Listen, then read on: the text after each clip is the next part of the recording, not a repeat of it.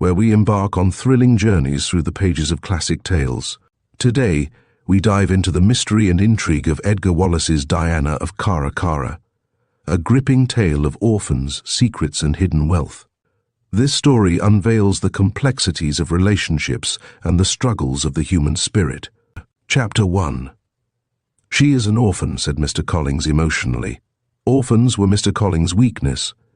In ordinary intercourse, as between lawyer and client, he was a stern, reserved man with a cold passion for compromise. Litigants entered his office charged with bubbling joy that their enemies had delivered themselves into their hands.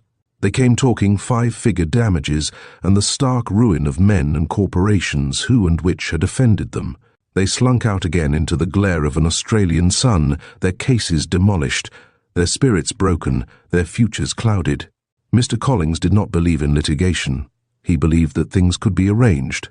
If it was possible for a murdered man to walk into Mr. Collins' office and say, "I've got an excellent case against Binks.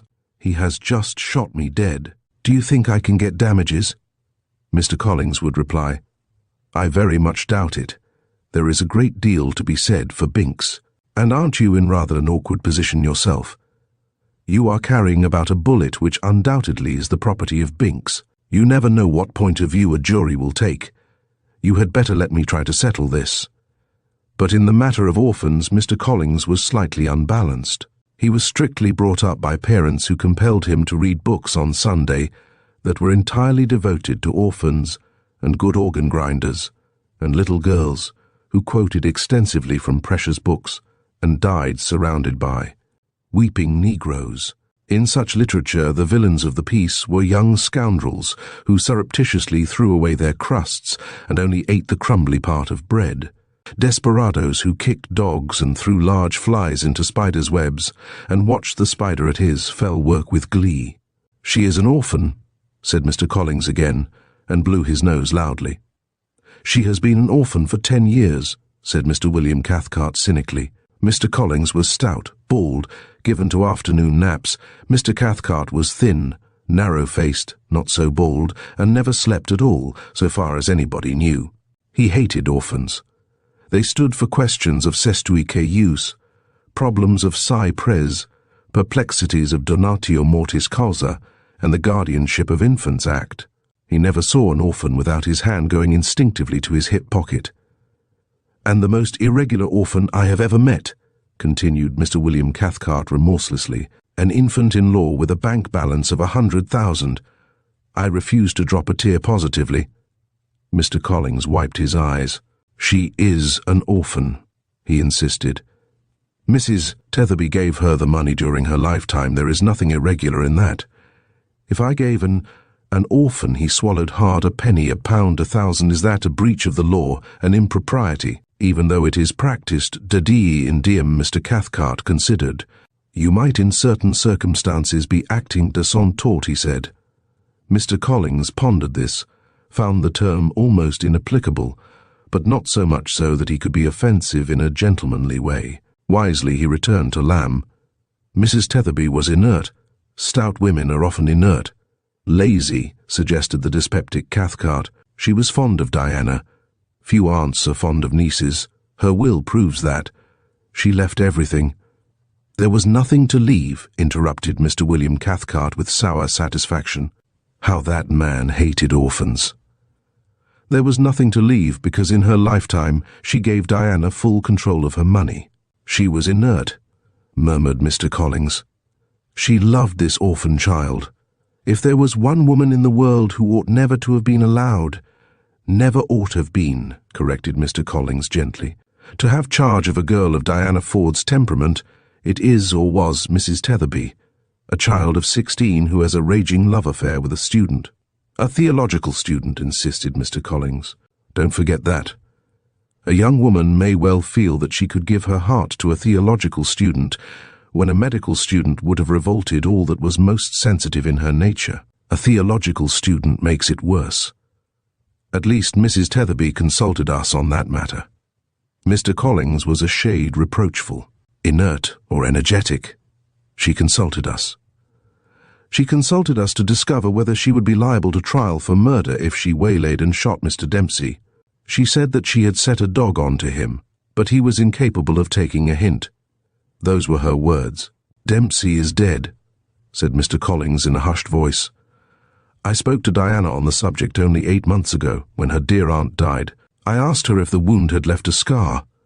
She said she scarcely remembered a scratch, and that she often amused herself in the evenings by trying to draw him from memory." "A heartless little devil," said Mr. Cathcart. "A child youth has no memory, not even for its stomach aches," said Mr. Collins oracularly. "Did you discuss those too?" sneered his partner. Mr. Collins raised his eyebrows. "Such a man as he is hopeless in the face of sheer vulgarity. An orphan." He began. The clerk at the door spoke in the strained way of managing clerks. "Miss Diana Ford, sir," he said. The legal house of Collins and Cathcart exchanged glances. "Show the young lady in." The door closed. "Be gentle with her, William." Mr. Cathcart writhed. "Will she be gentle with me?" he asked bitterly. "Will you guarantee that she will be reasonably polite to me, and back your guarantee with real money?" There came through the door a peach tree, blossoming in the spring of the year, summer dawn on riverside meadows with the dew winking from 1,000 gossamers, the froth of hawthorn in an English country lane, a crystal brook whispering between slim larches. Miss Diana Ford. During the war, Mr. Cathcart had held a commission in the Army Service Corps Home Service and had acquired the inventory habit. He saw girl, slim, medium size. 1. Eyes, grey-blue, large, more or less innocent. 2. Mouth, red, bow-shaped, largish. 1. Nose, straight, in perfect shape. 1. Hair, slightly golden, bobbed. 1 complete head.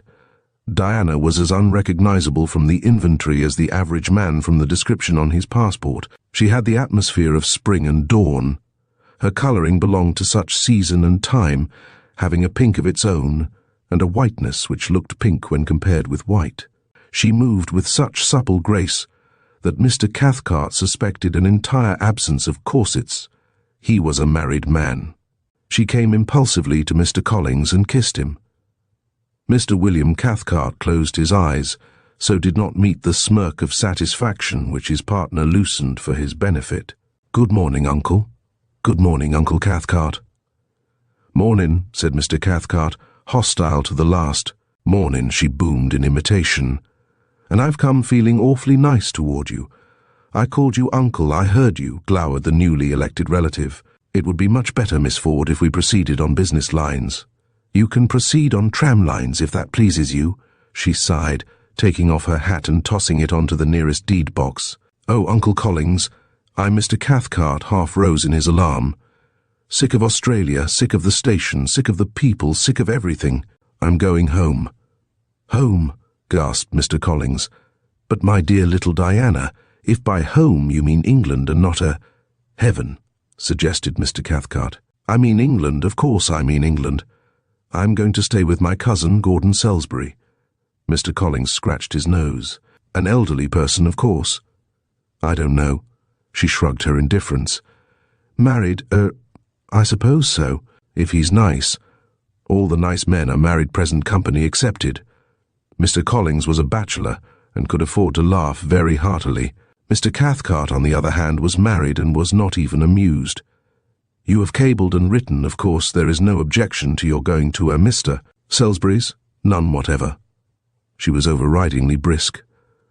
"He will be delighted to have me." 20, said Mr. Cathcart and shook his head. "An infant-in-law. I really think we must know more about Mr. Salisbury and his condition before Collins." Mr. Collins looked appealingly at the girl. She had never seemed more or looked less orphaned than at that moment. It would be wise, perhaps. He no more than suggested. When Diana smiled, her eyes wrinkled up, and you saw both rows of her small white teeth. "I have taken my cabin, a lovely one, with a bathroom and sitting room. The walls are panelled in blue brocade silk, and there is a cute little brass bedstead in the middle so that you can fall out either side." Mr. William Cathcart felt it was the moment to bring down his foot. "I am afraid I cannot consent to your going," he said quietly. "Why?" Up went her chin. Yes, why? Demanded Mr. Collins. He was anxious to know. Because, said Mr. Cathcart, because, my dear young lady, you are an infant in the eyes of the wise old law of this country, because Mr. Collins and I stand in loco parentis to you. Now I am old enough to be your father and grandfather, she said calmly. But does that matter? There was a lad of 60 trying to find opportunities for squeezing my hand all the way down in the train from Bendigo. Age means nothing if your heart is young. Exactly, said Mr. Collins, whose heart was very young. The long and the short of it is that you can't go, said Mr. William Cathcart defiantly. I do not wish to apply for an order of the court.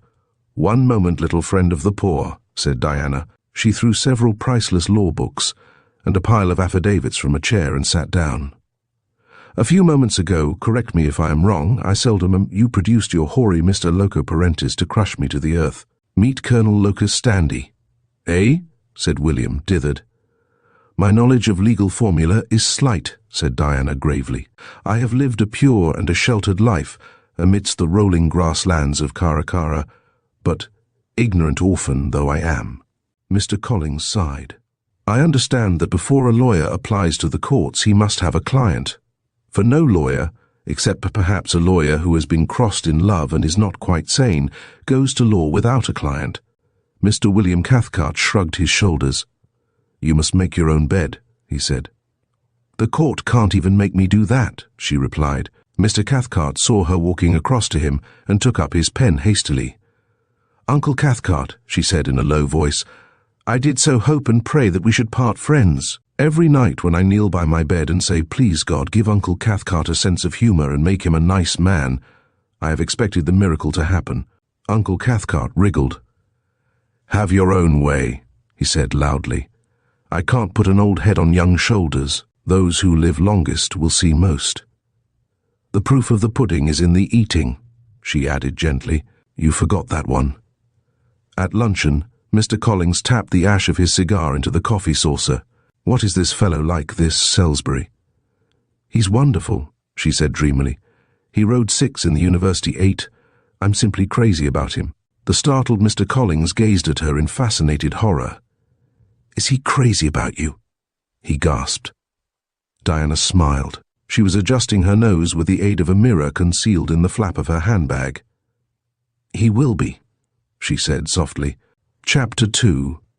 Neither by nature crazy nor by inclination eccentric, Mr. Gordon Salisbury had at moments serious but comfortable doubts as to whether he was not a little abnormal, whether he was not, in fine, one of those rare and gifted mortals to whom was given vision beyond the ordinary. His environment was the commonplace city of London, his occupation a shrieking incongruity for a spiritual man. He was an insurance broker, and a prosperous insurance broker.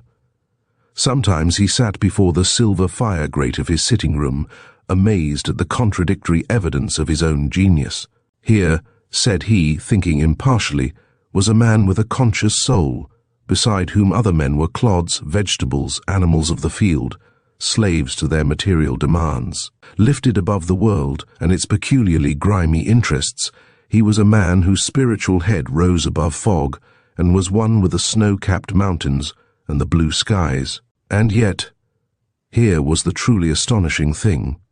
He could grapple most practically with these materialists, and could tear from the clenched and frenzied paws large quantities of soiled and greasy money. No, Trenter, I shall be out tomorrow afternoon. Will you please tell Mr. Robert that I will see him at my office? Thank you, Trenter. Trenter inclined his head respectfully and went back to the telephone. No, sir, Mr. Salisbury will not be at home tomorrow. Bobby Salisbury was annoyed. Will you tell him that he promised to play in a foursome with me? Ask him to come to the telephone. Gordon got up from his tapestried armchair with an expressionless face. Before the servants he revealed nothing in the least degree emotive. Yes, I know, wearily. But I had a prior engagement. You must get somebody else. Old Mendelssohn. What's the matter with him? Rubbish, my dear fellow. At any rate, you must get somebody. I'm tremendously busy tomorrow. I don't feel like discussing my business on the telephone. Goodbye. He paced his dignified way to his den. Gordon Salisbury once rowed 6 in the varsity boat. There were crossed oars above his fireplace, though he thought the display in bad taste. He had once been a fresher whose chief joy in life had been to steal policemen's helmets and ride a bicycle down forbidden pathways, and to sprint from proctors. It seemed difficult to believe. He was tall and good-looking in the Apollo Belvedere manner, fair, with a forehead which was large and thoughtful. He baffled instant analysis by carrying through life 2 inches of side whisker on either cheek. Men seeing him first thought he wrote music or played a cello. Women on introduction guessed him as a dancer of amazing agility or possibly a film artist. Trenter waited, his head attentively thrust forward, a simulation of intense interest on his sharp features. He continued to wait, even as Gordon continued to frown at the fireplace. Trenter. Yes, sir.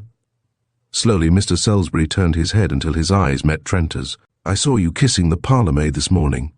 You are a married man, I believe. Trenter blinked apprehensively. He was indeed married. I do not wish that sort of thing to happen again, said Gordon, mildly scandalized. You are a married man with responsibilities which cannot be ignored or set on one side. Eleanor, as I understand her name to be, is a young girl, possibly inflammable, certainly impressionable. To cloud a young girl's life by awakening in her heart a passion which you cannot return is most reprehensible. Even I have been rocked by the current which the stone you cast has set into motion. My shaving water was late this morning. This must not occur again. No, sir, said Trenter. News comes instantly to the servants' hall in any event. Now telepathy lagged behind Trenter's spoken word. Eleanor, tall, svelte, pallid of face, black eyebrows and eyes that flashed, interrupted the operation of a lipstick to listen.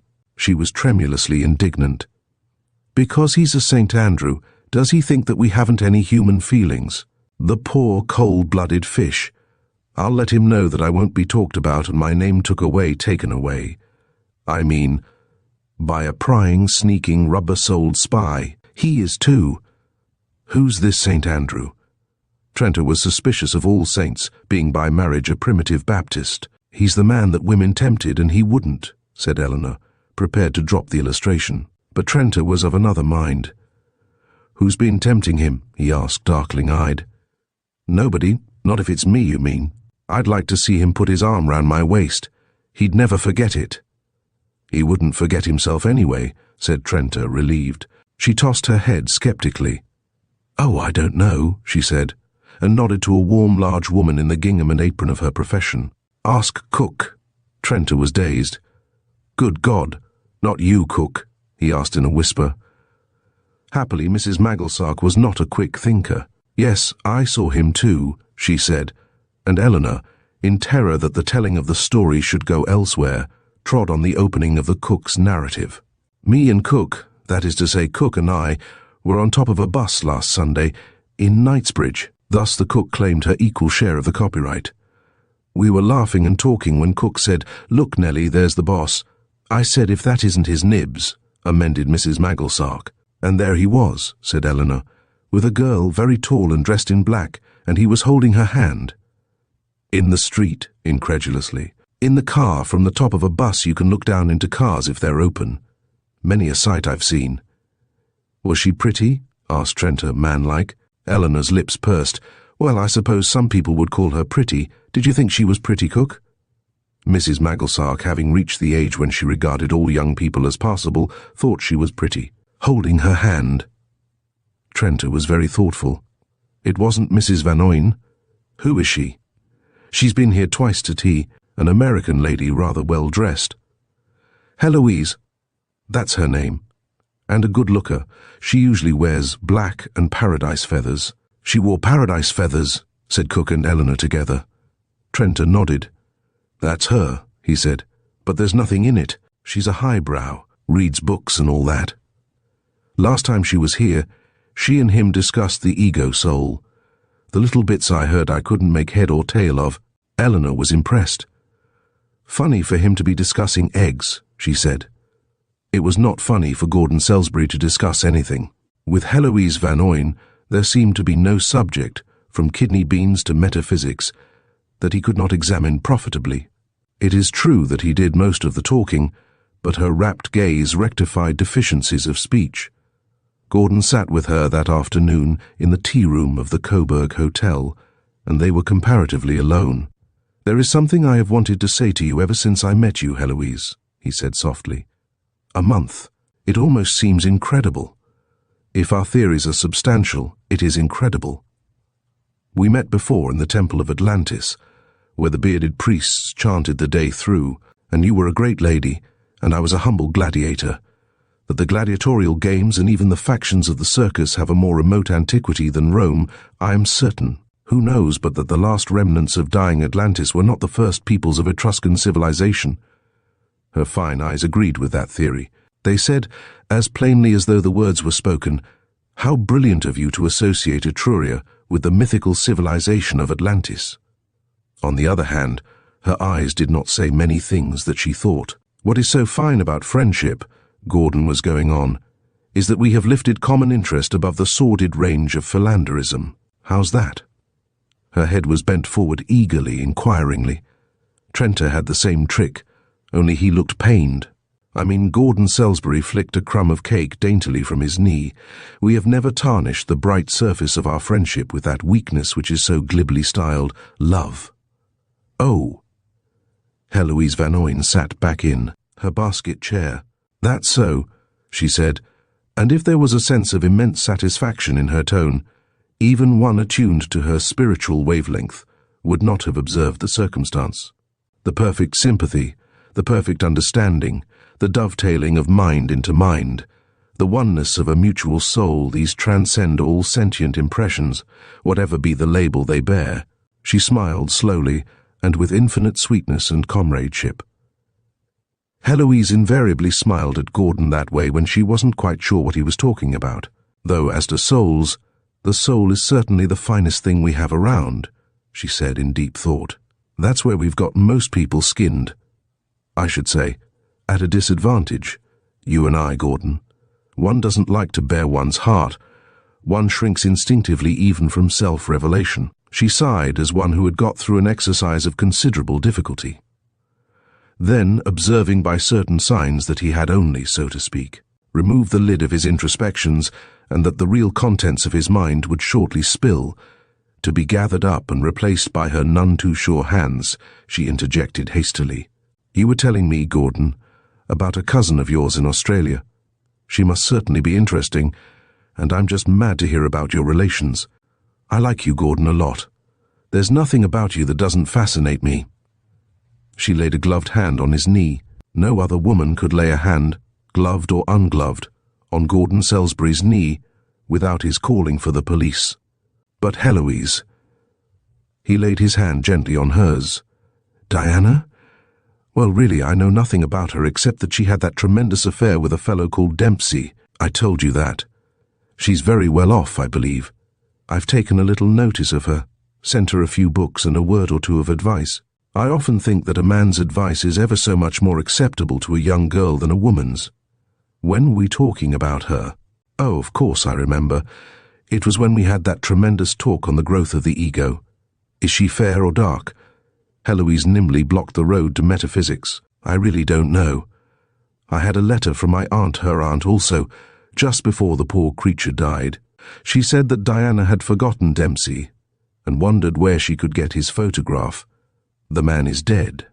Has it ever occurred to you, Heloise, how absurd are such terms as life and Diana, mused Heloise aloud. Poor little Australian girl. I should like to meet her, Gordon." Gordon shook his head, smiling gently. "I cannot imagine anything less likely," he said, "than your meeting her." Chapter 3. Chinell Gardens is one of those very select thoroughfares that no cab driver has ever found without the assistance of a local guide. Taximen have heard of it, dimly remember having dropped a fare there at some time or other. But where it is, only the police and the postman know. Often people who live in Chinell Gardens have only the haziest idea whether they are in Mayfair or Marylebone. Gordon occupied a corner house that had a garden, probably the garden after which the thoroughfare was named. for there was no other. If a garden can be so called that consists of a 12 by 10 paved courtyard occupied by 2 large bushes in tubs. It was the last house on the left as you turned in from Brook Street, a handsome, sober pile of red brick and yellow sandstone, with a big study to which stained glass windows gave the appearance of a well-furnished chapel. His study was indeed a holy place, for none entered without invitation. It had 2 doors, one of thick oak, one of deadening baize, so that no sound might disturb Gordon's close and careful scrutiny of the Economist, which, with the insurance review, formed his light reading. By day he perused the Times, by night he read heavy studies in sociology, or, if he were tired, Zur Genealogie der Moral Nietzsche, being one of his favourite authors. He descended from the cab that brought him home, gave the driver a 10%. Tip worked out to the nearest penny and erring on his own side, and walked slowly up the steps. The door opened instantly. It was part of the daily ritual. Trenta took his hat, his walking stick, and his gloves, and Gordon said, "No letters?" If Trenta had said no, the ritual would have been interrupted. "Yes, sir, and—" No need to say more. Gordon was staring at 4 immense trunks that almost completely covered the floor space of the hall. 3 of them were conspicuously labelled, "Not wanted on voyage." The 4th had a big red cabin pasted on its side. "What on earth are these?" asked Gordon breathlessly. "The young lady arrived this afternoon, sir." Trenta was all a-twitter. "The young lady arrived? Which young lady, may I ask?" "Miss Ford, sir." Gordon's forehead wrinkled. He had heard the name in some connection. Ford. Ford? It was familiar. No, Sir Miss Diana Ford from Australia. "The cousin." Mr. Salisbury inclined his head graciously.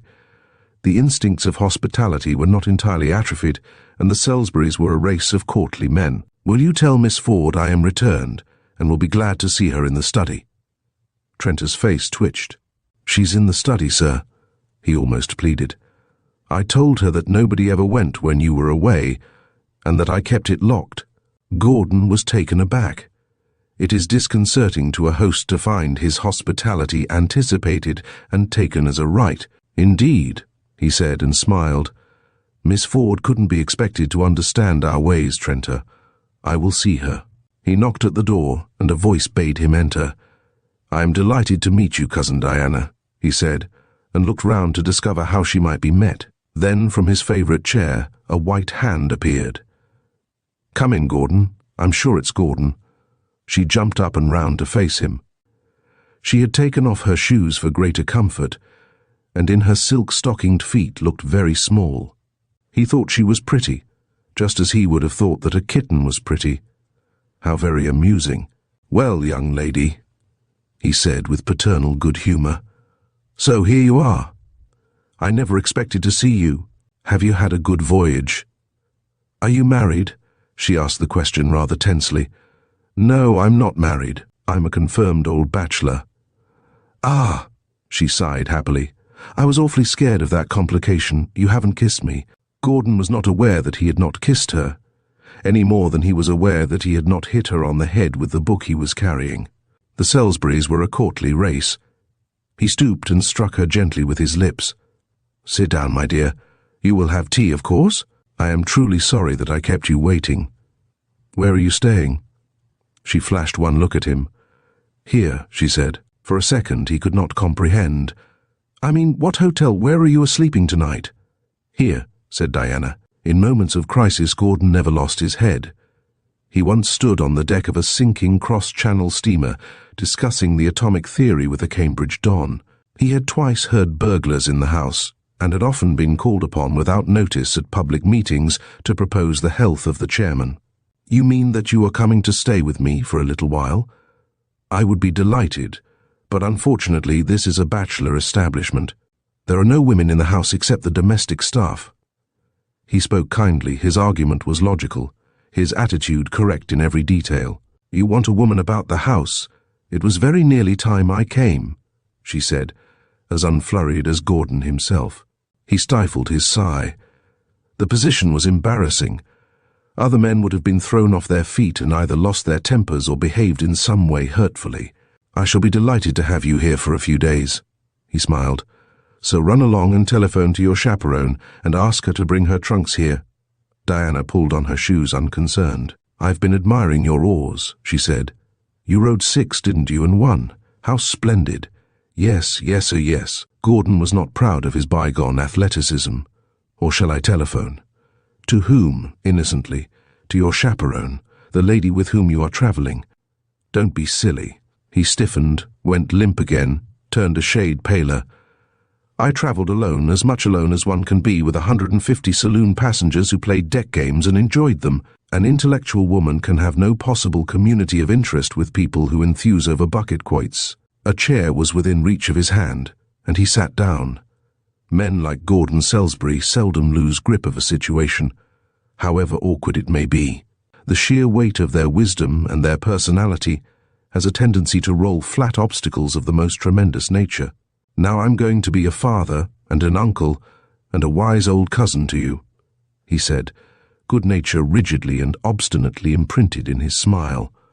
"You're a young girl, and somebody has got to tell you that you cannot stay alone or as the guest of a bachelor." She stood, her hands behind her, not the ghost of amusement in her face, unmoved and immovable. "And I've got to tell you, Gordon Salisbury, that I not only can, but I'm going to stay here. I am not responsible for your being a bachelor. You ought to be married.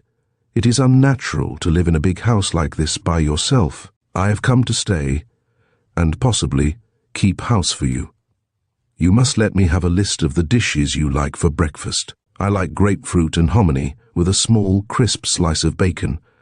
At the same time, Gordon, I am not averse to Deville kidneys a la chef-d'eau. You like waffles? I'm crazy about them. We had a Japanese cook who made them to perfection. Another wonderful breakfast dish is tomatoes chiffre." "Diana," he said gravely, "you are distressing me. Of course you can't possibly stay here. My dear child, I have to consider your good name. In after years you will realize what a dreadful thing you have proposed. Now, my dear, I'm going to phone Larrage's hotel and ask them to reserve a nice room for you." He half rose. Her hands dropped to his shoulders and she pushed him down. It was surprising how strong she was. "Let us have no scandal," said Diana firmly. "There is only one way to get me out of this house, and that is for you to send for a policeman.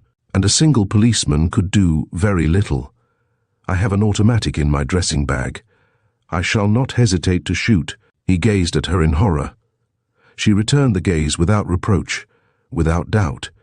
She had the will to stay. He recognized a variation of the Nietzsche principle. "There is only one thing left for me to do, Diana," he said. His gravity was so profound that he intoned his speech. It became a Gregorian chant in the minor key. "I must go out from my house and leave you here. I myself must take a room in a near hotel." "You'll do nothing of the kind," she said. "If you do, I shall put advertisements in all the papers. Missing from his home since Friday, Mr. Gordon Salisbury. Tall, fair, fresh complexion, rather good-looking." Gordon licked dry lips. Life was drab and sordid, but nothing in life was quite so vulgar and hateful as the popular press. The only time in his life that he had ever experienced a nightmare, the vision had taken a particularly hideous shape. He dreamt that he had been locked up for smothering a chorus girl and was ordered by the judge to write his impressions of the murder in a Sunday newspaper. "You will perhaps think better of this in a few days," he said huskily. "I feel sure that when you realize what you are doing—" She sat down at his beautifully tidy writing table, took up a pen, and snatched from his stationery rack a sheet of notepaper. "Now tell me what you like for breakfast," she said. "Smoked haddock, salmon steak, fish is good for the brain. Do you mind if I call you Gord?" Chapter 4. One day Diana came back from a conscientious tour of the stores and found a thin and middle-aged lady sitting in the drawing-room. She greeted Diana with a deferential smile. She was such a middle-aged lady as might have stepped from the pages of a late Victorian novel, and Diana regarded her steadily, for she wore no hat, had the skimpy beginnings of a purple wool jumper on her knees, and in her hands 2 knitting needles that seemed to be operating of their own volition all the time she talked. "Good afternoon. You're Miss Ford, aren't you, my dear? I'm Miss Staffel, and I do hope we are going to be good friends." "I hope so," said Diana. We'll be better friends when I understand. Are you a guest of ours? Click, flash, flicker went the needles. Diana looked in awe. She was the only woman in the world who had never knitted a jumper. Well, yes, Mr. Salisbury thought you would be rather lonely. It doesn't do for us girls to be too much alone. We brood. I'm brooding at this minute. Diana was very incisive in business hours. Do I understand that you have been engaged as a chaperone? Companion, murmured Miss Staffel. That makes it easier. Diana opened her pocketbook. Your salary is... Miss Staffel murmured the amount. Here is 2 months' pay, said Diana. I've decided not to engage a companion. She rang the bell. The needles became stationary. Eleanor, to the svelte parlour-maid. Miss Staffel is leaving before tea. Will you see that her boxes are brought down and tell Trenta to have a nice clean taxi waiting? But, my dear Miss Staffel's voice was slightly acidulated. Mr. Salisbury engaged me, and I am afraid. Mr. Salisbury doesn't want a companion, said Diana. Now, my angel, are you going to give me trouble, or are you going to be a sweet little cherub and fly? Gordon came home prepared to face a storm and ready to present a rocky face, either to the waves of her wrath or the drizzle of her tears. He found her trying a new record on a brand-new gramophone, her feet moving lightly to the magical rhythm of I Ain't Nobody's Darling. He resented the gramophone, but had other matters of greater moment to discuss. There was no sign of the excellent Miss Staffel. Anybody been? He asked carelessly. She stopped whistling. Nobody except an elderly lady who made the curious mistake of thinking I wanted a companion. Where is she? Asked Gordon, his heart sinking. I didn't trouble to take her address, said Diana. Why did you want her? You sent her away. Diana nodded. Yes, her industry was appalling. And then, as a thought occurred, was the jumper for you sent a person I engaged away from my house, sternly. Really, Diana, this is a little too much. Let's have this out, my dear. Diana changed the record. Tea will be served in 10 minutes, she said. And Gordon, my dear, your shoes are muddy. Run up and change them. Revolt flew red signals on his cheeks. I will do nothing of the kind, he said sharply. I will not be ordered about in my own house. Diana, you have gone too far. This intolerable situation must end here and now. He brought his hand slapping down on the back of the easy chair. He was determined. Either you or I leave this house tonight, he said. I have had enough. Already the servants are talking. I saw a particularly sinister smile on Trenta's face when you came down to breakfast in your negligee this morning. I have a position, a reputation, a name in the city of London. I must guard my interests against the thoughtless, selfish folly of reckless adolescence.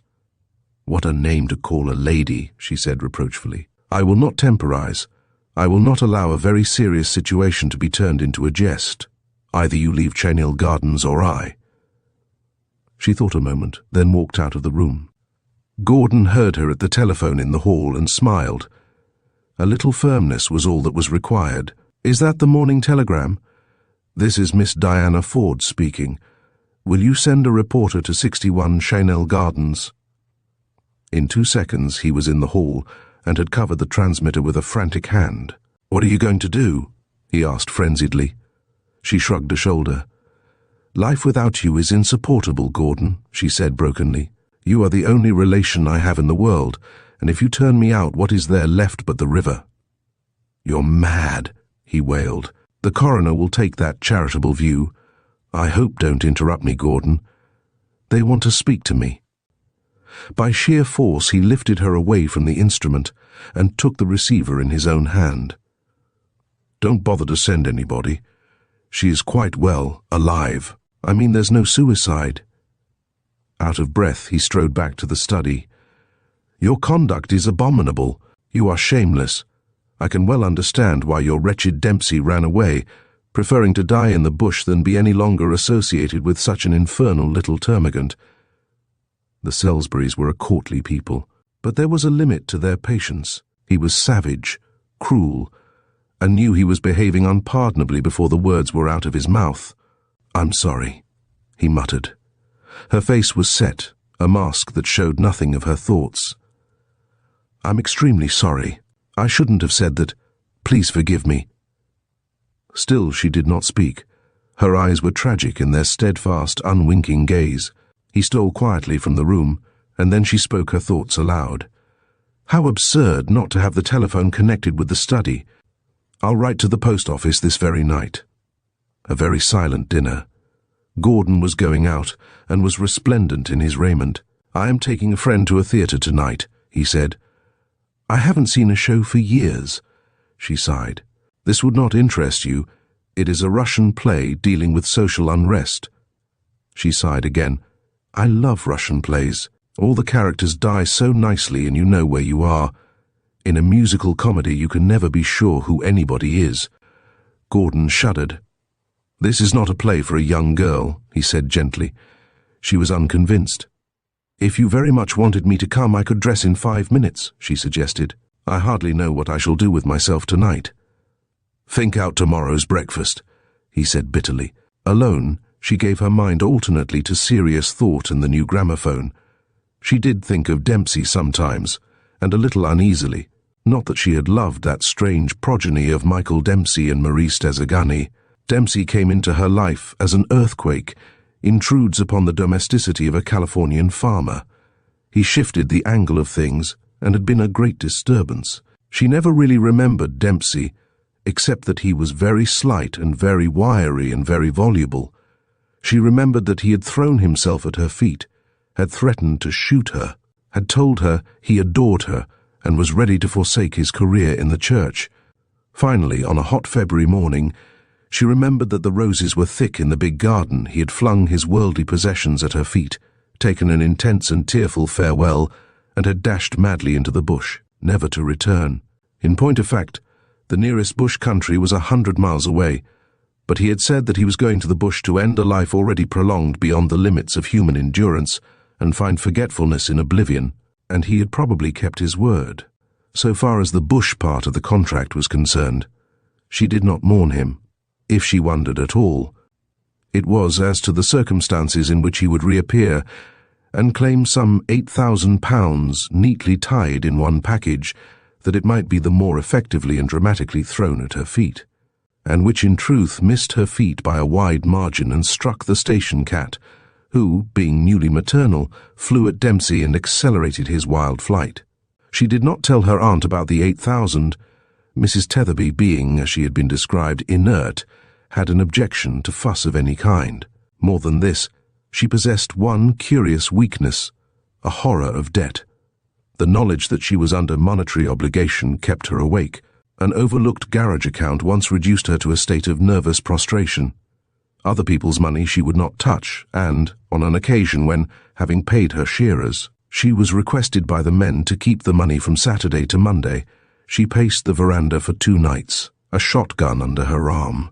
It was largely due to this weakness that all money affairs were in Diana's hands from the age of 15. Diana put the 8,000 to her own account and spent an interesting 3 months planning and drawing expensive memorials to the departed Dempsey. In the back pages of a dictionary, under the heading Foreign Words and Phrases, she discovered an appropriate epitaph. Satis eloquentia sapientia parum. He had great eloquence but little sense. As the years passed and her uneasiness increased, she made half-hearted attempts to discover his relatives, though she knew that he was without so much as a known cousin. And then, gradually, Dempsey had receded into the background. She was beloved of a romantic squatter. This affair ended abruptly when the romantic squatter's unromantic wife arrived in a high-powered car and bore him off to serve the remainder of his sentence. Diana gave exactly 5 minutes of her thoughts to Dempsey. For the remainder of the evening she practiced a new waltz step which had surprisingly found its way into jazz. "What I can't understand," said Trenta, "is why the boss allows this sort of thing to go on. It's downright improper, a young woman living in a bachelor's house. It reminds me of a case old Superbus once told me about. He's a court bailiff, and naturally he sees the seamy side of life. "I wouldn't have a bailiff for a friend if you paid me $1 million, said Eleanor, who had been brought up in an atmosphere of financial embarrassment. "I'd sooner have a burglar. Don't you worry about our young D.I., Arthur. She's all there. Personally speaking, I'm glad she's arrived. What about me? Haven't I any morals? Hasn't me and Cook and I, that is to say, lived in the same house with a bachelor for a year?" "You're different," said Trenta. "Guess again," said Eleanor. "The house hasn't been what it was." A touch of sadness in Trenta's voice had its origin in obscure sources. Methodical as Gordon was, he never counted his cigars. Diana, on the other hand, had an eye for quantity. It was she who asked delicately whether he thought there were mice in the house. And, if so, did he think that they preferred Coronas to cheese? "There's a big change coming, a terrific change. I feel it in my bones," he said. "And I know. I've always had second sight even as a boy." "You should wear glasses," said Eleanor. Chapter 5. On an afternoon in late summer, Heloise Van Oyne looked across the darkening river, seemed for a moment absorbed in the gay lighting of one of the moored houseboats, and then, "Tell me some more about Diana, please. She must be fascinating," she pleaded. Her companion shifted a little uncomfortably. He had already said more about Diana than he wished or intended saying. "Well, you know all about Diana. I hope you will meet her, someday." There was just that little pause before the last word that meant so much to a woman with an acute sense of tone, and Heloise was super-sensitive because it was her business to be. Today she seemed unusually ethereal. She was pretty. Slim Diana would have called her skinny spirituelle. In the deep, dark eyes was mystery, elusiveness, something that occasionally made his flesh creep pleasantly. Gordon Salisbury was not in love. He was not the easily loving kind. It pleased him to know that he had a mystery of his own.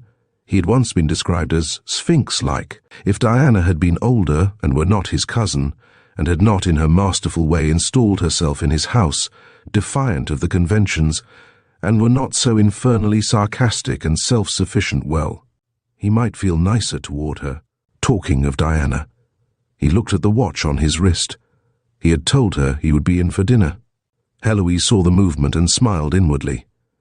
"Was it serious, that affair of hers?" she asked gently. Gordon coughed.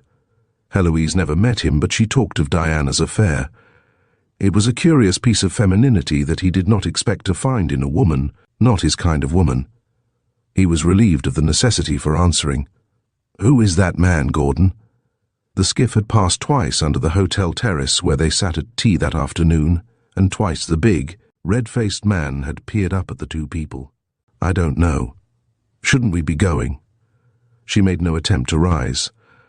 "When do I see you again, Gordon? Life is so blank and miserable without you. Does Diana monopolize you so entirely? People wouldn't understand, would they? I don't love you and you do not love me.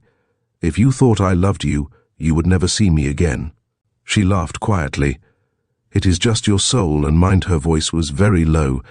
"Just the clear channel of understanding that makes our minds as one. Love doesn't bring that, or marriage."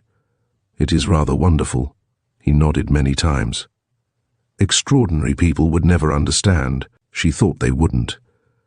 "I'm just aching for the day to come," she said, staring across the river.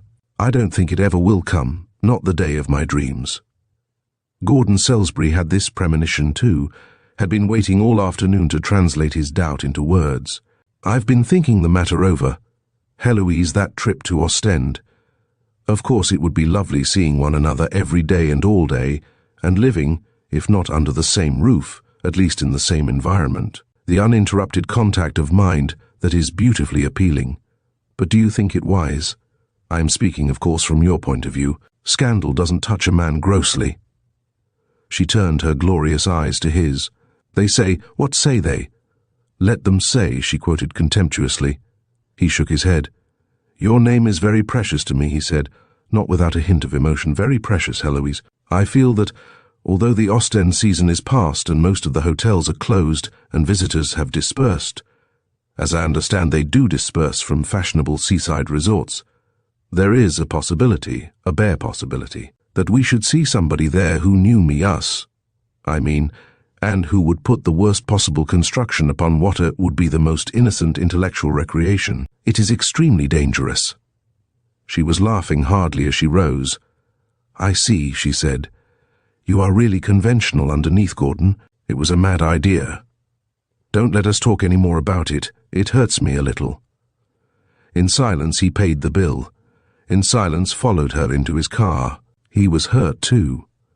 Nobody had ever called him conventional.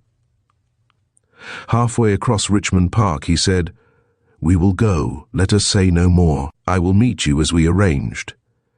The only answer she made was to squeeze his arm until they were flying down Roehampton Lane, and then dreamily, "There is something infinite in friendship like ours, man. It is all too wonderful." Diana was reading a magazine in the study when Gordon came in. She threw down the magazine and jumped up from the chair. She sat at his desk when she read, with the exasperating result that the writing surface, which he left neat and ordered on his going out, was generally in a state of chaos on his coming in. "Dinner," she said tersely. "You're late, Gord, devilishly late." Mr. Salisbury's expression was pained. "I wish you would not call me Gord, Diana," he complained gently.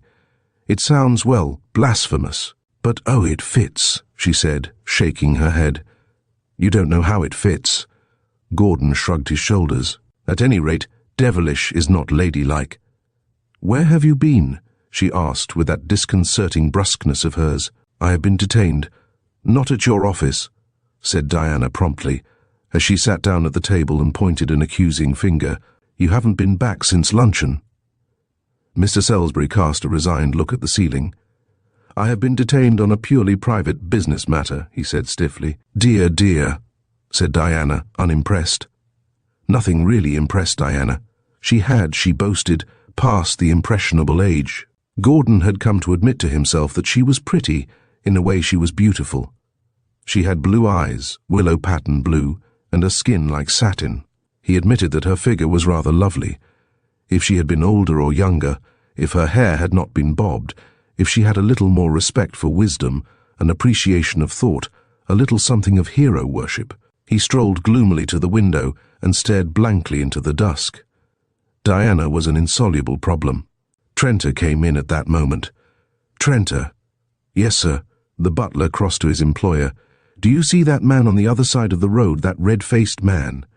It was the stranger of the skiff. Gordon recognized him at once. "I've seen him before today. Rather a coincidence." "Yes, sir," agreed Trenter. "That's Mr. Julius Superbus." Gordon gaped at him. "Julius Superbus? What the devil do you mean?" "Language," murmured a voice in the background. "How like Diana." "What on earth do you mean? That is a Roman name." Trenter smirked. "Yes, sir. Mr. Superbus is a Roman, the last Roman left in England. He comes from Caesar Magnus. It's a little village near Cambridge. I used to be in service there. That's how I come to know him." Gordon frowned heavily. By what strange chance had he come to see this oddly named creature twice in one day at Hampton, rowing a boat with some labour? In Chinell Gardens, apparently absorbed in the study of a nearby lamp-post. What is he by profession?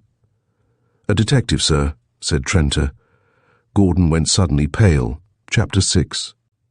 Sometimes, mostly all the time, Gordon forgot that before the name of Heloise Van Ooyen was that magical prefix, Mrs., too nice-minded to discover, even by an indirect method, the extent of her indiscretion. Gordon had conceived in his mind a marriage between two persons diametrically unsuited one to the other.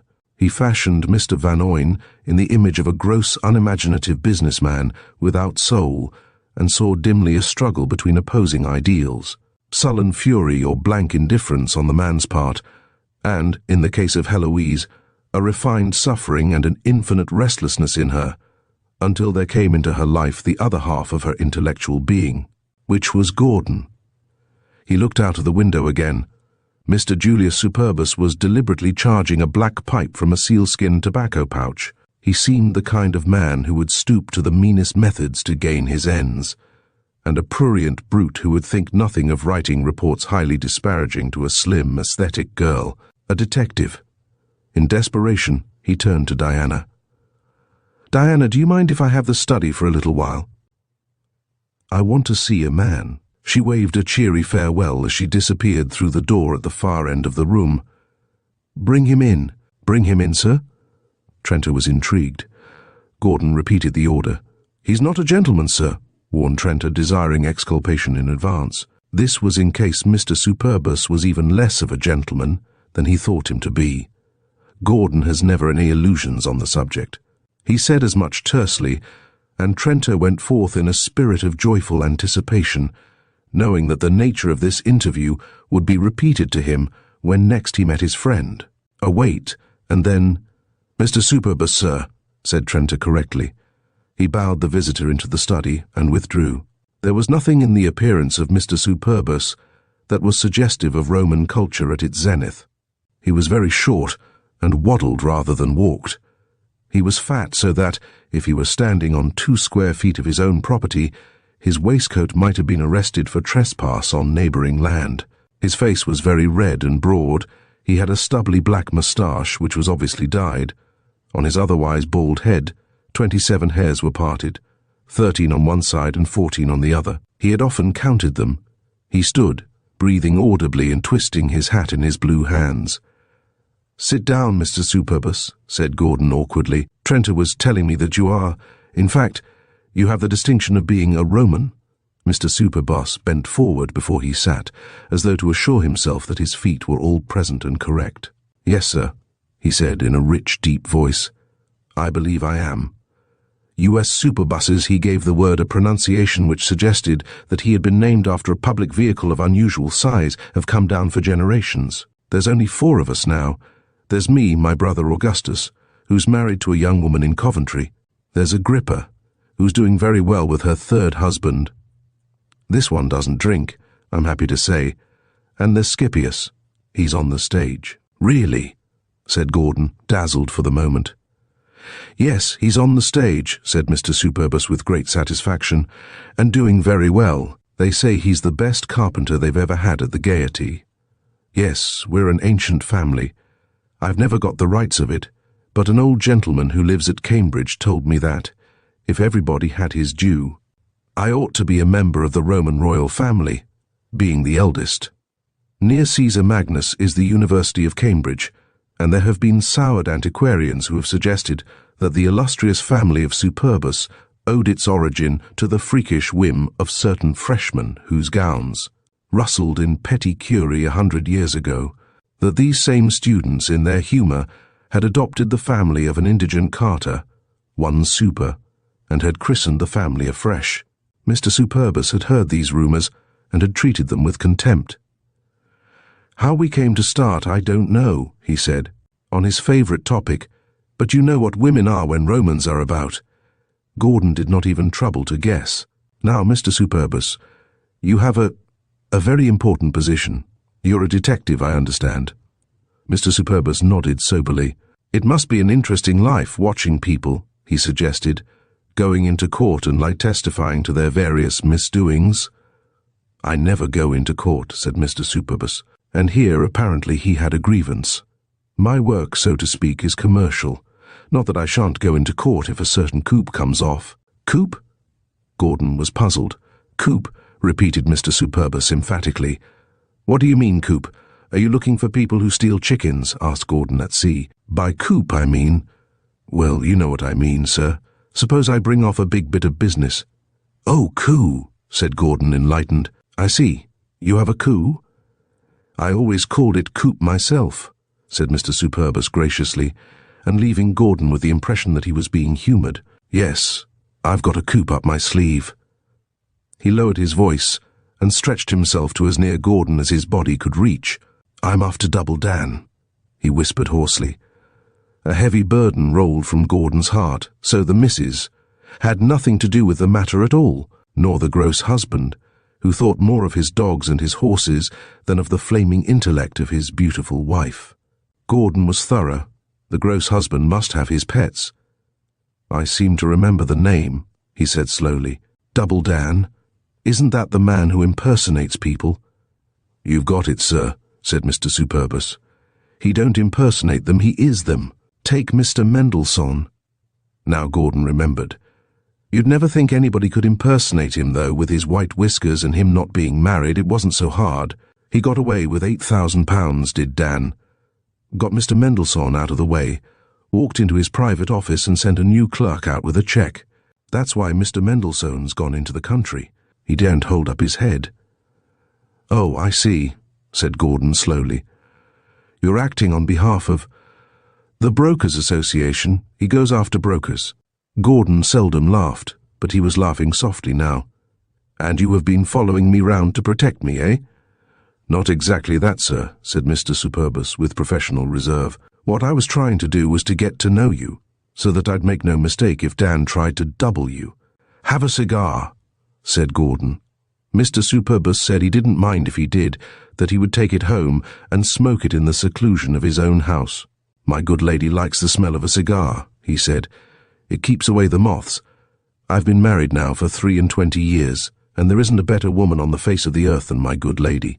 "A Roman?" asked Gordon. "No, sir," replied Mr. Superbus gravely. "Devonshire." Diana, coming into the room half an hour later, saw Gordon standing with his back to the fireplace, his hands clasped behind him, his head slightly bent, a picture of practical thought. "Who was that funny little man I saw go out of the house?" she asked. "He is a man named Superbus," said Gordon, roused from his reverie with a start, "who has been making certain inquiries. He's been trying to trace somebody who has robbed a man of £8,000. "Oh," said Diana, and sat down quickly. The ghost of the late Mr. Dempsey was very active at that moment. Chapter 7. Diana liked Bobby Salisbury the moment she saw him. He was a smaller edition of his brother, a brusque, cynical young man, with a passion for revue and the more clingy variations of modern dancing. Also, he was engaged to a girl in Canada, and had no intense interest in any other woman. She liked him most because he was entirely without that brand of soul which wriggled so frequently under the scalpel of his brother. He came to dinner twice, and on the second occasion Gordon thought his relative was on sufficiently good terms with his unwanted guest to discuss openly the impropriety of her continued stay. "Bobby is what is known as a man of the world," said Gordon. When Gordon introduced the virtues of his friends, he did so in the manner of a chairman at a public meeting, bringing an unknown speaker to the notice of an audience. He has a keener concept of relative social values than either I, who am a little old-fashioned, or you, my child, who have led a cloistered life. I think we can safely leave the issue in Bobby's hands.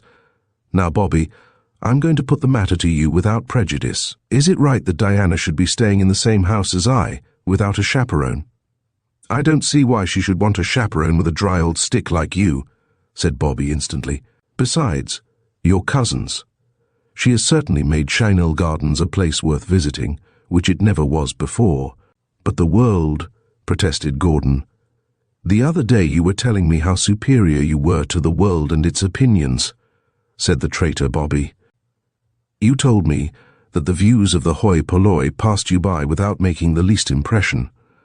You said that a man should rise superior to the test of public approval. You said—" "What I said," snapped Gordon testily, "had a general application to certain schools of philosophical thought. It did not apply, and never will apply, to questions of behavior and propriety. Diana is here, and you're a lucky devil to have somebody to darn your socks. Does he pay you anything, Diana?" She shook her head. "I'm living on my little capital," she said plaintively, and Gordon felt a brute, but it was not until the next morning that he raised the subject again. "I'm afraid I've been rather thoughtless, Diana," he said. "Will you please buy anything you want and give me a note of any money you require?" She leant back in her chair, laughing softly. "You dear goop," she said. "Of course I don't want money. I am rolling in riches." "Then why did you tell Bobby?" "I like sympathy," she said calmly, "and nobody gives me sympathy except Eleanor. She's rather a pretty girl, isn't she?" "I haven't noticed," said Gordon. "I knew you hadn't," she said, "when I discovered that you'd never kissed her."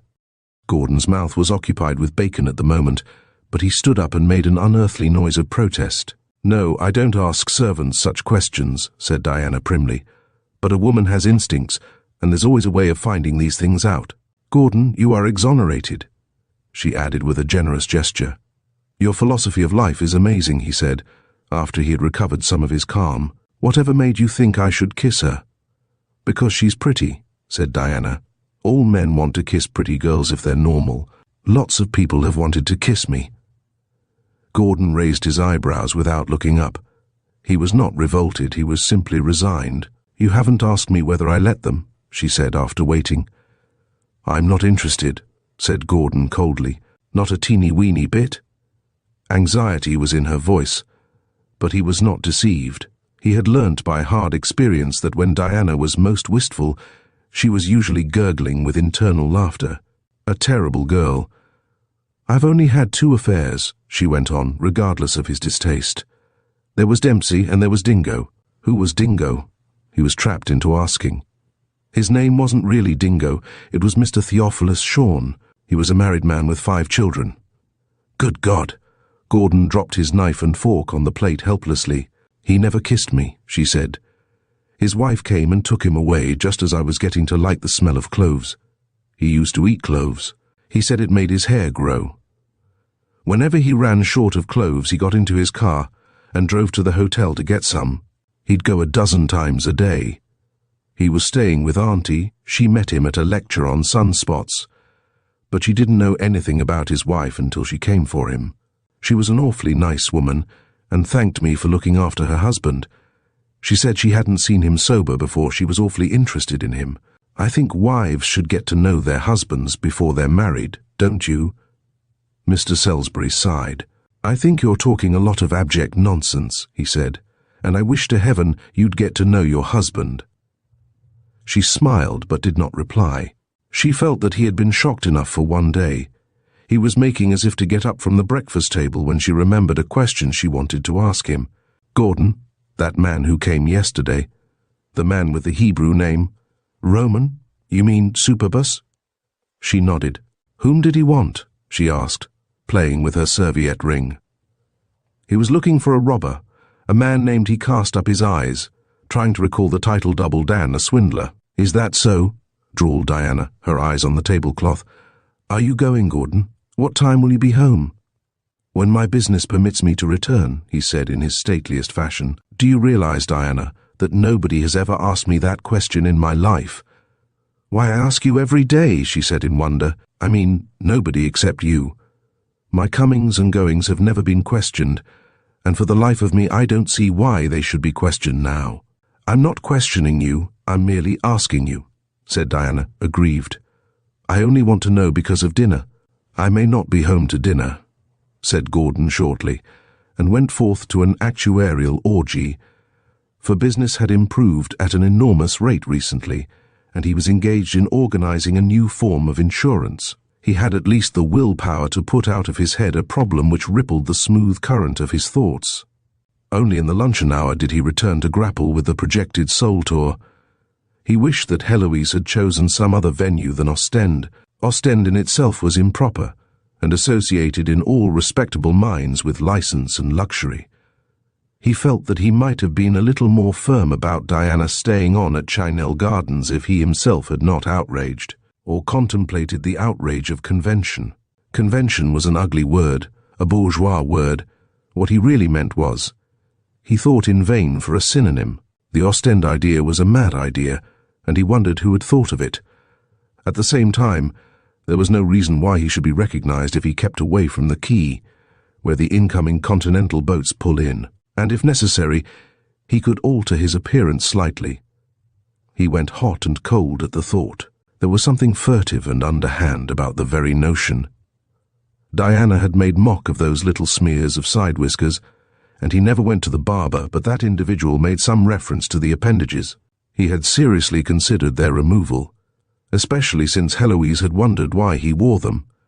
She thought they made him look rather older than he was. It would be in the nature of a subtle compliment to her if he appeared on the day clean-shaven. As to the other matter, one did not go to Ostend in a morning coat and top hat. He might wear his sports suit but he had a tailor with views, and to this merchant of habit he appealed on his way home. The tailor listened alertly. "If you were going abroad, I should advise a couple of tweed suits. Grey checks are being worn by everybody, a check with a little red in it." "No, sir, oh dear, no. Lord Furnisham had a suit of that character only last month, and he, as you know, is a man of taste and refinement, and one of the leading men at the Convocation of Laymen, a dear friend of the Archbishop's." Gordon saw the patterns, was panic-stricken by their joviality. And yet, who would recognize Gordon Salisbury in a fashionable grey check with a little red in it? "Rather noisy, don't you think?" He wavered, The tailor smiled tolerantly at a bolt of blue serge. "My clients do not think so," he said. He was so great a tailor that he had clients. "Very well." Gordon gave the order. He told himself that he was not committed to the trip, but if he did go, he possessed an outfit. That was a comfort. Heloise was staying at the Majestic if it was still open. Gordon would arrange for rooms at the Splendid with the same contingency. They were to meet after breakfast every morning and lunch together at a little café on Place des Armes. On one day they would go to Bruges together and see the pictures. A tour of the littoral was a possibility. Between whiles there were books to be discussed, the lectures of a brand new exponent of a brand new philosophy to be attended. He held what may be described as an ethical clinic at Mariakerk, and was the original excuse for the trip. A party of thinkers was projected to sit at the feet of de Waal, that was his name, and learn laboriously the difference between right and wrong, right being what had hitherto appeared to be wrong, and wrong being proved by the new school of thought and its principal exegete to be so absurdly right that the wonder was that nobody had seen it all along. The party had fallen through. The new master had been discredited by a newer, a German who demonstrated that there was neither right nor wrong in any kind of question whatsoever.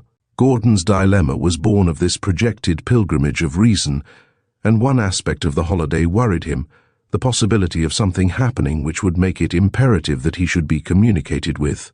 In reality, this was the strongest argument against the trip. Only by taking somebody into his confidence could such an adventure be undertaken. Diana was, of course, impossible. Gordon pinched his lip and rehearsed the terms in which he would convey to his agent the exact character of his journey. His attempt to put into words so remarkable and so unbelievable a project left him with a cold sense of dismay. Of all the people he thought likely, he started with Bobby. He also ended with Bobby. Robert G. Salisbury had an office on Mark Lane, where, from 10 o'clock in the morning until 4 o'clock in the afternoon, he bought and sold tea, coffee, and sugar to his own considerable profit. Gordon had only been to the office once. He thought it was rather stuffy and rather redolent of the two principal commodities in which Bobby dealt. His own office in Queen Victoria Street was both rich and chaste and odorless, except for the faint fragrance of lavender. Gordon was strong for germicides, and that mostly employed to destroy the ravaging microbe had that suggestion of the lavender fields. Bobby never came to see his brother without the sense that he ought to be wearing a boudoir cap and bedroom slippers. The principal stockholder of R.G. Salisbury Limited was examining a sample of China tea when his brother was announced. "Mr. Gordon?" asked Bobby incredulously, and when the girl confirmed the tidings, "Push him in," he said. And Gordon, who would have resented even the gentlest of pushes, entered unaided. "What's the matter?" asked Bobby. Gordon seated himself very carefully, put down his glossy silk hat on the table, and slowly stripped his gloves. "Robert, I'm rather in a tangle and I want you to help me out." "It can't be money. It must be love. Who is she?" "It is neither money nor love," retorted Gordon with some asperity. "It is, well, a delicate matter." Bobby whistled, and a whistle can be very offensive. "I'm going to tell you the facts." Gordon had to struggle with himself. He was on the point of inventing an excuse for calling and making a hasty retreat. "Is it about Diana?" "No, it isn't about Diana," snapped the elder. "Diana has nothing whatever to do with it.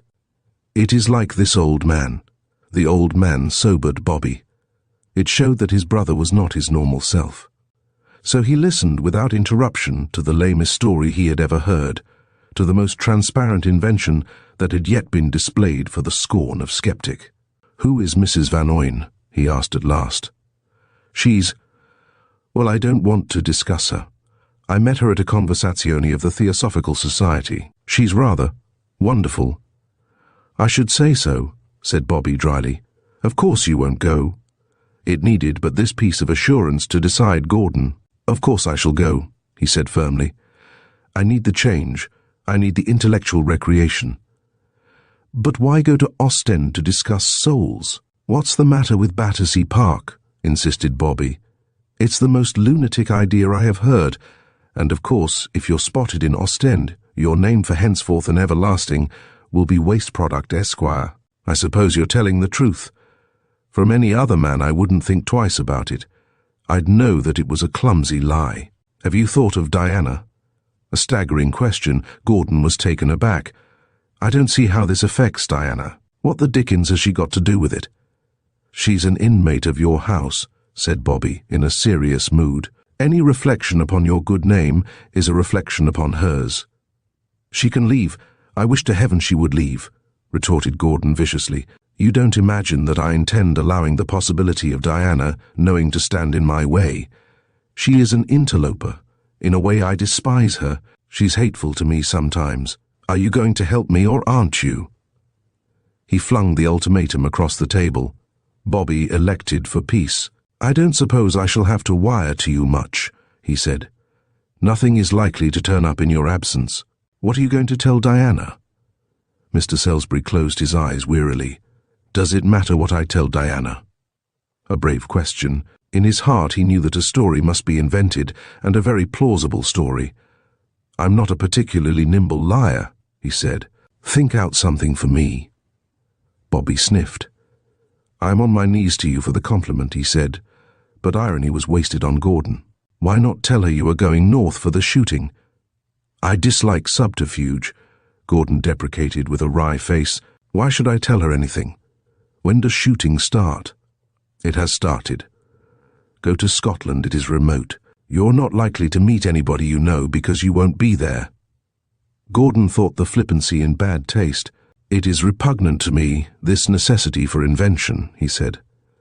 Why must I give an account of my comings and goings? It is preposterous. I had better make my objective Aberdeen, I suppose. Diana. Of all the absurd arguments that had been raised against the Ostend trip, this was the most futile. The very mention of her name was a spur. By the time he had reached Chanel Gardens, the trip was definitely and irrevocably settled. He found a cable waiting for him at home. It was from his New York agent, advising him that Mr. Tilmit would call upon him on the Friday, and he realized with a shock that the to-be or not-to-be of Ostend had put out of his mind an important business deal. His agent had purchased on his behalf the business of Tilmit and Voigt, a none too prosperous firm of marine insurance brokers, operating in one of those queerly ancient offices on the waterfront. Mr. Tilmit had expressed a desire to be paid the money, $50,000 in London, which he would visit en route to the continent. The documents had arrived by an earlier mail, and Gordon had been advised that, the hour of Mr. Tilmit's arrival being uncertain, and his immediate departure for the more attractive countries of Europe being very likely, Mr. Tilmit would call at Chanel Gardens to settle the deal. He glanced at the Times shipping list, noted that the Mauretania had been signalled 500 miles west of the Lizard at 12 o'clock on the previous day, and made a mental calculation. He must have the money in the house tomorrow, though he objected emphatically to doing business except at his office. Still, the circumstances were unusual and the bargain excellent. He was not prepared to develop a grievance. Making a note on his memorandum pad and a second note on the cover of his checkbook, he went up to dress. He was dining with Heloise, and was carrying to her the news that he had made a decision in the matter which she had thought, and which she had had every right to think, had been settled beyond doubt. Coming down, he saw Diana on the stairs below. She also was in evening dress, a wonderful creamy white. There were 2 ropes of pearls about her neck. She wore no other jewellery. He followed her into the study, and, as she turned, stared. It was a transfigured Diana, something ethereal, unearthly in her loveliness. "Why, Diana, you look awfully pretty," he said. The generosity of his race compelled the statement. "Thank you," she said indifferently. "I always look well in this colour. You are dining out too, I see. Where are you going?" He hesitated. "I'm dining at the Ritz," he said. "And you?" "I'm going to the embassy. Mr. Collins is over here on business," he called this afternoon. "He's my lawyer, and a darling." Gordon murmured something agreeable. Diana, at any rate, was off his conscience for the night, and she certainly was lovely. Receptive to his unspoken admiration, she purred a little to herself, then, to his wrath, undid the excellent impression that she had made by unlocking a drawer in his sacred table. "I say, who gave you the key of that?" he asked indignantly. "I found one that fitted," she said without embarrassment. The drawer was empty except for a few queer German books, so I threw them out and had the lock changed. I must have some place to keep my things. He choked down his rising ire. What things have you got? He asked. My jewel case. That ought to be in the safe. What is the combination? She asked. Telma, he said before he knew what he was saying, and not another soul in the world knew that secret. Before his exasperation could find adequate expression, she had taken from the drawer and laid on the desk a small black object, at the sight of which Gordon recoiled. You really ought not to keep firearms in the house, Diana, he said nervously. If you go fooling with a thing like that, you might do yourself an enormous amount of harm. In fact, kill yourself. Fiddlesticks, said Diana. I know that gun inside out. I could hit that keyhole 3 times in the 5 she pointed to the door. Well, don't, said he loudly. Is it loaded? Naturally it's loaded, she replied, handling the weapon tenderly. There's nothing in the breech, but the magazine is full. Shall I show you how it works? No, put the beastly thing away. Diana obeyed, locked the drawer and put the key in her handbag. Telma, I must remember that, she mused. I'd like you to forget it. I really never intended telling you or anybody else the combination of my safe. It isn't right that you should know. You might inadvertently— I never do things inadvertently, said Diana. I do them maliciously or sinfully, but I do them deliberately. You can drop me at the embassy, she said, as Eleanor helped her on with her cloak. You're so near to the Ritz that you could fall into the front porch. Unless you're going to pick up somebody. She looked round at him suspiciously. As a matter of fact, Gordon did intend picking up somebody, and his immediate objective was Buckingham Gate, where, in consequence of his change of plans, he arrived 5 minutes late. The restraint which Mrs. Van Oyne showed was heroic. He was apologetic under the influence of the bright restaurant and soft music, explanatory. Diana again, she said petulantly. I almost think I dislike that, Jane. Diana, you mean? I meant Diana, said Heloise hurriedly. Gordon, you don't know how I'm looking forward to Saturday. It occurred to me, said he, that Saturday is rather a busy day, and the trains will be full with people going away for the weekend. She drew a long sigh. We need not be travelling together, she said with resignation. My, how scared you are. I'm not scared, protested the injured Gordon. I'm scared for you, yes. That is the only thought I have. By the way, I told Robert. That's your brother? What did he say? She was curious. Well, Gordon hesitated.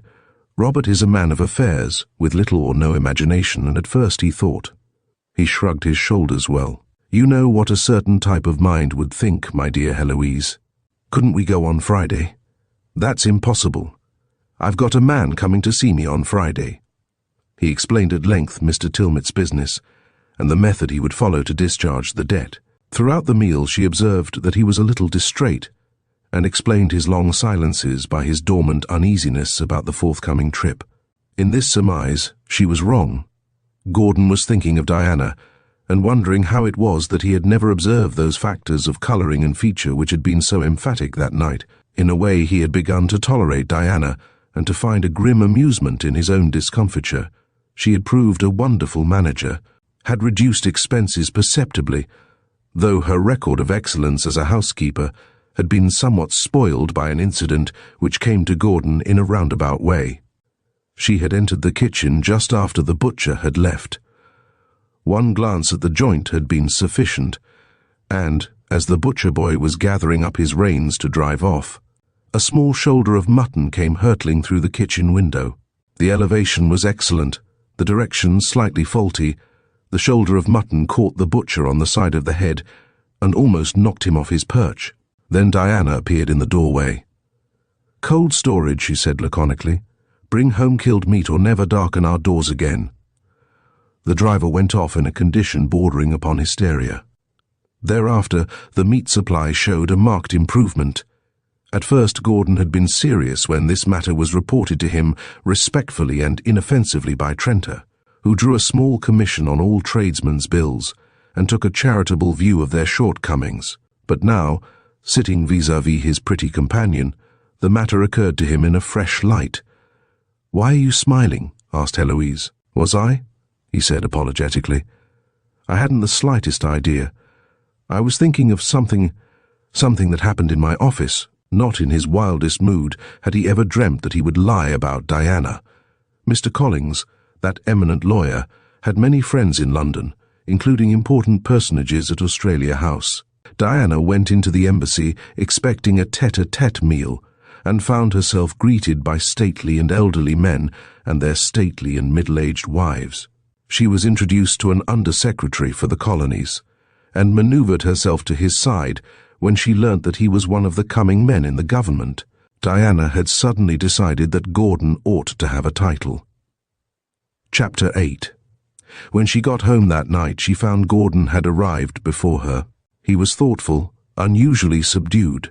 Most remarkable of all was to be seen, for he invariably went to bed as soon as he reached home after a dinner or theatre, and never by any chance was he in a conversational mood at such hours.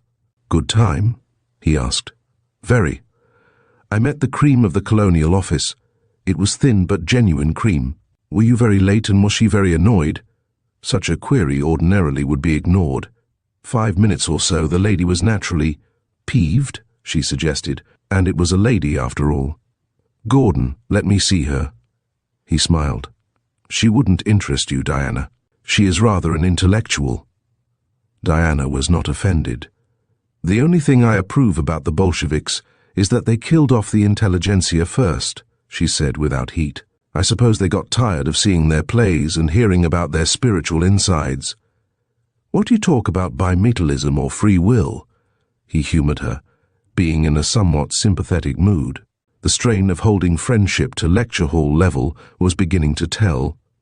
"Books and people," he said lightly. "And you?" She threw her cloak over the back of a chair, pulled a stool to the fire and sat down, warming her knees. Gordon, the soul of delicacy, strolled out of the line of vision.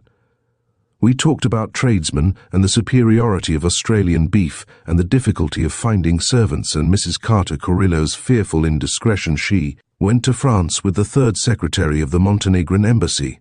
She was only there 3 days. But, as Lady Pennifold said, there are 24 hours in every day. Some women are fools and most men. This young man's career is ruined, even though he swears that their mutual interest in the gravel deposits of Abbeville was the explanation of the visit. They are both keen on geology." "And why shouldn't that be the true explanation?" demanded Gordon stoutly, his heart warming to the geological third secretary. "Why should not men and women have mutual scientific interests?" "We'll hear what the judge says," she answered complacently. "Mr. Carter Carrillo is suing for a divorce." "On what grounds incompatibility of interest in strata?" sneered Gordon.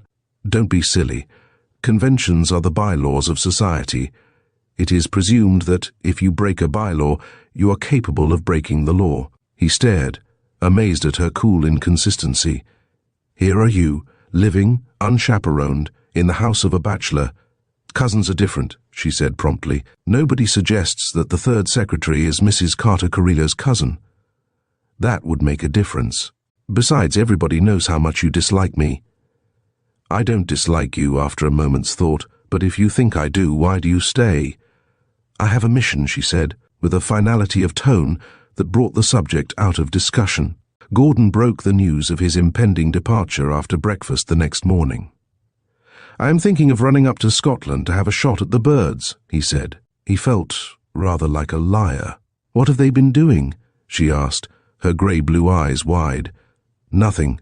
One shoots them at this season of the year. You have game laws in Australia, I suppose?" "I don't know. I have shot wallaby and dingo and rabbits and things, but never birds." "To Scotland? That's an awful long way. Gordon, I shall be worried about you. There was a railway accident in the newspapers this morning.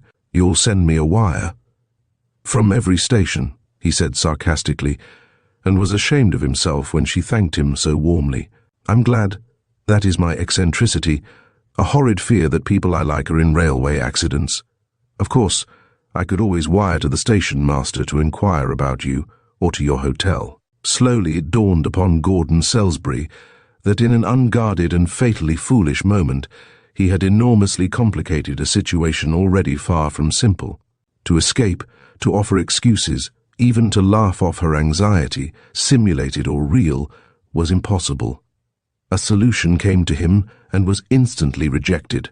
It came again because it was, in all the circumstances, the only solution. But it was one that could only be applied at the cost of his self-respect. Almost he cursed Heloise, or whoever was the fool who had suggested this mad excursion. Trenter was laying out his master's clothes for dinner when Gordon strolled into his dressing room. Don't go, Trenter. When did you have your holiday?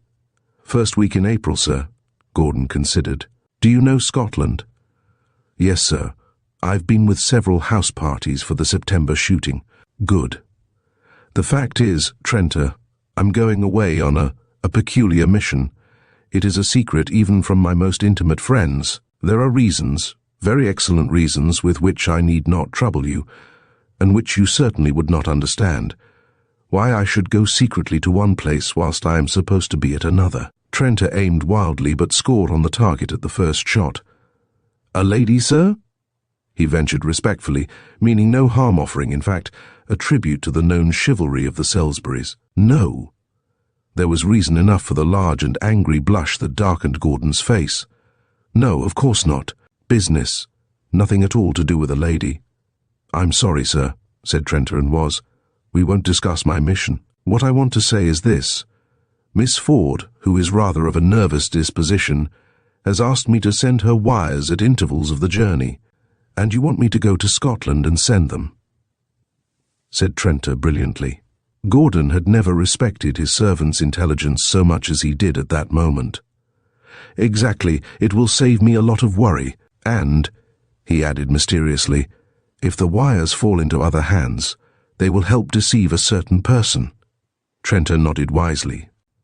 He couldn't guess who the certain person was. Even Gordon did not know.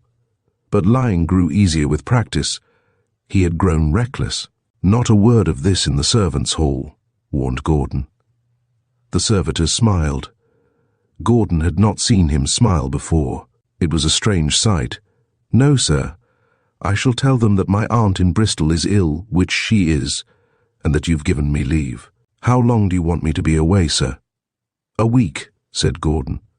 Mr. Trenter went down to the servants' hall importantly. The old man's given me a week's holiday to see my aunt.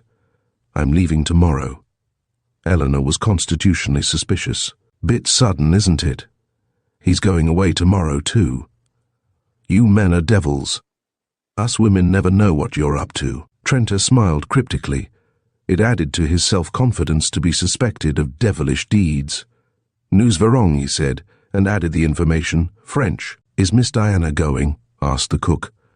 With me or him? Demanded Trenter insolently. She's not going with him. And do I blame him? No.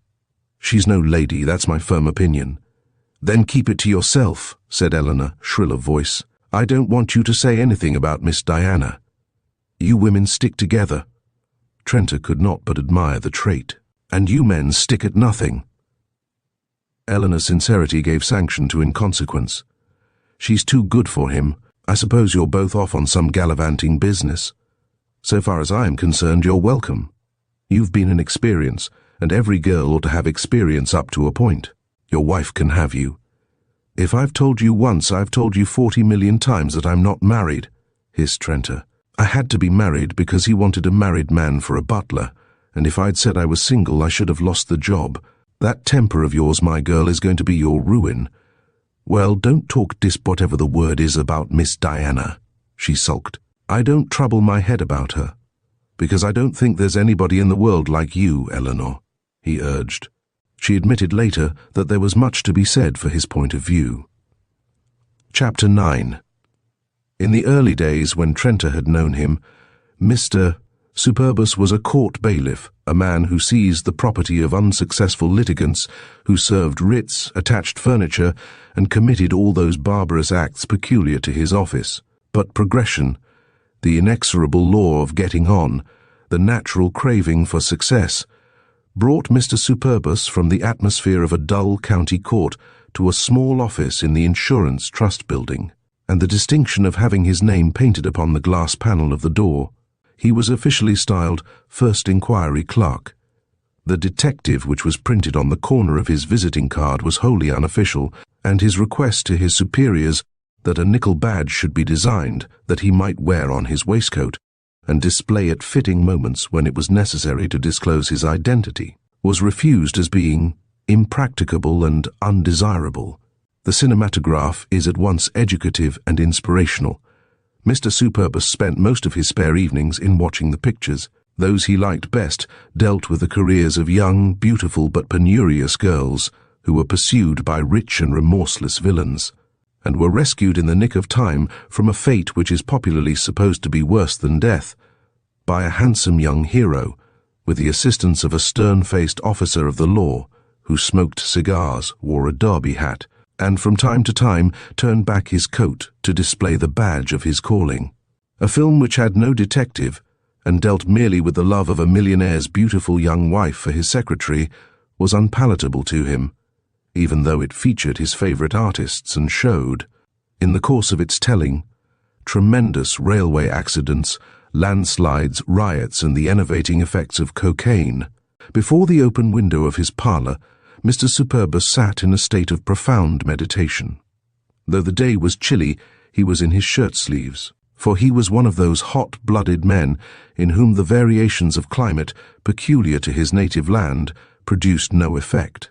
It was an open secret that he was one of those hardy souls who swam in the Serpentine every Christmas Day, preferably breaking the ice to get in, and his portrait appeared with monotonous regularity every 26th of December in all the better-class illustrated newspapers. His good lady came bustling in with a shiver. She restricted her own bathing operations to the decent privacy of a 4x7 bathroom. "You'll catch your death of cold there, Julius," she said. "Fancy sitting there from morning till night, doing nothing."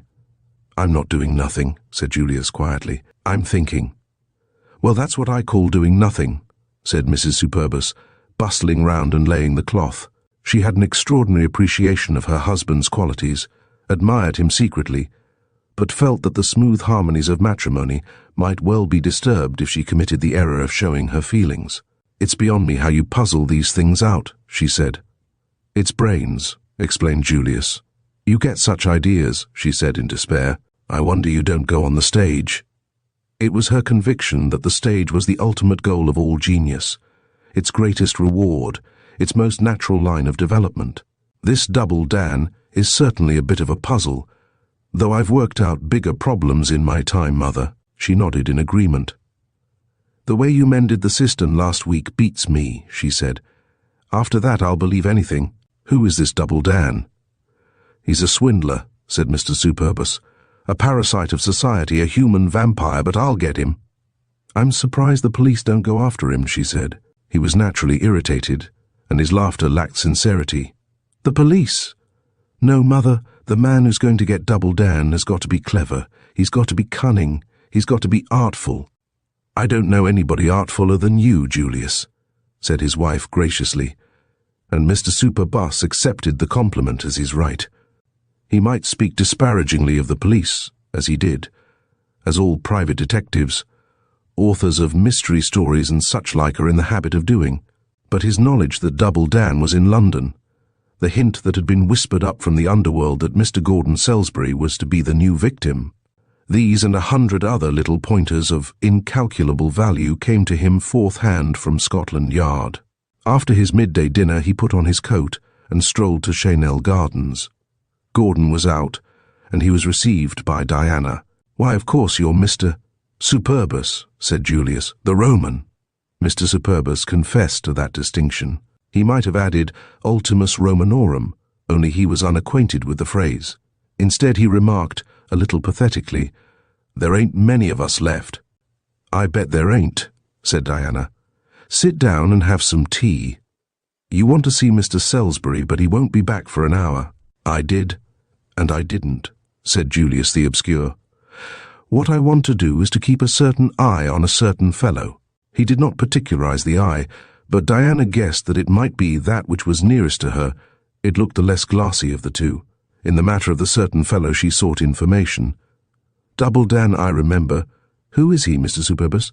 "Well, Mum, Miss, you don't look it," he said gallantly, if vaguely. This Double Dan is a desperado and is believed to emanate from the West. Do you mean West London? I mean America, said Julius, where most of the desperados come from and go to, he added, with a recollection of certain past defaulters whose disappearance had been hampering to him as a bailiff of the court. She listened attentively while Mr. Superbus described the misdoings of the impersonator. "There's nothing this fellow can't do, miss," said Superbus impressively. "He can make himself fat, he can make himself thin, he can impersonate a tall man or a short man, an old man or a young man. By all accounts he was an actor on thiols." "On thiols?" She wrinkled her brow, thinking for the moment that Mr. Superbus had dug up one of those natty colloquialisms that enlivened the Senate in those days when Cicero could always be depended upon to pass a few bright, snappy remarks about the tribune Clodius. "An actor on thiols," repeated Mr. Superbus, astounded that he was unintelligible.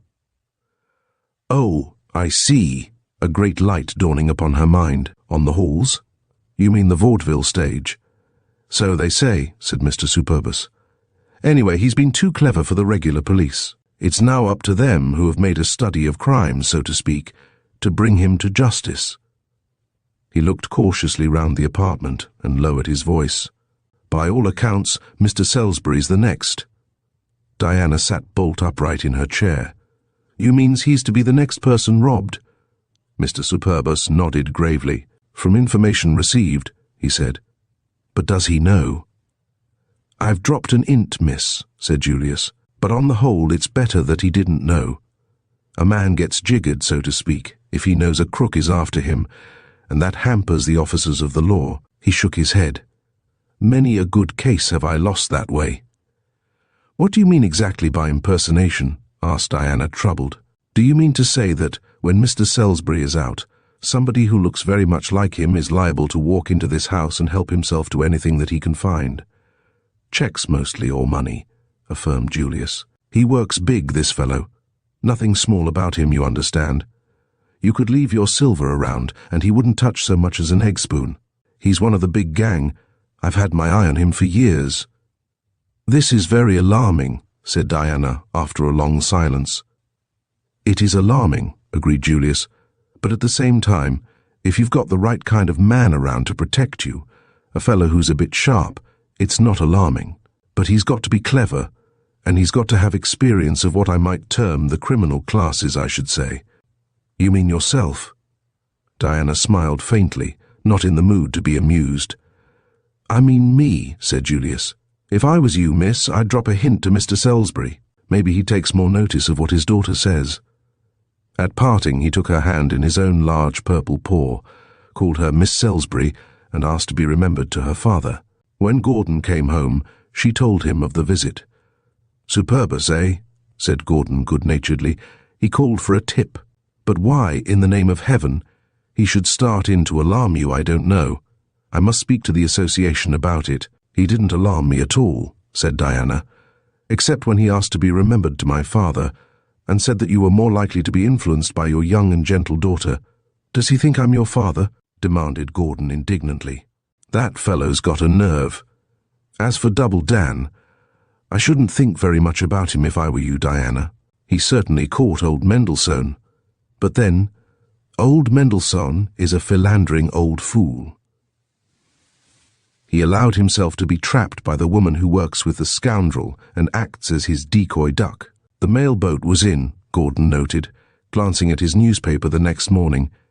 He had arranged to remain at home that day, and his accountant called at the house with a carefully engrossed receipt form and the office cheque book. Gordon filled a blank for 11,000 and a few odd pounds.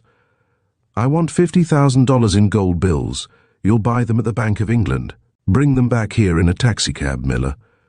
You have told the office that wires are to be telephoned to me? Good. I expect a message from Mr. Tilmett."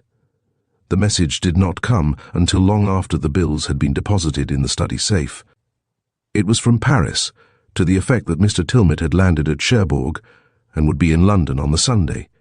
He added that he would leave for Holland that same night. Gordon, in his genteel way, consigned the American to the devil. He saw Heloise that afternoon, She was a being exalted at the prospect of the trip, and his last desperate appeal to her that it should be cancelled was unmade. They were to meet at 11:15 on the platform at Victoria, and were to travel as strangers until they reached Ostend. The passage looked likely to be a good one. The Weather Bureau reported a smooth sea and light easterly winds. Trenta had packed his big carry-all and had included one of the new suits, that grey check with a little red in it, which had arrived belatedly from the tailor. The case had been secretly transported to a hotel in the neighbourhood of Victoria, where Gordon had to change. Nothing remained to be done but to prepare the telegrams which Trenta was to send. He could do this with a light heart, for it had occurred to him that if, taking advantage of his absence, the criminal impersonator should call, he regarded this as the least likely of any happening. The wires would confound and expose him. He felt almost as if he were doing a worthy deed. The first he marked in the corner Euston, and inscribed "Just leaving Gordon." He wrote a number of "Good journey, all wells" for York, Edinburgh, and Inverness. Surprisingly, Diana came to him that day for some money. "I arranged the transfer of my money to the London branch of the Bank of Australasia, but there has been some sort of hitch. I called today, and the transfer has not arrived. Save me from penury, Gordon. I'm a ruined woman." She displayed dramatically the empty inside of a note-case. Gordon felt a queer satisfaction in signing a cheque for her, recovered a little of the kind fatherly feeling appropriate to their relationship. And to think that, if you had really turned me out, I should have starved. Taking the slip from his hand, Gordon, behind a rugged and unprepossessing exterior, "You hide a heart of gold. I sometimes wish you were a little more serious," he said in good humour. "I'm always wishing that you weren't," she said. Gordon was temporarily deprived of the full use of the study in the afternoon. There could be no more remarkable proof of Diana's dynamic qualities than the arrival of post office linesmen to move the telephone from the hall to Gordon's room, and that within 48 hours of her notifying the Postmaster General of her desires. Gordon demurred at first. The telephone was an invasion of his privacy. Diana was flippant, and he was in no spirit for a fight. Bobby was at dinner that night, and when they were alone, asked her a question that he had asked himself many times. "Why do you stick this kind of existence, Diana? You've heaps of money and could be having a really good time instead of rushing round after Gordon." She looked up under her curling lashes. "Does Gordon want me here? Has he ever wanted me?" "No, sir. When I came, I left my baggage in the hall. I intended taking his advice about hotels and things. I never had the slightest intention of stopping, till I saw him and heard him, and read the panic he was in at the idea of my remaining in the house, and heard him become paternal and my dear little girlie. So I stayed. The day Gordon wants me to stay, I go." The atmosphere of the house was electric. Bobby felt it. Diana was conscious of an uneasiness that was not to be accounted for by the errors of banking officials. Even in the servants' hall, hysteria made a mild manifestation. Eleanor had a premonition which she called by another name. "I'm sure something's going to happen." When she was nervous, her voice grew high-pitched. "Don't be ridiculous." Trenta's voice lacked confidence. "I wish you weren't going away," she sobbed. "I've got the creeps. That window man will do something. The moment I saw him, I said, 'That man's a villain,' didn't I, Cook?" "You did. You said, 'I'm sure there's something wrong about that man,'" agreed Cook. As for Gordon Salisbury, he went to bed at 10. At 1 o'clock he was pacing his room. At 3 he went down to the study and started the percolator working. Whilst the coffee was in process of making, he opened the safe and took out the $50,000, counted them and put them back. The safe looked very fragile, he thought. Once this wretched trip was over, he would attend to the matter. The house was not difficult to burgle. The big stained glass window, an enterprising craftsman with a penknife could get in. In a corner of the room flush with the window was a small door, hidden behind a curtain. This led to the courtyard and was never used. As to its design and what purpose it was intended to serve, only the builder and original owner of the house might testify. His name was Gugglewaite. He had been 3 times divorced and was at the moment in heaven, or his well-edited epitaph lied. Gordon went upstairs for his passkey, opened the door and stepped out into the garden. It was very dark and still, and the wet wind smelt sweet and fresh. Across the yard was a door that gave to a small side passage. The wall was high, but no obstacle to an active burglar. He shivered and went in again to his coffee, and a returning serenity induced by the fire he had kindled and the comfort of his surroundings. He would have gladly given 1,000, 10,000 to cancel his fool adventure, to remain here with Diana. He told himself this with a certain defiance, as though one half of a dual personality were challenging the other. Diana was really a dear. He wished he had been a little more loyal to her, and had talked less about Dempsey. A boy and girl affair, and perfectly understandable. On Dempsey, his identity, his appearance, he mused till the light began to show in a ghostly fashion behind the painted window. There was no thrill in the secrecy, the plotting, the wile within wile. Gordon smelt the meanness of it, and sometimes he quavered. It made matters 1,000 times worse that Diana was so sweet about everything. It had occurred to him that he would have to depend upon her to deal with Mr. Tilmit when he called. Nobody else could possibly cope with that elusive gentleman. "Surely," she said without hesitation, "have you the receipt ready and the final contract? It isn't worth paper unless it has been drawn up by an American notary. Auntie bought an oil well in Texas, and she had to find an American attorney before the contract could be made." "And she was swindled, of course," said Gordon. "All these oil properties are swindles." "She made $70,000 out of the deal," said Diana. "Auntie had an irresistible attraction for bargain money. The bills are in the safe, with the contract and the receipt. Really, Diana, you're almost a businesswoman."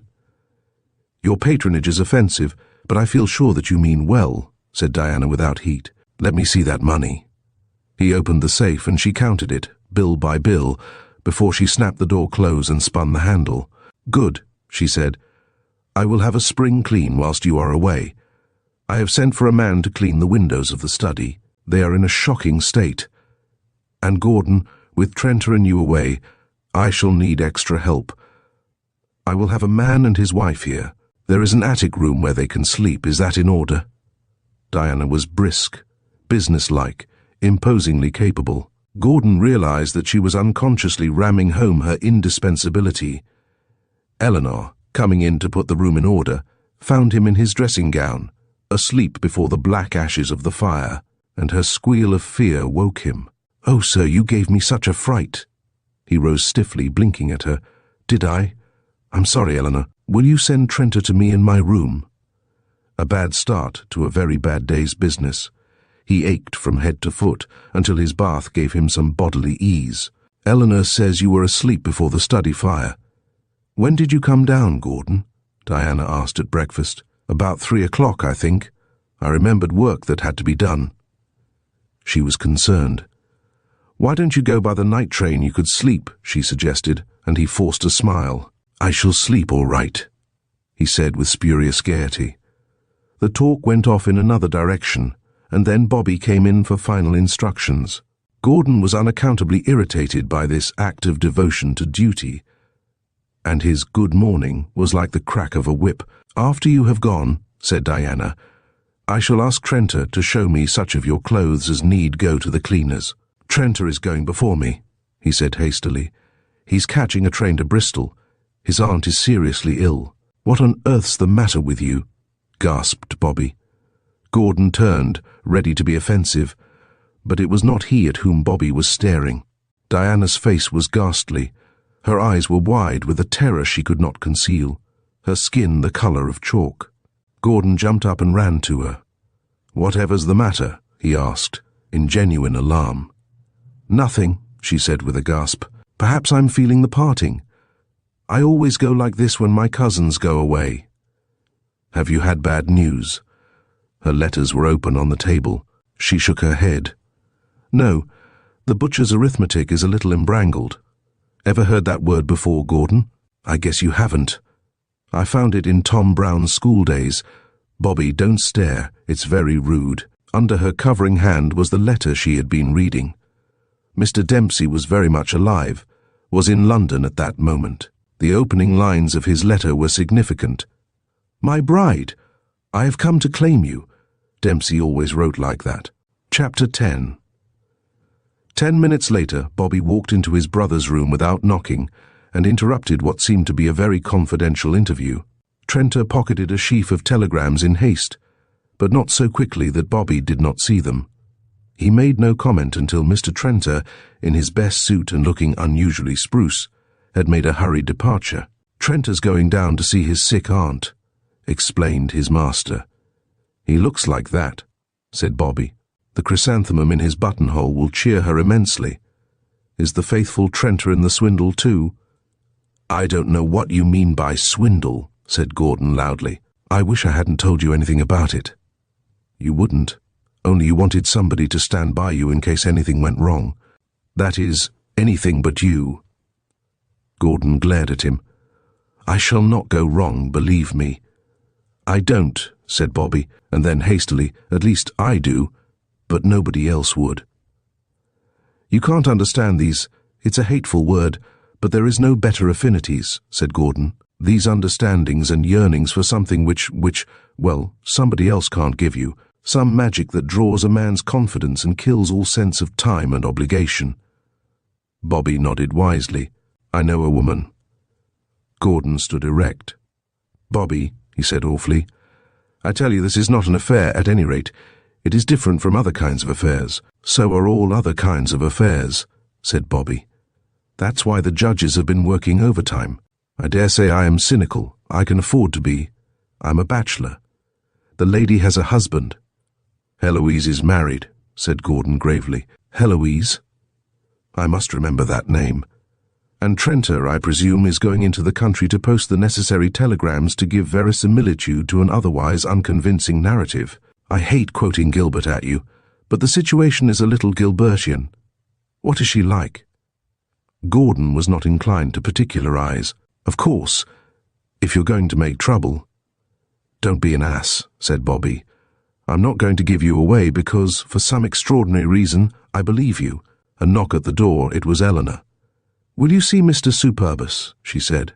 "No," snapped Gordon. "Get me a cab." "Who's Mr. Superbus?" "He's the detective I told you about. The man that is watching for Double Dan." Bobby whistled. It was an exasperating trick of his. "Double Dan? By Jove, I didn't think of him. Gordon, you're taking a risk. Is there any money in the house?" "I told you." "You keep telling me you've told me things. I think your mind is wandering. There's $50,000 in the safe. Diana's looking after it. The combination word is, Telma I told her, and I might as well tell you. It is for Tilmit, who's calling on Sunday, but Diana will look after that." "Double Dan," repeated Bobby softly, "and you're the very bird he could impersonate to the life. Sometimes I do it myself unconsciously. A little pomp, a little strut, a little preciousness of speech." Gordon waved him out of the room. He had reached the limit of his patience. Diana was out when he came down, and he was not sorry. Also, the telephone receiver was on the table. He replaced it in the hook. "Where is Miss Ford?" he asked. "Miss Ford had to go out. She asked me to say goodbye to you, sir," said Eleanor. "Will you see Mr. Superbus?" "No, I will not see Mr. Superbus. Tell him anything you like. I've got a train to catch." He was gone in such a hurry that Bobby had not time to get the information he had come to procure. Gordon had not told him the address to which he was to wire. There was time to go after him, but his immediate objective was unknown. It was obviously too early for the train, and Bobby had such a sense of delicacy that he would not take the risk of a chance meeting with the fascinating Mrs. Van Ooyen. He sat down, waiting for Diana's return, and puzzling over the change which a letter had wrought in her. That it was a letter, he knew. Sharper of eye than his brother, he had noticed the closely written page beneath her hand. Diana had her secrets too. As for Gordon, he was a fool, an utter, hopeless, dithering maniac. Bobby got up and walked across to the safe, hesitated a moment, then manipulated the dial and pulled the door open. Except for a receipt form and a 4-page contract, the safe was empty. Of money there was none. Chapter 11. It was half an hour before Diana came back, and she still showed the effects of the shock she had received at breakfast time. "Hello, Bobby." She glanced at his face. "What is the matter?" "Diana," he spoke slowly, "you're in some kind of trouble. Some kind." She flung her hat recklessly on the table. "Every kind, my dear child." He did not smile. "Gordon told me that he had left $50,000 in the safe to pay an American who's calling on Sunday. He gave me the combination." She stood before him, her hands behind her. "Well?" "The money is not there." A little pause. "And do you know why?" she asked. "I don't know. I've been worried to death. He didn't take it?" She shook her head. "No, I took it," she said. "Bobby, Dempsey is alive." "Alive? Dempsey? Impossible." She nodded many times. "He is alive. I've had a letter from him this morning, 13 pages. You could have used any one of them as a mustard leaf. I'm scared." "But I thought he was lost in the bush," said Bobby. She smiled painfully and dropped into the chair in which Gordon had spent the night. "He was found in the bush," she said. "He had fever or something and was discovered by the Jackies. They took him to their village." "Bobby, Dempsey is half Irish and half Italian. Which half is most mad? Because that's the half that wrote." Bobby considered for a long time. "He knows you're not married." She shook her head. "What?" "No," said Diana calmly. "We talked on the telephone just after you left the room, and his first words were, 'Are you single? We'll be married tomorrow. If you're married, you'll be a widow tonight.' I knew at once that it was Dempsey." "What did you say?" he asked, awe-stricken. "I told him I was married," she said, with such coolness that he was inarticulate. "I couldn't very well explain why I was here if I wasn't married, could I? Then he got so violent that I told him I was a widow. Bobby, isn't lying easy?" Bobby could say nothing. Then he sprang another one on me, and I told him that I was living with my Uncle Isaac. "I used to have an Uncle Isaac," she said in self-defense. "He was a sort of an adopted uncle. He died of delirium tremens. All our family have done something out of the common. I couldn't say I was living alone in this big house, and anyhow Gordon is away. It's wonderful luck, his going." Bobby paced the floor in a state of supreme agitation. "What about the money?" he asked. "I owed it to him. Before he ran away into the bush, we had a terrible scene. He wanted me to elope with him, and when I wouldn't, he said he would commit suicide. He was like a madman. He cried over me, he kissed my feet, and then went off to lose himself in the bush. He didn't even do that properly." "And the money?" "He gave it to me or the cat or somebody. Anyway, I had it. Dempsey hadn't a relation in the world, and I just banked the money with my own." She bit her lip. "I intended putting up such a beautiful monument to him," she added thoughtfully. Bobby drew a sigh of relief. "Well, my dear girl, as you've obviously sent him the money, the worst is over. You can replace it. The banks do not close till 12. "How am I to replace it?"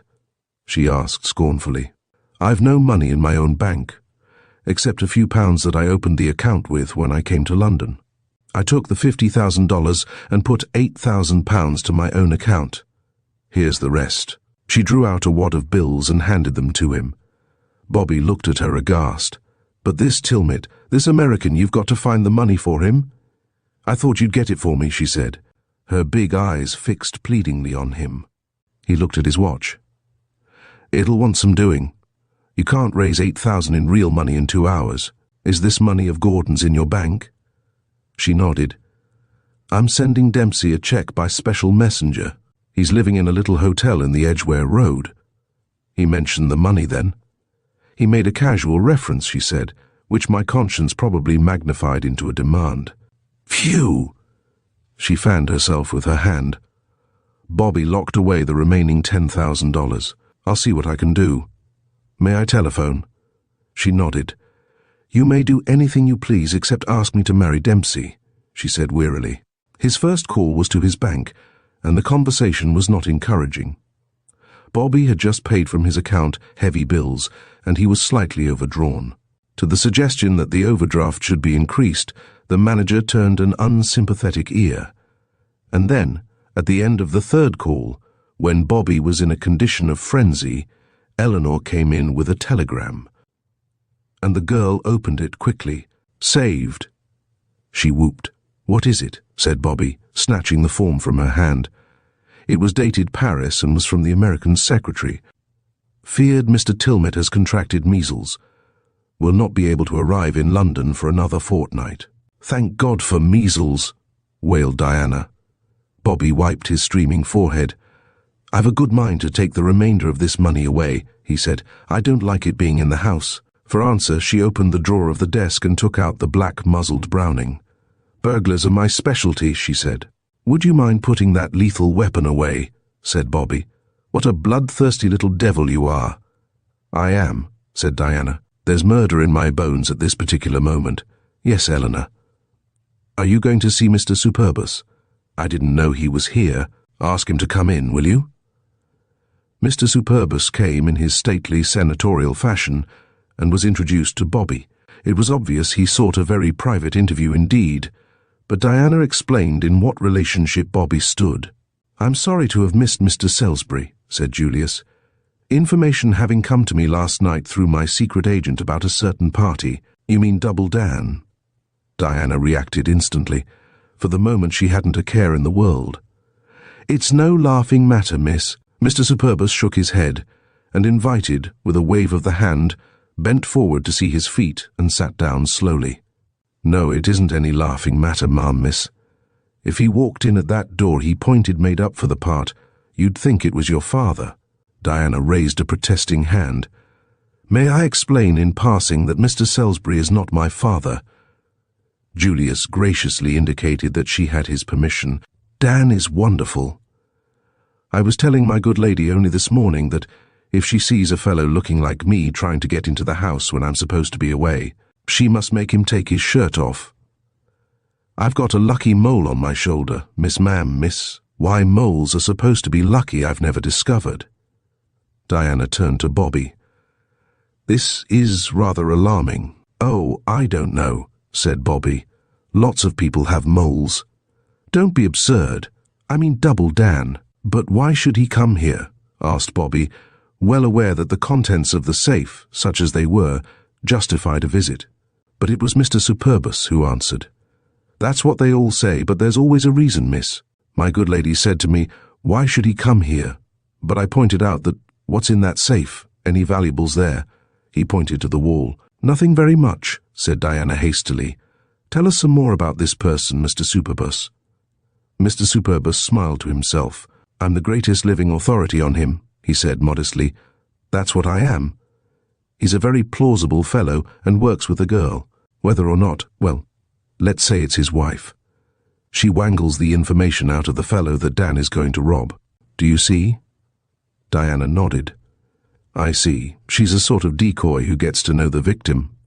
"Know him? Well, I should say she did, miss. It would be much easier to tell you everything if you was ma'am." "Well, imagine I am," smiled Diana. "She gets to know him very well?" Mr. Superbus nodded. "I should say so. She starts a hand-holding friendship, if I might describe it." "But surely not always," interrupted Bobby. "She didn't catch old Mendelssohn that way. He must be 65. Mr. Superbus was amused. 65? Why, of course she did. The 65ers are the worst. They're easy. Mind you, there's nothing more than a high-class friendship in it, if I may use the word. The people she likes to get hold of are the thinkers. She's got a classy line of language. You know the sort of stuff that highbrows talk. A soul, in fact," smiled Diana. "Does she represent herself as being married?" He nodded. "Yes, there's always a husband in the background. Sometimes he lives abroad, sometimes he's in a lunatic asylum, but he's mostly out of the way." Bobby staggered and caught hold of a chair for support. Happily, Diana did not notice his one excitement. "And then what happens?" she asked, a little nervous as to whether Mr. Superbus was still confounding Miss with Ma'am. "Well, she lures him away," said Mr. Superbus. "There's no other word for it. She lures him away. And whilst they're away, up comes Double Dan with all the dear departed's little tricks, his voice, his funny little ways, which the girl has been studying and passing on to Dan. You understand, miss? I've collected all this information myself. It's a coup with me. Coup is French for cop.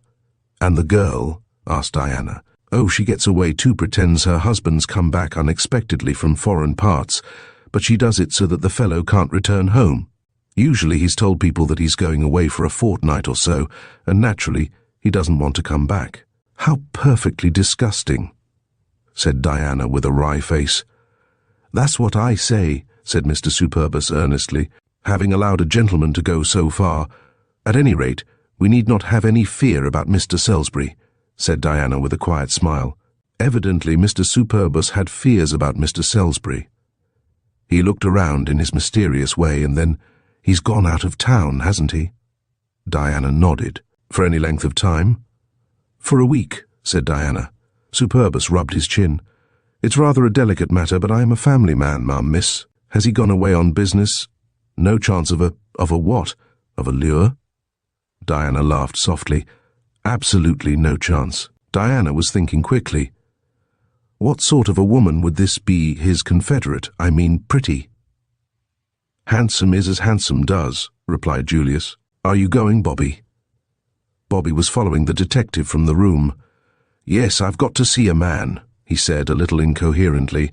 There was still time to catch Gordon, and he was resolved to take the risk. With Bobby out of the way, the girl rang the bell, and, when Eleanor came, she found her mistress at the writing table, blotting an envelope. Put your hat on, Eleanor, and deliver this letter to the Marble Arch Hotel. Take a taxi. Yes, madam, said Eleanor in surprise. Ask to see Mr. Dempsey. Diana made an attempt to be unconcerned and failed dismally. If he kisses the letter or anything like that, you mustn't be surprised. He is very impulsive. He might even kiss you, she added. Eleanor stiffened. Indeed, miss? He won't mean anything by it. Diana was tremulously diplomatic. He always kisses people when he sees them.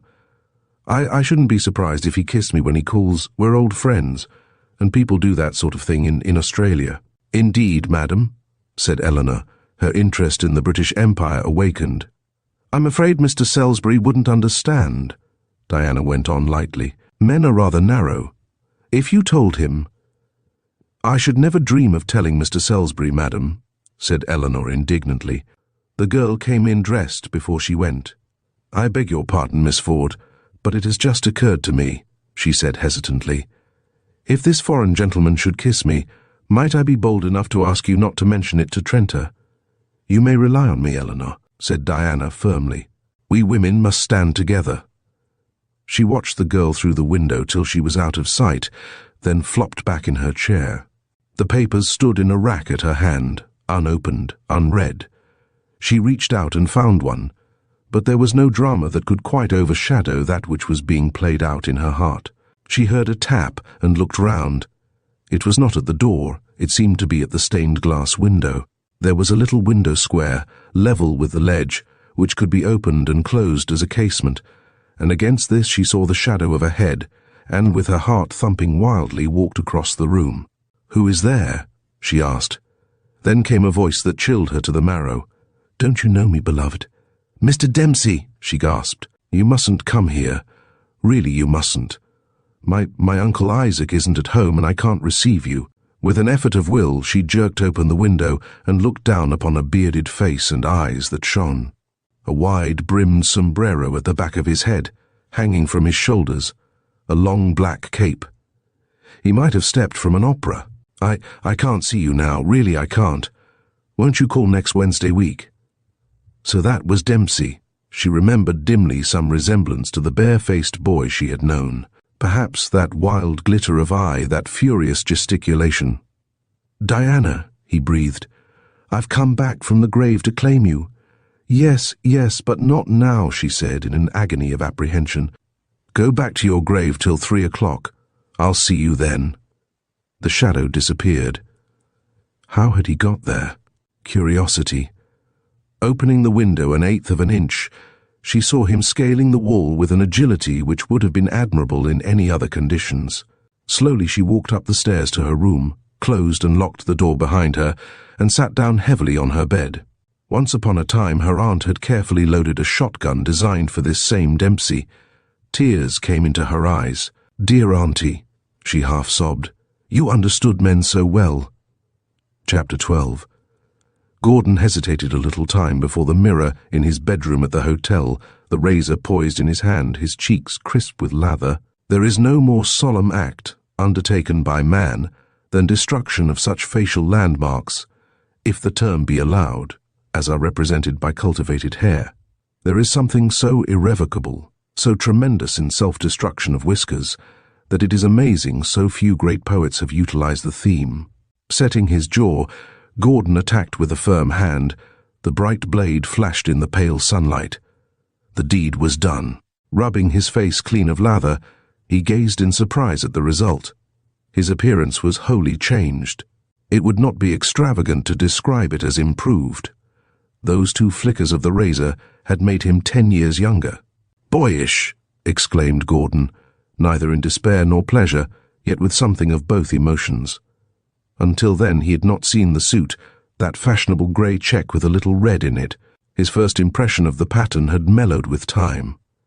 "My God," breathed Gordon. He was not a profane man.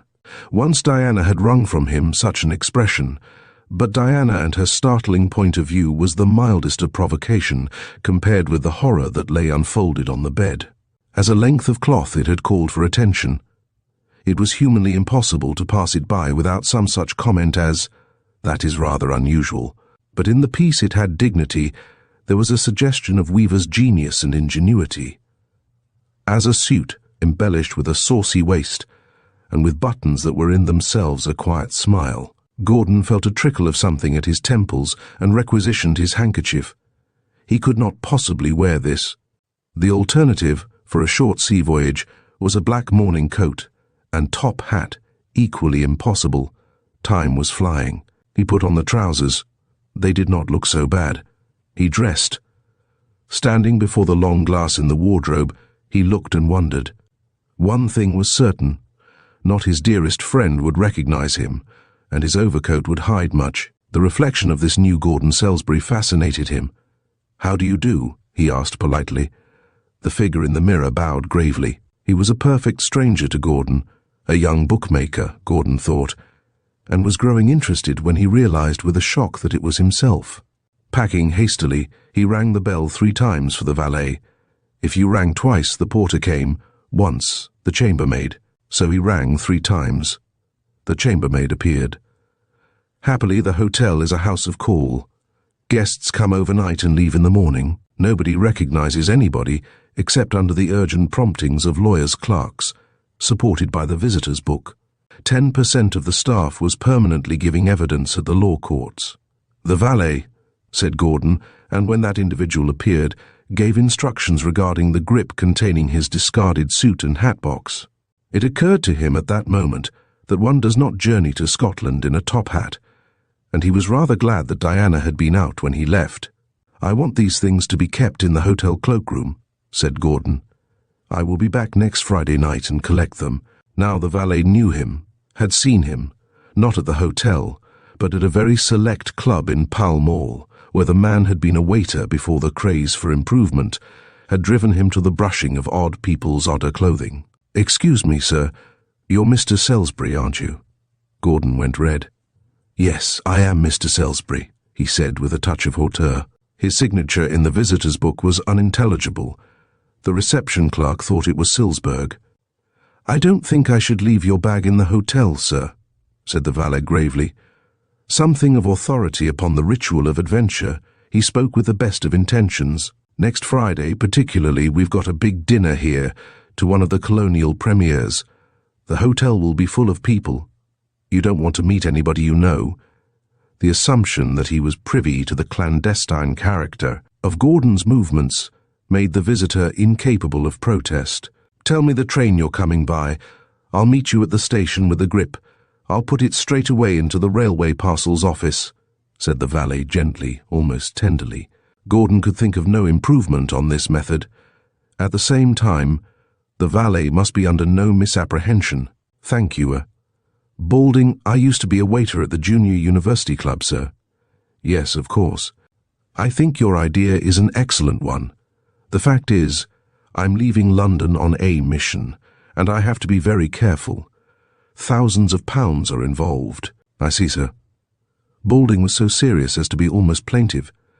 He had met gentlemen at the hotel in similar circumstances, only they had said that they were in the Secret Service. "Thank you, sir. Very kind of you, I'm sure." Balding slipped the note into his waistcoat pocket indifferently. "I'll take this now, sir." He lifted the grip from the bed. "Will you be coming by the 1st or the 2nd Continental on Friday? Ostend 4:30, Paris 8:30. 4:30, said Gordon. The die was cast. He gathered the second and smaller grip, paid his bill at the desk and went out. It was chiming the 11:15 when he entered Victoria Station. The train left at 12.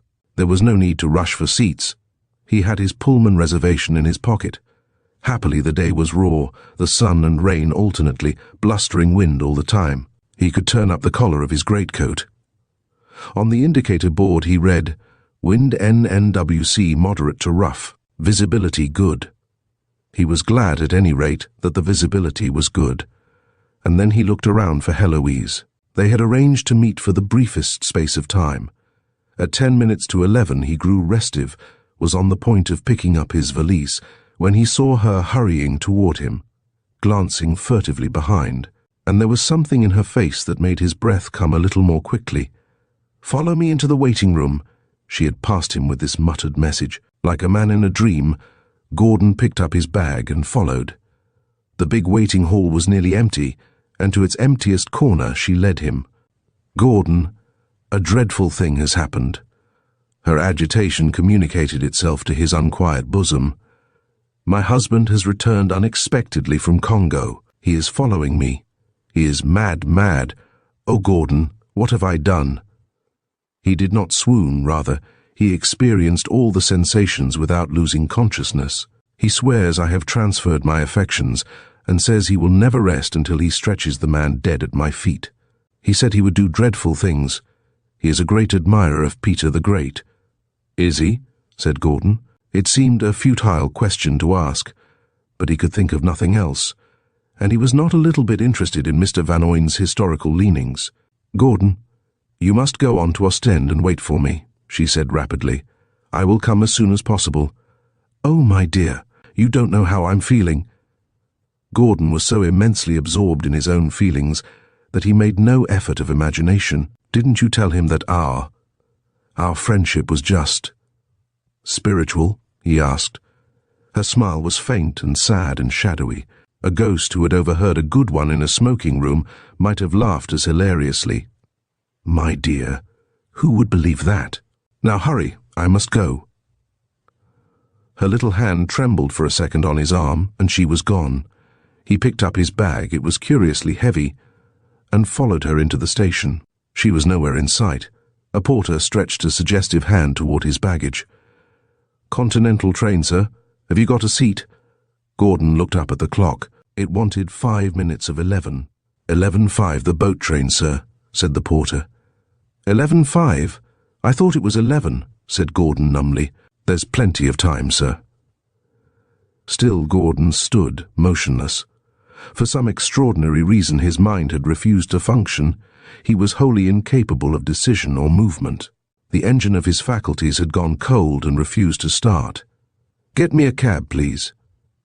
The mechanism of the request saved him. "Yes, sir." The bag was taken from his unresisting hand. He followed the porter to the busy courtyard, pathetic in his helplessness. "Where shall I tell him to go, sir?"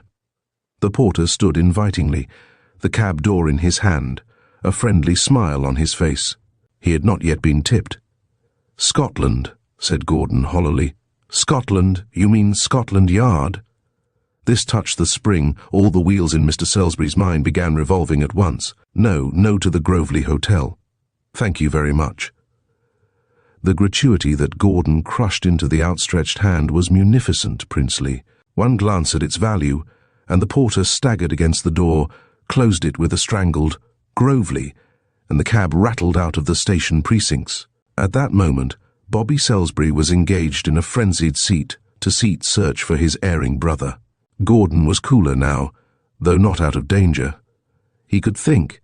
He could also, for the moment, inhibit thought. A jealous and revengeful husband, probably armed, certainly homicidal, and a student of Peter the Great and his methods, could not be wholly inhibited. Gordon wondered whether in his library he had a really frank and unexpurgated history of Peter. The hotel linkman opened the door of the cab, professionally pleased at his return. "Keep the cab," warned Gordon. He was by no means certain that he was capable, unaided, of calling another. At the desk of the reception clerk he recovered his key and the right to its employment, and carrying his bag to his room, rang the bell 3 times for the valet. The porter answered him, but not by mischance, as was proved. "Balding is off duty, sir," he explained. "He goes off at 11 on Saturdays." "When will he be back?" "On Monday, sir. We have a whole day every second week. Is there anything I can get you, sir?" Gordon shook his head. He only wanted his bag and his lost respectability. Removing his overcoat, he looked at himself in the glass. "That isn't me," he said brokenly. His appearance had changed, even in the short space of time elapsing between this and his last inspection. The type was hideously familiar. He had seen it once in a vulgar film where everybody chased everybody else. He remembered that the heroine wore white stockings and black boots. There were 2 alternatives. He might remain a prisoner in that room until Balding returned from his holiday. He could go home, get into the house unobserved and change. He had many black-tailed coats, batteries of silk hats, forests of quiet grey striped trousers. This idea was more attractive. Diana would lunch at 1 o'clock. The dining room was across the hall from the study. It would be a simple matter to slip upstairs, change and come down to meet the astonished eyes of Diana. How surprised she would be, and how amusing and unbending he would be. "Didn't expect to see me, eh? Well, the fact is, I had an important cablegram, just as I was getting into the train. My side whiskers? Yes, I took them off as a little surprise for you. Rather an improvement, don't you think?" His heart warmed to the plan, and there was a glow in the thought that the desire of the morning, that he should sleep in his own bed that night, would be gratified. And there was the companionship of Diana, hitherto an unconsidered attraction. Diana grew on him. He admitted this to himself. If Heloise did go after him to Ostend, that would be unfortunate. He hated the idea of giving her a journey for nothing, but she would not leave for a day or 2, and he would find means of communicating with her. He shuddered, for at the back of the vision of Heloise stood the large, brutal husband who was mad. There were 2 hours to wait before he could put his plan into operation. He telephoned from his bedroom to a bookseller's in the Buckingham Palace Road. "Have you a good life of Peter the Great?" he asked. They had 2. He ordered them to be sent to him immediately. He was rather amused with himself. He was less amused when he heard of the fate of one who had aspired to the affections of Catherine, and whose head had been placed into a large glass jar and displayed in Catherine's boudoir to remind her that husbands have their feelings. There was another gentleman who loved Catherine, and him Peter had hanged on a high gibbet, under which he promenaded arm in arm with Catherine. The arm and arm was a domestic touch not lost upon Gordon. On the whole, he decided thoughtfully, a profound admiration for Peter's character would have no softening tendency upon any man, especially a man who was mad. Mad. He put away his book, drew on his overcoat, and passing down in the elevator, found his cab still waiting, the meter bloated with charges. He had forgotten all about the cab. At the corner of the street, he paid the man and walked rapidly into Colonial Gardens, his nose showing above the collar of his overcoat. Happily, the street was empty. He almost ran when he reached the familiar facade of his house, turned into the side passage, and, with a trembling hand, fitted the key into the lock of the back gate. Suppose it were bolted? The horrid doubt was no sooner in his mind than it was dispelled. The key turned easily, and he found himself looking up at the familiar window of his study. Tiptoeing to the little door, he listened.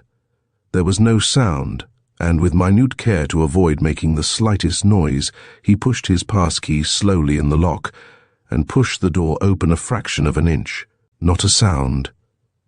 He opened it a little further, slipped behind the curtain which hid the door, and closed it behind him.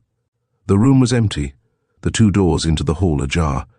He could hear the solemn ticking of the grandfather clock on the staircase. His first step, he had decided, Must be to get into touch with Bobby. Listening at the hall door, he heard the click of steel on china. Diana was at lunch, as he had expected. He closed first the bays, and then the inner door softly, shot a bolt, and tiptoed across the room. "Bless Diana for bringing the telephone into the study," Bobby's office responded. A late-leaving clerk had heard the ring of the phone and came back to answer. "No, sir, Mr. Salisbury is not in today." Gordon rang off without disclosing his identity and tried Bobby's lodgings in Half Moon Street, with no better success. He was wasting valuable time, he realized, and Bobby could wait. He put on the receiver and stood up, stretching himself with an easy, happy, homecoming smile. Yes, Diana would be surprised. He crossed the room to the hall. His hand was on the handle when, glancing round, he saw the curtain which hid the door into the courtyard move and billow. He had left the door open, he thought, and was on the point of returning to close it, when a hand came round the edge of the curtain, and he stood, frozen to the spot. Again the draperies moved, and a woman came into view. It was Heloise. Gordon did not believe the evidence of his eyes. She was some vision conjured up by an overheated brain, a symptom of disordered nerves. "You are not real," he said dully. "Avant." "Gordon." The outstretched hands, the plea in her eyes. Gordon Salisbury stood with his back to the door. "How did you come here?" he croaked. "Through the garden gate, the way you came. I followed you." "Gordon, he is furious. You must protect me." He could only stare at her owlishly. "You mean Peter?" He nodded. "Peter? No, my husband Claude. He knows everything." Dramatically. "Is he? An editor?" He was talking foolishly. Nobody knew that better than Gordon, but the works were beginning to slow down again. And then she came to him and dropped both her hands on his arm. "You want me to stay here, don't you? You won't turn me out?" "He followed me, but I slipped him." "Stay here?" Gordon hardly recognized his own voice. "Are you mad?" She looked at him suspiciously. "Are you married?" "No." And then a flashing inspiration. "Yes." "Yes, no," she said impatiently. "What, are you divorced?" "No. You see how absurd it is, Heloise. You are married to Diana." She pointed an accusing finger. Gordon could only nod idiotically. "You really must go," he squeaked. "This may mean ruin for me." Her lips curled as she drew back, hands on hips. "Do I get any of that ruin?" she demanded. "You must go back to your husband." His brain was alert now. "Tell him you have made a mistake." "He pretty well guesses that," she interrupted bitterly, and slowly took off her wrap. Instantly Gordon seized it. "Put it on," he wailed, but she twisted herself loose. "I will not go. I will not. Oh, Gordon, you can't turn me out after all we've been to one another, after all the confidences." He was pushing her toward the courtyard door, a man beside himself, frenzied with fear, terrified beyond hope of succor. "Out of the side door," he hissed. "I will meet you in half an hour, at a tea shop somewhere. Heloise, don't you realize my reputation depends—" It needed but this to pull the mask from her face. "Tea shop? I am to be thrown to the lions." He looked hard at her. Could a woman pun in such a solemn moment? "As to your reputation," she drawled coolly, "that sort of thing doesn't make me get out of bed and walk round, I assure you. I will not leave this house alone." Gordon covered his mouth with his hand. He was in no danger of talking. He wanted to cover her mouth with his hand, but she was too far away. It was an involuntary gesture which silenced her. She heard the knock at the door, and then Diana's voice. "Who is there?" He pointed to the side door, grimacing. Heloise was adamant. "Who's there?" said Diana. "Side door," whispered Gordon frantically. Heloise shook her head, hesitated, and then stole silently behind the curtain into the recess. It was her final compromise. "Who is there? Who locked the door?" Diana's voice was urgent. Gordon straightened his coat, smoothed his hair, unlocked the door and threw it wide open. "It's all right, dear." He was grinning inanely like a cat. "Ha ha! It's only Gordon Gord, as you would say. I'm just coming out. Here I am back again, like a bad penny." In Diana's eyes was a glitter which he did not like, and as she advanced he backed instantly before her. "Only old Gordon, ha ha. he said feebly. Very funny. I'll laugh tomorrow, said Diana. The vulgarity of the ancient music hall gag did not even arouse him. So it's only old Gordon, is it? She nodded wisely. Sit over there, old Gordon. She pointed to a chair. Now look here, my dear girl. It was a very colourless imitation of his best manner. The whole thing can be explained. I lost my train. She was opening a drawer in the writing table, slowly, deliberately, her eyes never leaving his face. When her hand came to view, it held a Browning. Click! The jacket snapped back. It was loaded. What are you doing, Diana? He squeaked again. Her eyes were now murderous. Will you be good enough not to call me Diana? She asked icily. So you've come, have you? And even I, who expect most things, didn't expect you. But my friend, you've come at an opportune hour. Look here, old girl, he began. You can omit the familiarities. She waved him down to his chair. Never imagine that you will deceive me. I know you. You know me? He said hoarsely. He had come to a point where he wasn't quite certain whether he knew himself. I know you, she repeated slowly. You're Double Dan. He leapt to his feet, the pistol covering him. Waving wild hands, he strove to speak. You're Double Dan, she said, and the fire in her eyes was now ominous. I've heard about you. You're the impersonator. You and your woman confederate lure innocent men from their homes, that you can rob them. She looked round. Where is the woman? Doesn't she appear on the scene, or does her work finish when the luring is completed? Diana, I swear to you, you're mistaken. I'm Gordon, your cousin. She smiled slowly. You haven't been as careful as usual, Dan, and the fact that I call you by your Christian name need not inspire you with a desire to get better acquainted. You haven't studied him. My cousin, Gordon Salisbury, had little side whiskers. Didn't you know that? I had an accident. In fact, said Gordon, I took them off. To please you. Her sneering smile chilled him through and through. My cousin Gordon is not the kind of man who would have an accident with his whiskers, she said with cold deliberation. Where is your lady friend? He tried to look away from the curtained recess, stared solemnly ahead of him, but involuntarily his eyes strayed to the garden door. And then Diana saw the slightest of movements. Come out, please, she said. There was no response. Come out, or I'll shoot. The curtain grew agitated. Heloise, white of face, flew across the room, flinging herself upon Gordon's heaving bosom. Don't let her shoot me! Don't let her shoot me! She shrieked. Diana looked and nodded. So this man is your husband, she said.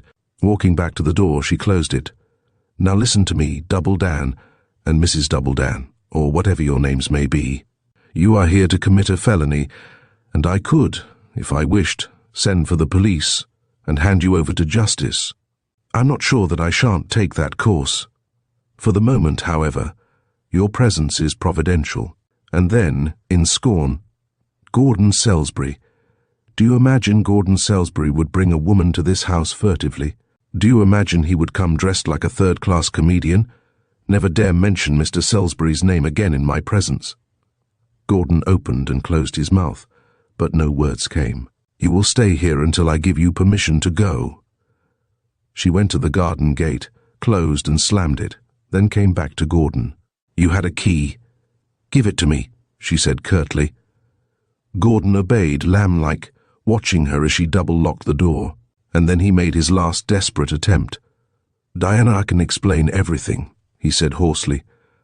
The fact is, I'll tell you the truth.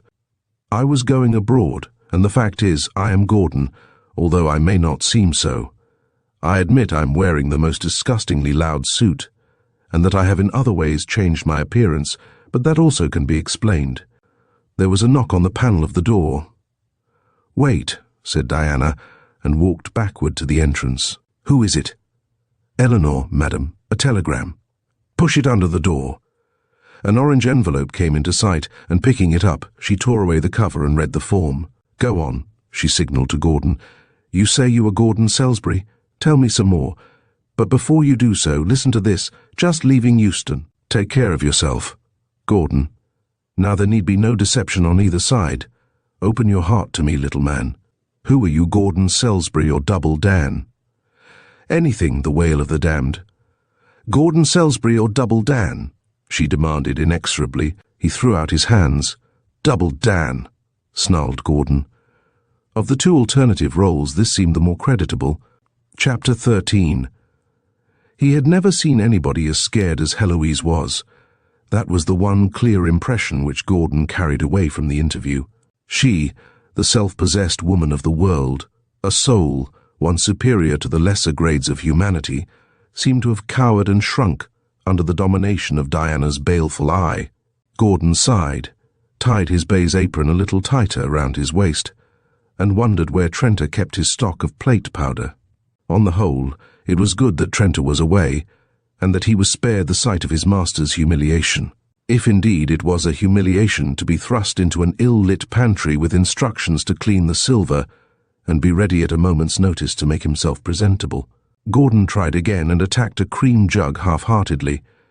His hands were not designed for housework, yet he would as soon have thought of cutting his throat with a fruit knife, half a dozen of which awaited his attention, as disobey Diana's imperious gesture, which had sent him off to the pantry to clean silver.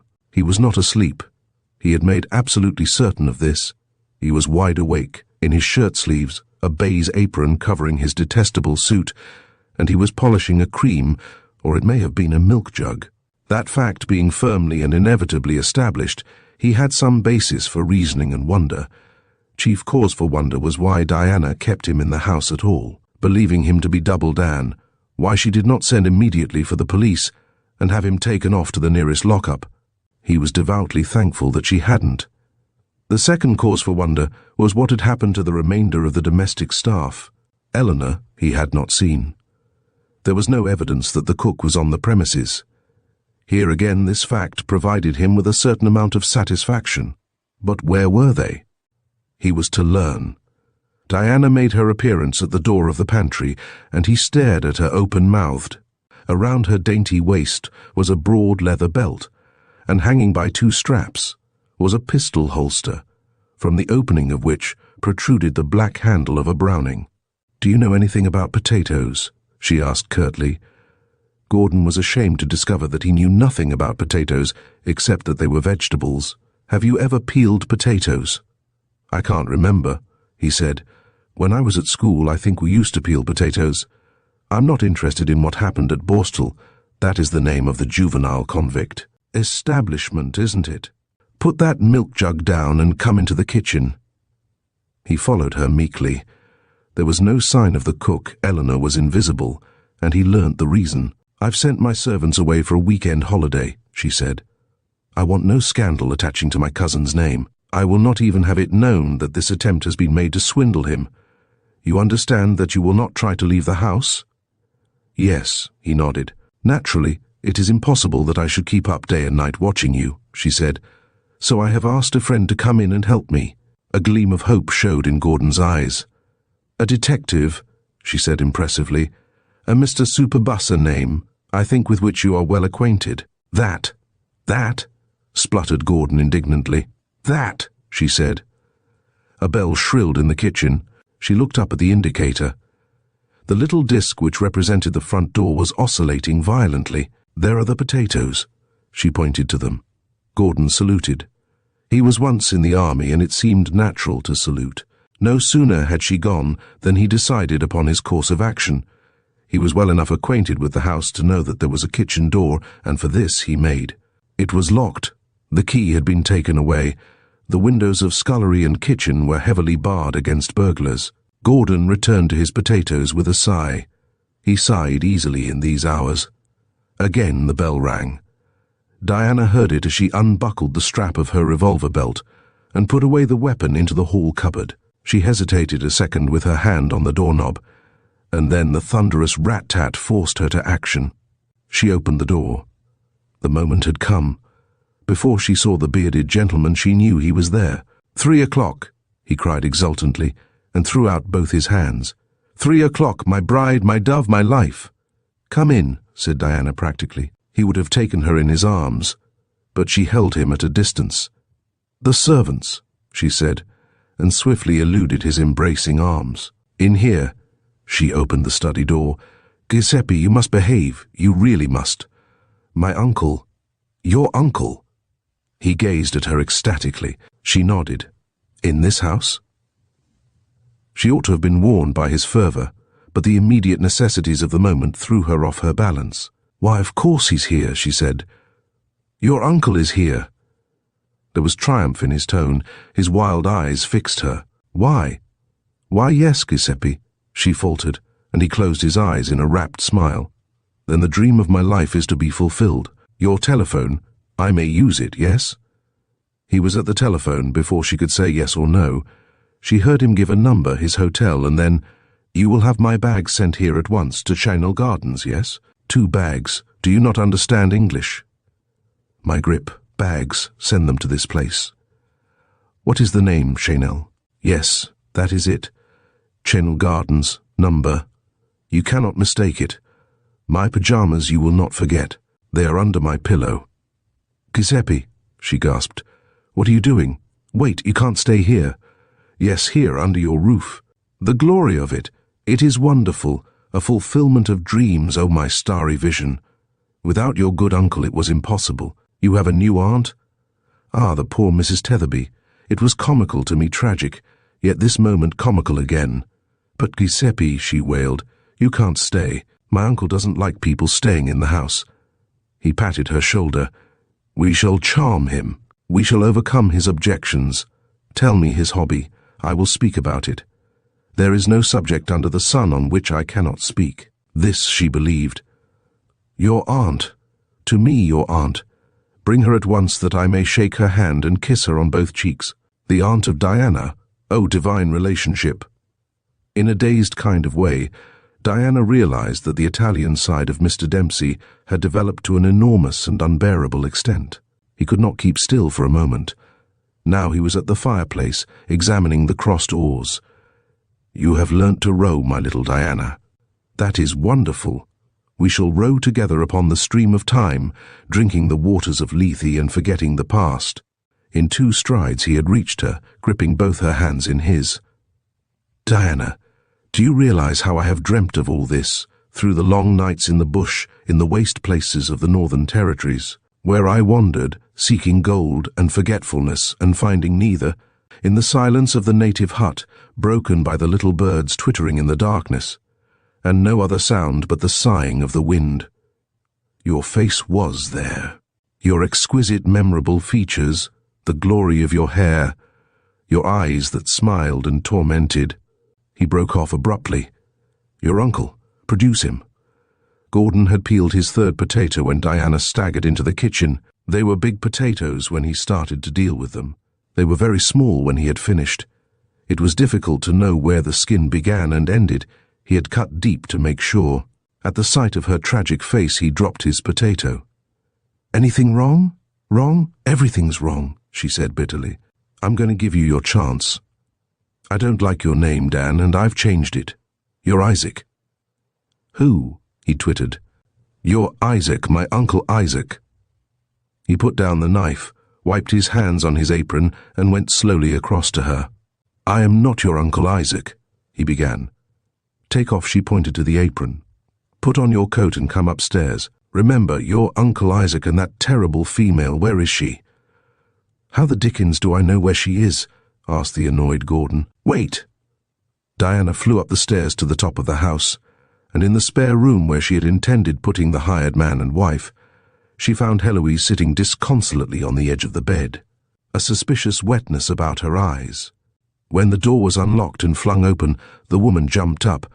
Now, see here, Mrs. Salisbury, she began in her high voice. I don't know the law of this country, but you've no right to lock me in. Do you want me to send for the police? Asked Diana, calm but menacing. I tell you, you're all wrong, Mrs. Salisbury, said Heloise with great earnestness. You've made the biggest mistake of your life. That poor fish is your husband. I have no husband, fish, flesh, fowl, or herring, said Diana. I never had a husband. And then remembering, I am a widow, Heloise was momentarily staggered. You can forget all that has happened today, said Diana, speaking a little wildly. A visitor has come, he is staying in the house, an old friend of mine. In fact, I was once engaged to him until he died in the bush. Is he here? Asked the startled Heloise. "He is here," nodded Diana, "and he is remaining. Obviously, I cannot allow him to stay unless I have a chaperone. You are," she spoke deliberately, "Aunt Lizzie." Heloise could only look at her. "Your Aunt Lizzie and your wretched criminal husband, or whatever he is, I can only hope for the best, is Uncle Isaac. Go right down into the kitchen and tell him." "Let me get this right," said Heloise slowly. "I am Aunt Lizzie. You want me to be your Aunt Lizzie, and that poor child is to be?" "Uncle Isaac, I haven't gotten it right yet," said Heloise. "This is a cinema lot. You're playing Sumpen." She had forgotten momentarily that she was a lady of fashion and culture. "I'm Aunt Lizzie." She sank under the burden that had been imposed upon her.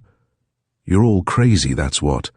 I'm an American citizen, or near American, Toronto, but I live so close that I could throw a stone across the border. And I'm Aunt Lizzie." Chapter 14. Gordon was playing absently with potato peelings when she came in.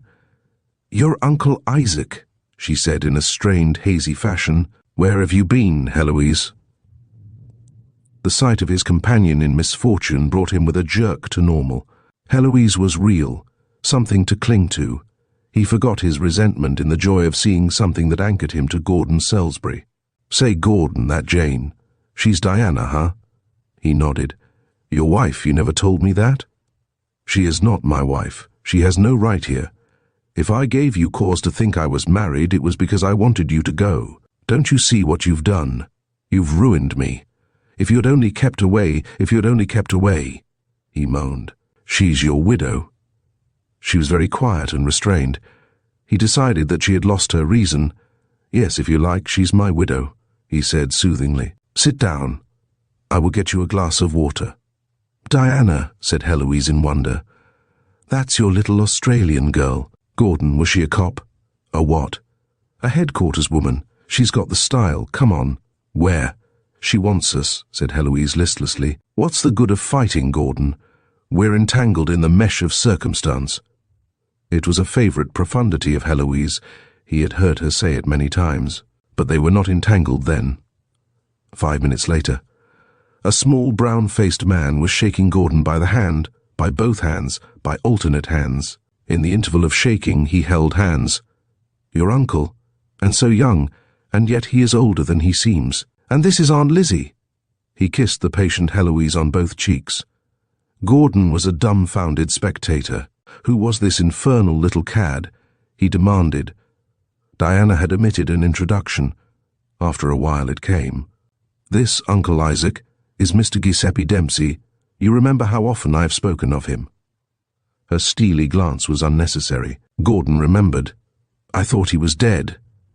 So intense were his feelings that his voice dropped to a deep bass.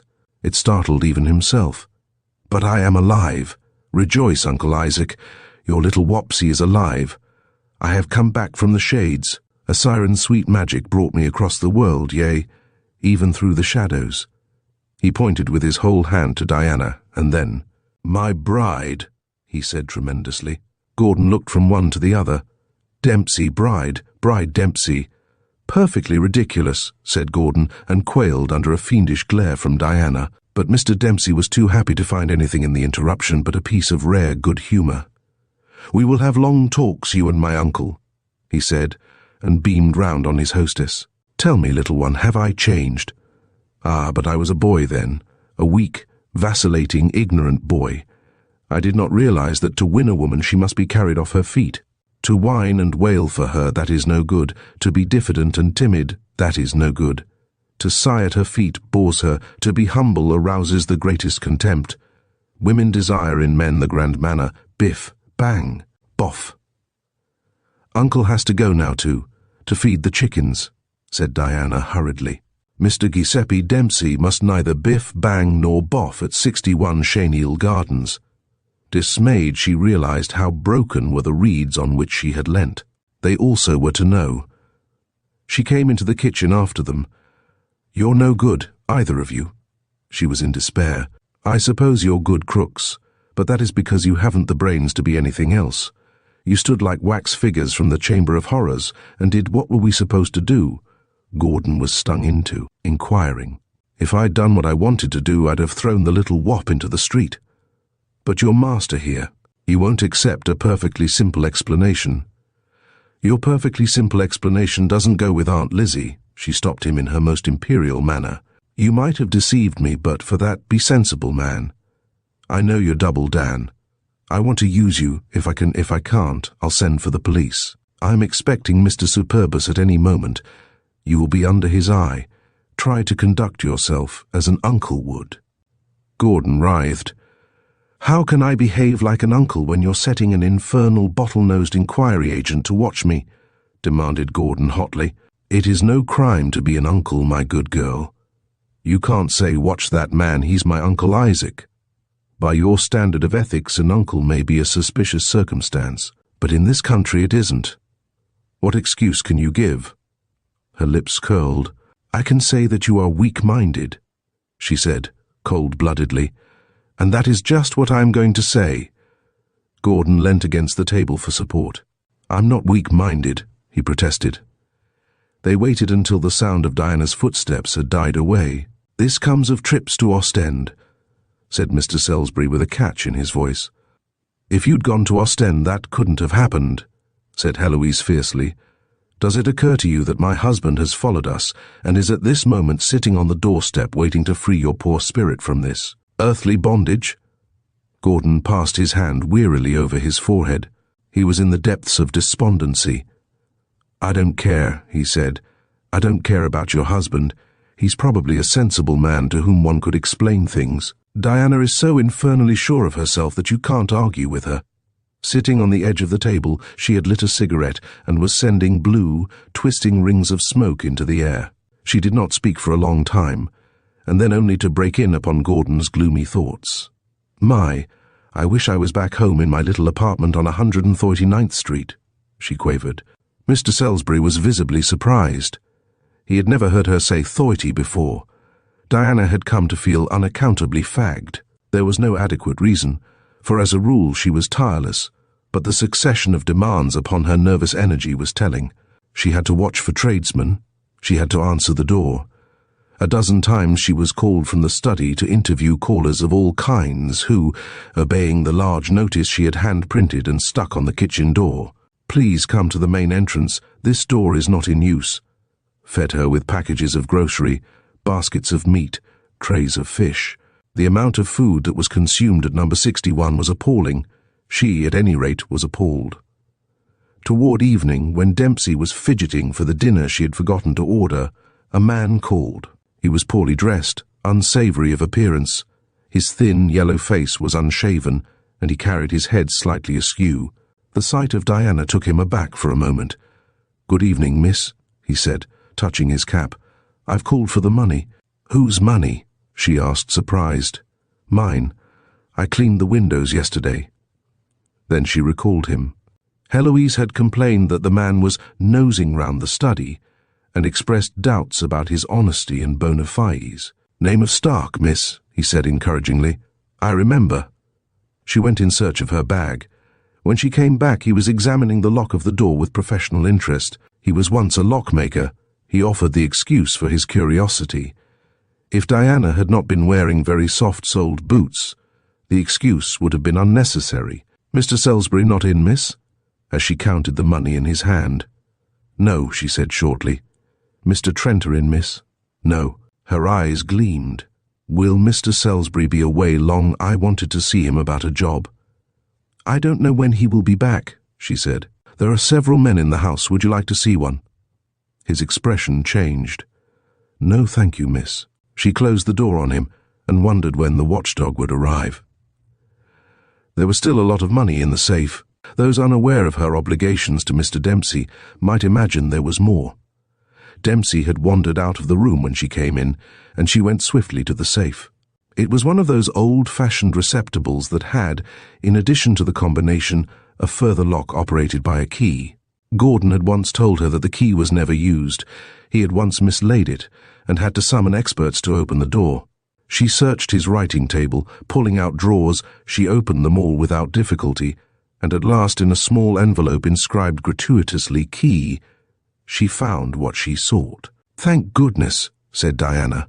A turn of her wrist and the safe was secure, even against those who by cunning or violence had obtained the code word. Mr. Julius Superbus came importantly, descending from a taxicab and drawing out after him a large tin box, mottled red and black. He produced, also from the interior of the cab, a large scrapbook fastened about with a broad green canvas strap. He also delivered from the cab a daring golf cap. These he deposited on the sidewalk, paid the taximan his fare, climbing inside to verify what had seemed to be a preposterous statement of claim, and donated the driver sixpence. Diana, in the note she had scrawled, had added a P.S. Spare no expense. Gathering his belongings under both arms, he went up the steps, stooped and pressed the bell with his nose, a clever little device that had once come to him as an inspiration, and which in itself advertised his originality. Diana answered the door. "You sent for me," said Julius simply. "I have come." She was obviously relieved to see him and piloted him into the dining room. "Mr. Superbus, I am going to make great demands upon you, and I'm sure I shall not ask in vain. I am in the greatest trouble." He inclined his head. "Have you searched all your clothes?" he asked quickly. "You've lost something. I know this by, so to speak, a method of my own. It's natural to suspect servants, but do they do it, ma'am? Not once in 50 times. I've lost nothing. Mr. Superbus, my uncle is here." She was doubtful as to how she should go on. Should she take him entirely into her confidence? A wild idea, but not without its advantage. Relations, the Roman pronounced, are best apart. They come, they borrow money, they eat you out of house and home, and when they go, they haven't a good word for you, uncles especially. "Leave him to me, ma'am. I'll put the case to him man to man. He'll be out of this house." He looked at his watch. In 5 minutes. She enlightened him briefly. Her uncle was a welcome visitor, a nice man, very much like Mr. Salisbury in appearance and as young. Only. She tapped her forehead. Mr. Superbus understood. "Tact," he said, "tact and humour. Let 'em think they're having their way, and then the iron hand in the velvet glove, an expression I invented myself." He appended modestly, "Leave him to me. You couldn't come to anybody better than me, ma'am. We've had several lunatics in our family." Diana stepped back a pace. "And his good lady is here?" "Aunt Lizzie." "That makes it a little awkward," regretted Superbus, "owing to the difficulty of watching him when he's asleep. Unless Aunt Lizzie would mind. I am a family man." "She might object," said Diana. "No, I don't think that you need do that.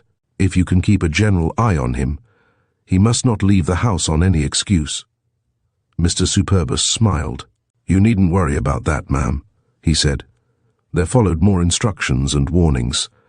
Diana flew into the study to pacify a distracted Dempsey, whose urgent voice had interrupted her twice during the interview with the detective. Mr. Superbus went into the kitchen thoughtfully. He saw no resemblance between Gordon Salisbury and his uncle. He noted that in Aunt Lizzie's face was an expression of uneasiness. "Good afternoon," he said. "My name's Smith." Gordon pointed to the door. "Go out and change it," he said. Mr. Superbus was amused. "I thought I'd pop down and have a look at you, Uncle Isaac," he said, and bowed to the lady. "And Aunt Lizzie." He radiated compassion. "Get out," roared Gordon, red of face. "Go back to the lady who employs you and tell her that I give her 10 minutes to hand me my keys and kick her infernal Dempsey out of the house." "What's the good?" It was Heloise who spoke. "If you make a fuss, you'll be seeing the judge on Monday." "I don't care." Gordon was towing the limit. "I simply don't care. I'm the master of this house, and I will assert myself. Say, Gordon, what am I, one of the extras? Ain't I got any say in this? You don't care. Well, I'm certainly glad you're that way, it's grand, but I allowed myself to be trapped by a she-octopus, and I'll find another way of getting out than taking the short trail to the hutch, and the only way out is to behave." Mr. Superbus agreed. He was not unprepared for the claim that Gordon was master of the house. Against this strange hallucination on the part of Uncle Isaac that he was his own nephew, Diana had warned him. "You're a good lad and I'm a good lad," he murmured. "We're all good lads together." He winked at Heloise. Susceptible to such signals, Heloise winked back. It was maddening. To what degree, Gordon learnt painfully. Mr. Superbus was so kind and so helpful and so tolerant. Gordon went into his pantry and searched for a large razor-sharp carving knife. There are some things no man can endure. Kindness is one of them. Chapter 15. Life, said Mr. Dempsey, stretching the toes of his small feet to the fire with a luxurious intake of breath, is a beautiful thing, from the utter depths of loveless despair to the sublime accomplishment of heart's desire. What a transition, my own. Mr. Dempsey, began Diana. Wopsy, he murmured reproachfully. Well, Wopsy, I have allowed you to stay because I wanted a quiet talk with you. A quiet talk. She stressed the qualification as he reached out for a hand that was not there. Silence is so wonderful. He turned his languishing eyes upon her. Silence and thought and the woman. But Diana had her piece to say, carefully prepared and rehearsed in the solitude of her room. 5 years ago you were good enough to ask me to marry you. I refused. People say that young girls are brainless. The fact that I declined the honor you offered is proof to the contrary. What I felt then, I feel now. My heart is in the grave. My grave. His smile was melancholy but complacent. Don't be silly. You are alive, I'm sorry. I mean, I should be sorry if you weren't. I had a lover. My heart went out to him, Wopsy. Her voice trembled. She thought there were tears in his sympathetic eyes. But he passed. Ran away from you? Mr. Dempsey sat up. When I say passed, there was more than a trace of acid in Diana's voice, I mean. To the great beyond. Pegged out? Dempsey shrugged. These things happen. Once I loved a girl. Oh, Diana, such a girl amongst girls. Tall, divinely fair, gracious in every look and movement. She also passed to the great beyond. She died, whispered Diana. She went on to the stage in America, said Dempsey. She was dead to me. I cut her out of my heart. I could have killed myself, but I said, Wopsy, have you forgotten your little Diana, your first, your only love? With a courage that I have often admired, I forgot her. She is now the greatest screen vamp in Hollywood. I see her frequently without a tremor. Such things happen. Diana was unmoved, though a little discouraged. My love will never be forgotten, she gulped. Wopsy, you see how impossible it is. Did you get the money? The money, you sent it to me? But Diana, how foolish. I sent it by check, she said. He sank back again in his chair. You are a foolish little one. Money? He laughed cruelly. How you Anglo-Saxons worship money, to men of my temperament. He snapped his fingers. As to your unfaithfulness to the great ideal I provided, your heartless disregard for my memory, I forgive you. You were only a child. You could not be expected to cherish the memory of the man who died for you. That is past. We belong to the day tomorrow, Monday. Tuesday we shall be married. What are we doing on Wednesday? She asked. Forgive me for looking so far ahead. For a second he was disconcerted, uneasy, that he betrayed in his laughter. My dear little Diana, how droll you are. Listen, Dempsey or Wopsy. As the case may be, you are returning to your hotel tomorrow. We are not getting married on Monday, Tuesday, or Wednesday. Shall I tell you why? I see that you are interested, because I don't want to marry you. His face darkened. This is Uncle Isaac, he said between his teeth. The influence of that man is diabolical. All my life I have been thwarted by aunts and uncles. He shall answer to me, Giuseppe Dempsey. He flung out of his chair, took 2 strides toward the door, when she caught his arms desperately. Let me go, he stormed. If you leave this room, I will telephone for the police. The tension relaxed. For me, the police for me. He covered his face in his hands, and his shoulders heaved convulsively. Diana felt no regrets. And she of whom I dreamt threatens me. Let me die. Diana let him. At the end of 3 minutes he was still alive. Mr. Dempsey, dry your eyes. Like a faithful but heartbroken hound, he obeyed. You may stay here tonight, she said. Your bedroom is at the top of the stairs. I hope you sleep well. If you want anything, ring the bell. Good night. He turned wearily toward the door. This is not Diana. His dejection would have touched a heart of stone. Diana was unmoved. She heard his door close, went silently up the stairs and slipped a key into the lock. He heard, too late, the grating of steel against steel. Before he could reach the door, the lock snapped. "Who is that? Who has locked the door? Open it at once." "It is I," said Diana in a low voice. "But Diana, this is extraordinary." "I do it for your own protection," she whispered through the keyhole. "Uncle Isaac does not like you, and he is armed." A silence. "But this is dangerous.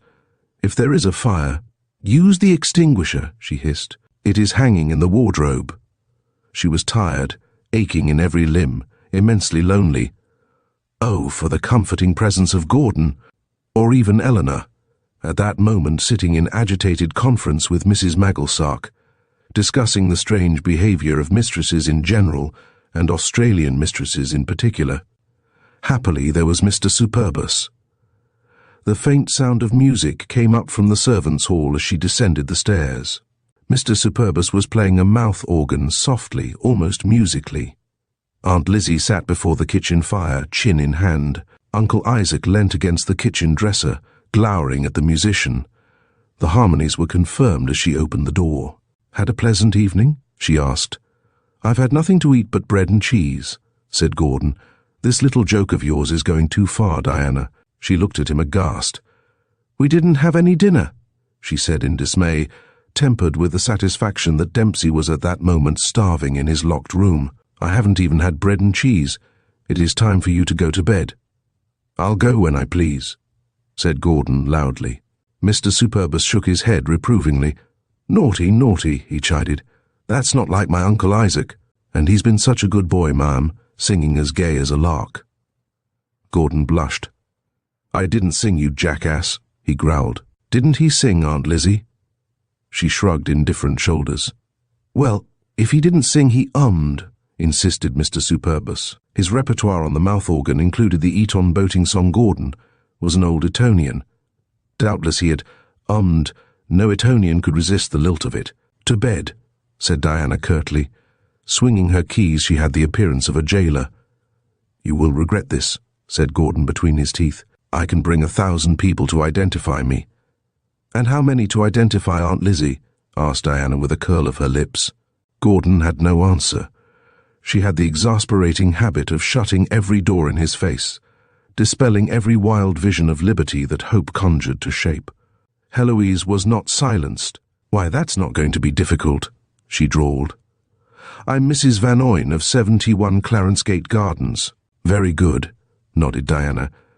"You are at liberty to telephone to the police and allow them to identify you. I'll tell them that by an error I have mistaken you for Double Dan's— what is the word? Partners. They will put things right." Heloise got up.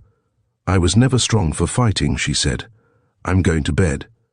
Diana led the way. Gordon came after. Mr. Superbus followed, emitting soft tuning noises from his mouth organ. Were it in his repertoire, Gordon would have selected "The Death of Asa" as an appropriate accompaniment to that solemn march. He imagined himself a malefactor on his way to execution. Diana had the air of hangman and private torturer. "Good night," he said mechanically, and stopped at the door of his room. "Not in there," her loud whisper was threatening. He followed to the floor above. The room chosen was that in which Diana said she intended sleeping the man and wife who were to be engaged for the autumn cleaning. Heloise went in. She knew the room. "Good night," she said. "You have forgotten something," said Diana. "If you think I'm going to kiss you, there's a surprise coming to you, girl," said Heloise, and tried to shut the door. "Your husband," said Diana primitively. The door slammed. Diana heard a chair dragged across the room, and guessed that the back of it was being propped under the handle. Gordon's throat went dry. "You have quarrelled," said Diana, "or perhaps you don't." "I don't." The voice came from his stomach. He had never suspected such a range of sound in himself. "That's very awkward." She tapped her lips with a key. "You'll have to go into the spare room. Come down." The spare room was at the far end of the passage, and the bed had not been made up. "There are the blankets," said Diana, and pointed. "Tomorrow I will find sheets for you. The bed is more comfortable than any you'll find at the police station." She locked the door on him. The window was open, but there was no method of reaching safety. Here the wall dropped sheerly to the bottom of the area, and if you missed the area there was a row of sharp, spiked railings. Gordon decided to go to bed. For an hour he tossed from side to side, his nerves on edge, sleep farther from him than ever. There might be a spare key to the room in one of the drawers. He searched diligently, but without success. Then he tried the door. From somewhere outside came the sound of a knife cleaner working eccentrically, or it may have been the noise of a carpet sweeper being pushed across the floor by one who had no conception of rhythm. As he turned the handle, the noise ceased and a voice said, "Sleep well, Uncle Isaac." Mr. Superbus, that faithful watchdog, was sleeping on the mat. Chapter 16. Diana stirred uneasily in her sleep and woke. There was no sound but the distant snore of Mr. Superbus, but she had an uncanny instinct that all was not well. Slipping out of bed, she pulled on her dressing gown and looked out of the window.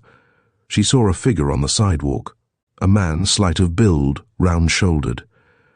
She saw him clearly in the light of the street standard which was immediately opposite the house. She guessed his face rather than saw it, and wondered where she had seen him before. Stark, the window cleaner. Now she knew him. As she looked, he stood back quickly, bringing himself against the railings. Craning her neck, she saw a shadowy policeman slowly passing the end of the street. He reached the opposite corner and stopped, came a few steps down Chanel Gardens and stopped again. There was the flare of a match. It was the hour when policemen produce surreptitious pipes in defiance of all regulations. The figure against the railings remained motionless. "What do you want?" demanded Diana. Mr. Stark looked up. "Nothing, lady. I can't sleep," he stammered.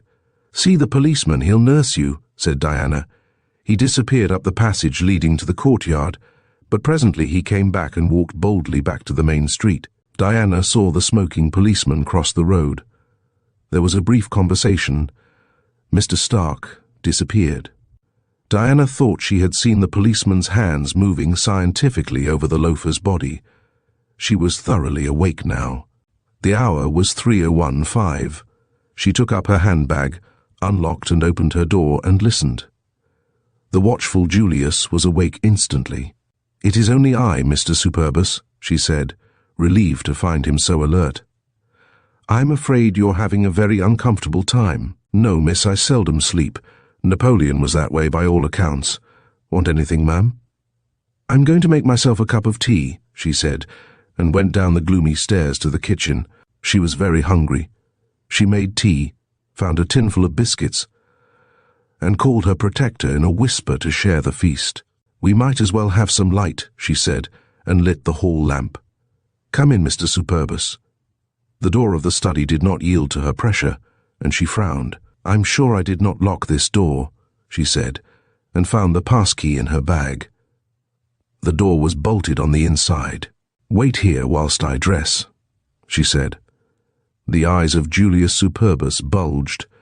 Excitement toned his complexion from petunia to old gold. He was not nervous. He was not frightened. Danger made him go pale. Mark Antony was that way. She was down again in an incredibly short space of time, took the revolver belt from the hall cupboard, and fixed it about her waist. Mr. Superbus saw the gun in her hand and felt more comfortable. "Open the door, please."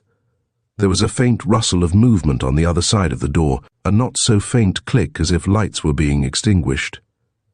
"Guard the back of the house," she said in a low voice. "He will probably escape over the wall. Take no risks, strike him down at once. He may be armed." Mr. Superbus did not move. He was rooted to the spot, as they say.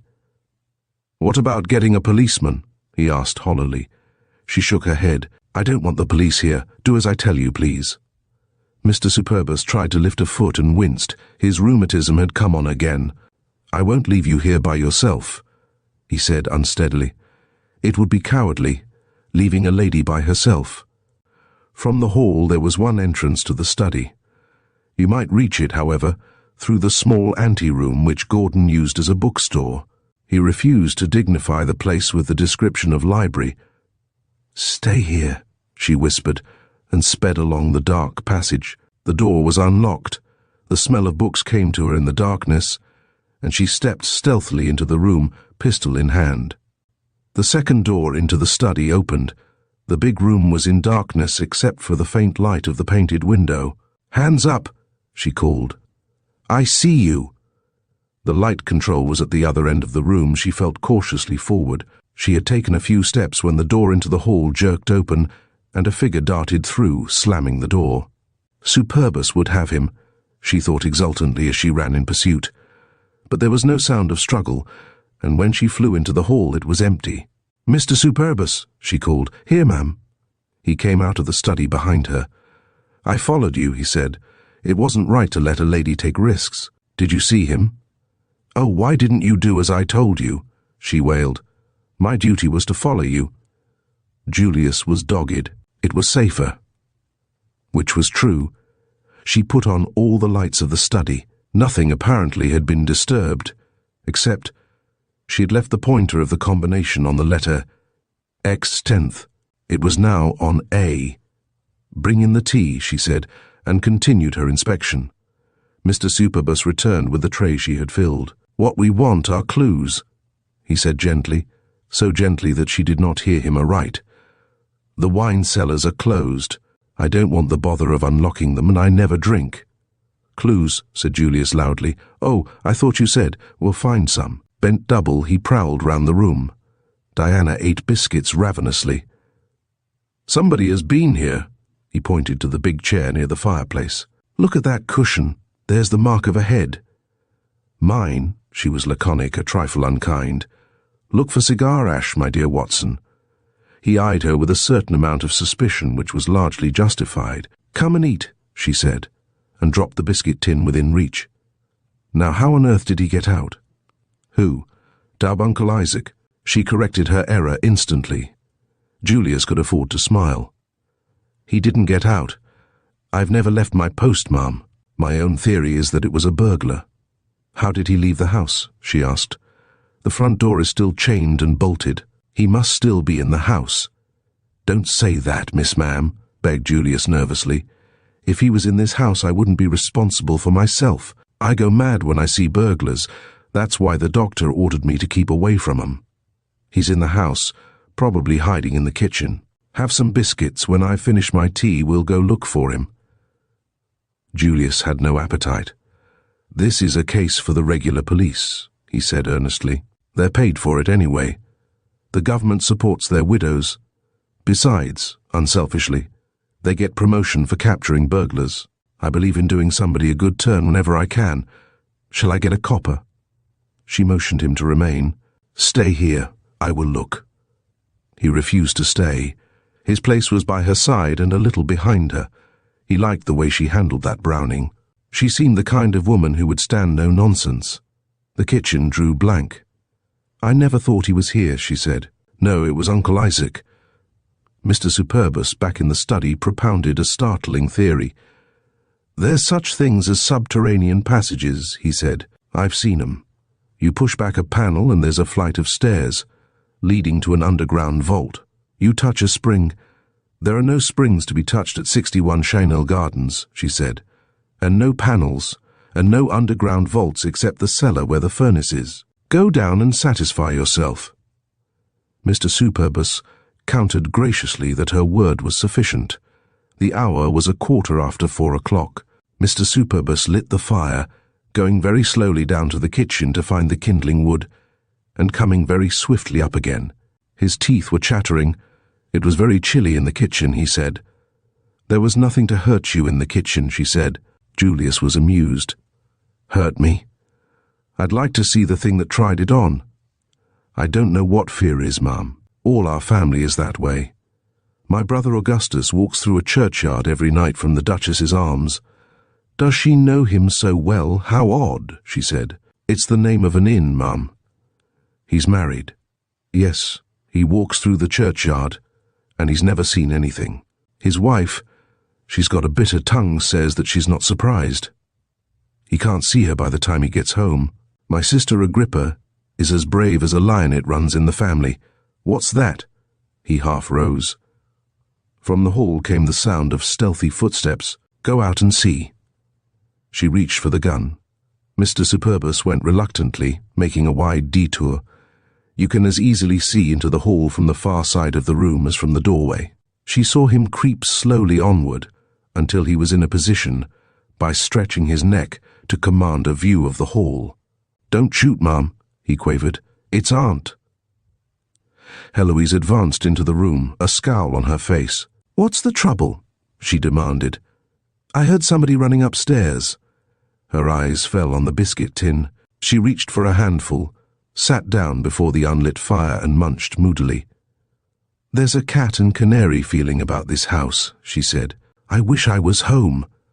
Diana was impressed by the abysmal dejection of the woman. "Get another cup and saucer, Mr. Superbus," she said. "Aunt Lizzie would like some tea." Julius had gone down on his knees before the fireplace, in that attitude resembling a priest of some mystic sect of fire worshippers. Straightening his back, he looked up anxiously. "You will find a cup and saucer on the servery at the end of the passage," said Diana. "You need not go down to the kitchen." Julius rose with relief. "I don't mind the kitchen," he said untruly. It was Heloise who lit the fire and crouched above it, folded arms on knees, staring down at the little banners of flame. It seemed to her that 1,000,000 years had passed since she had discussed anybody's soul.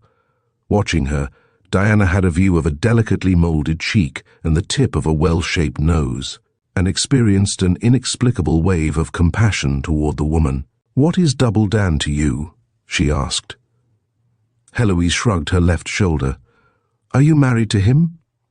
Mrs. Van Ooyen was sensitive to atmosphere. No English barometer, the most restless of all scientific instruments except perhaps a Japanese seismograph, was quite as responsive to the emotions of others as was the little detector which registered sympathy in the nimble brain of Heloise.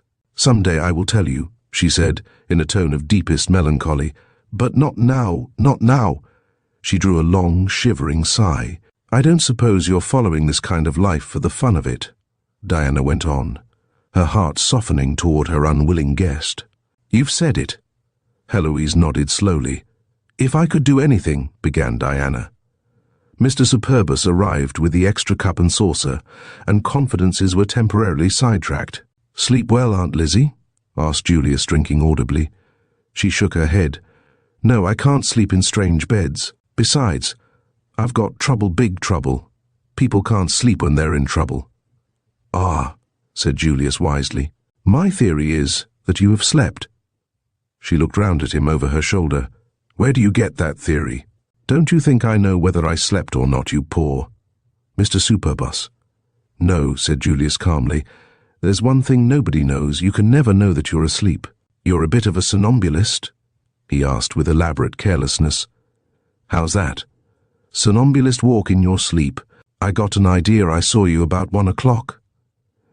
She turned her face away to the contemplation of the fire. "Got ideas too? That mind of yours is surely active.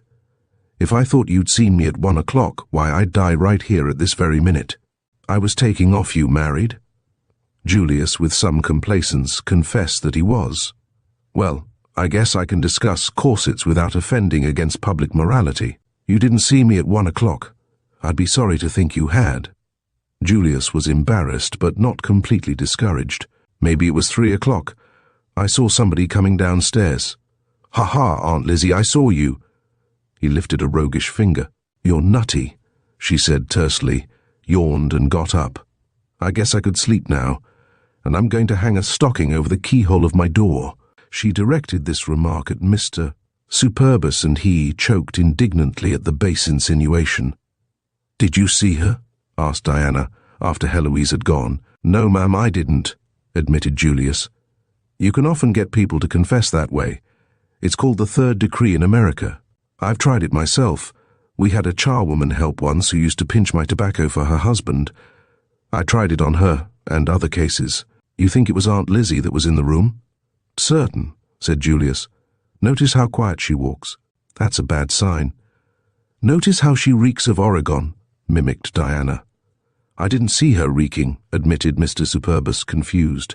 "I wonder you didn't. Those heavy perfumes are almost visible. And there was no scent of Oregon in the room, no fresh scent anyway. It was still dark when she drew up the blind and looked out." She felt very wide awake without knowing exactly in what manner her activity might be best employed. Take this key, go up into Uncle Isaac's room, open the door quietly, and see if he is there. And then get out quick. Julius did not like that word quick, climbing the stairs leisurely. He listened at the door of Uncle Isaac's room. There was no sound, which was satisfactory. On the other hand, the very stillness might be ominous. Mad people are notoriously cunning. He remembered gruesome stories he had heard of cat-footed maniacs who had crept up behind their guards and cut their throats with pieces of old iron secretly sharpened. Julius Superbus drew a long breath. The blood of his Caesarean ancestors ran a little coldly. The pumping station under his left-hand waistcoat pocket increased its thump noisily. Again he listened. If Uncle Isaac was asleep, he would make no noise. Therefore, if there was no sound, he must be asleep. He went downstairs again. Sleeping like an innocent child, he reported, one hand under his cheek and a sort of smile on his face. She took the key from his hand and looked at it. You went in? Right in, said Julius, sunning his back at the fire. Put on the light, had a good look around. She looked at the flat steel in her hand. I only asked you, she said, because I gave you the key of the study by mistake. Julius was a man of infinite resource. I've got a way of opening doors that's known only to 3 people in the world. Come up with me, she said, rising. I've got a way too. I use the right key. He walked behind her, temporarily at a disadvantage. She opened the door of Gordon's prison quickly and snapped on the light. The room was empty. Chapter 17. Knotted to the bedstead was a rope. It was of amateur make, being 3 strips of blanket plaited together, and the rope led through the open window. Diana looked down. The end of the rope dangled less than 6 feet from the window sill. He must have dropped 20 feet to the stone flags below. That's funny, said Superbus, game to the last. When I looked in... Let us keep to facts, begged Diana, her youthful brows wrinkled. What is the use of a rope if it only falls him a few feet from the sill, and why didn't he pull the bed to the window? She pulled the bed herself. It moved easily. The weight of a man would have drawn it across the floor. Thoughtfully, she took stock of the apartment. In one corner stood a long, mirror-fronted wardrobe. Drawing her Browning, she pulled open the door. Come out, please, she said coldly. Gordon stepped forth with some dignity. Standing in the doorway, Mr. Superbus witnessed the astonishing spectacle and shook his head reproachfully. Uncle Isaac, he said reprovingly, I never thought you'd play a trick like that on an old friend. Will you kindly tell me why you destroyed my bed linen? Asked Diana, and her cool claim to the ownership of anything in the house aroused Gordon to fury. Your bed linen is my bed linen, he spluttered. She raised her hand. We will not go into that matter, Uncle Isaac, she said with freezing politeness. Will you be kind enough to draw in the blanket and close the window? It will be light soon, and I have no wish to give the milkman a topic for discussion. I have my cousin's interests to guard. Send for Bobby, said Gordon, suddenly quiet. I don't think he will have any doubt as to who I am. If by Bobby you mean Mr. Robert Salisbury, said Diana. I've already telephoned to him. He is out of town, probably decoyed away by your agents. Gordon was stricken to silence. The last avenue of escape was closed. Very well, he said. I promise you I will give you no further trouble. He pulled in the rope, let down the window and drew the blinds. Now, if you don't mind, he said, I would like to go to sleep. I have been up the whole of the night. She nodded. You may sleep, but Mr. Superbus will sit in this room. I will lock the door on you both. Personally, I prefer sitting outside, said Mr. Superbus hastily. I should like a smoke. You will remain, said Diana with firmness. If he does, I'll chuck him out of the window, said Gordon savagely. Mr. Superbus backed from the room. He'll be all right, ma'am, miss, he said. Trust old Uncle Isaac. Diana knew that it was useless to insist. She shut the door on her captive and went down to the study, being confident that he would make no further attempt at escape. She must get in touch with Bobby, must even risk his annoyance at being dragged from his bed at that unearthly hour. She took up the telephone and put through a call. It was answered with surprising rapidity. The voice of an unknown man spoke. She guessed it was Bobby's servant. "It is Miss Ford speaking. Can I speak to Mr. Salisbury?" "He hasn't been home all night, miss. I've been sitting up for him. He said he might get into London at daybreak." "Where is he?" she asked. "He's gone to Ostend, miss. He telephoned me from Dover." The news was unexpected and a little alarming. "Has he gone alone?" she asked. "To the best of my knowledge and belief, miss," said Bobby's man, tactfully, diplomatically, and legally. Diana hung up the receiver. Had they lured Bobby, she wondered. Chapter 18. Bobby Salisbury had gone to Victoria to rescue his brother at the 11th hour from a situation which could be mildly described as dangerous. He had searched one continental train from end to end and was halfway through another when the guard's whistle sounded, and he was faced with the alternatives of leaving his search incomplete or going on to Dover. He decided upon the latter course, continuing his inspection of the compartments, roving Pullman cars, peeping in upon indignant honeymoon couples, without discovering the object of his search. At Dover, he discovered that there had been a relief train leave Victoria at 11:15. The passengers were already on the steamer. Gordon may have come by that, he thought, and made his decision. He had no passport, but most of the restrictions affecting continental travel, especially travel to Belgium, had been removed, and he was able to convince the passport officer at the barrier that his business was of such urgency and his identity so well established that a little license might be extended to him. And, on the promise that he would return after leaving the ship, he was allowed to pass to the quayside. He stopped only to get a call through to London, and by great good luck, found the Dover-London wire disengaged. The boat was crowded, and he was no sooner on board than he saw how impossible it was to make sure that Gordon was not on the boat by a search whilst the ship was in port. The Princess Juliana carried Bobby to sea. He arrived at Ostend at 4 o'clock in the afternoon, having satisfied himself that, although there were many suspicious characters on the ship, Gordon and Mrs. Van Oyne were not two of them. He spent 2 hours seeking the British vice-consul and persuading that gentleman to give him the necessary certificate to be readmitted, and to placate the passport officer on the other side, who had already been notified of his unauthorized departure. Very few of the Ostend hotels were open, but Bobby made a tour of all, examining their visitors' books. Gordon was not in Ostend. That was a relief. He might have changed his mind at the last moment and gone to Paris, but that was unlikely. Bobby believed his brother, though he imposed the limit of strain upon his credulity.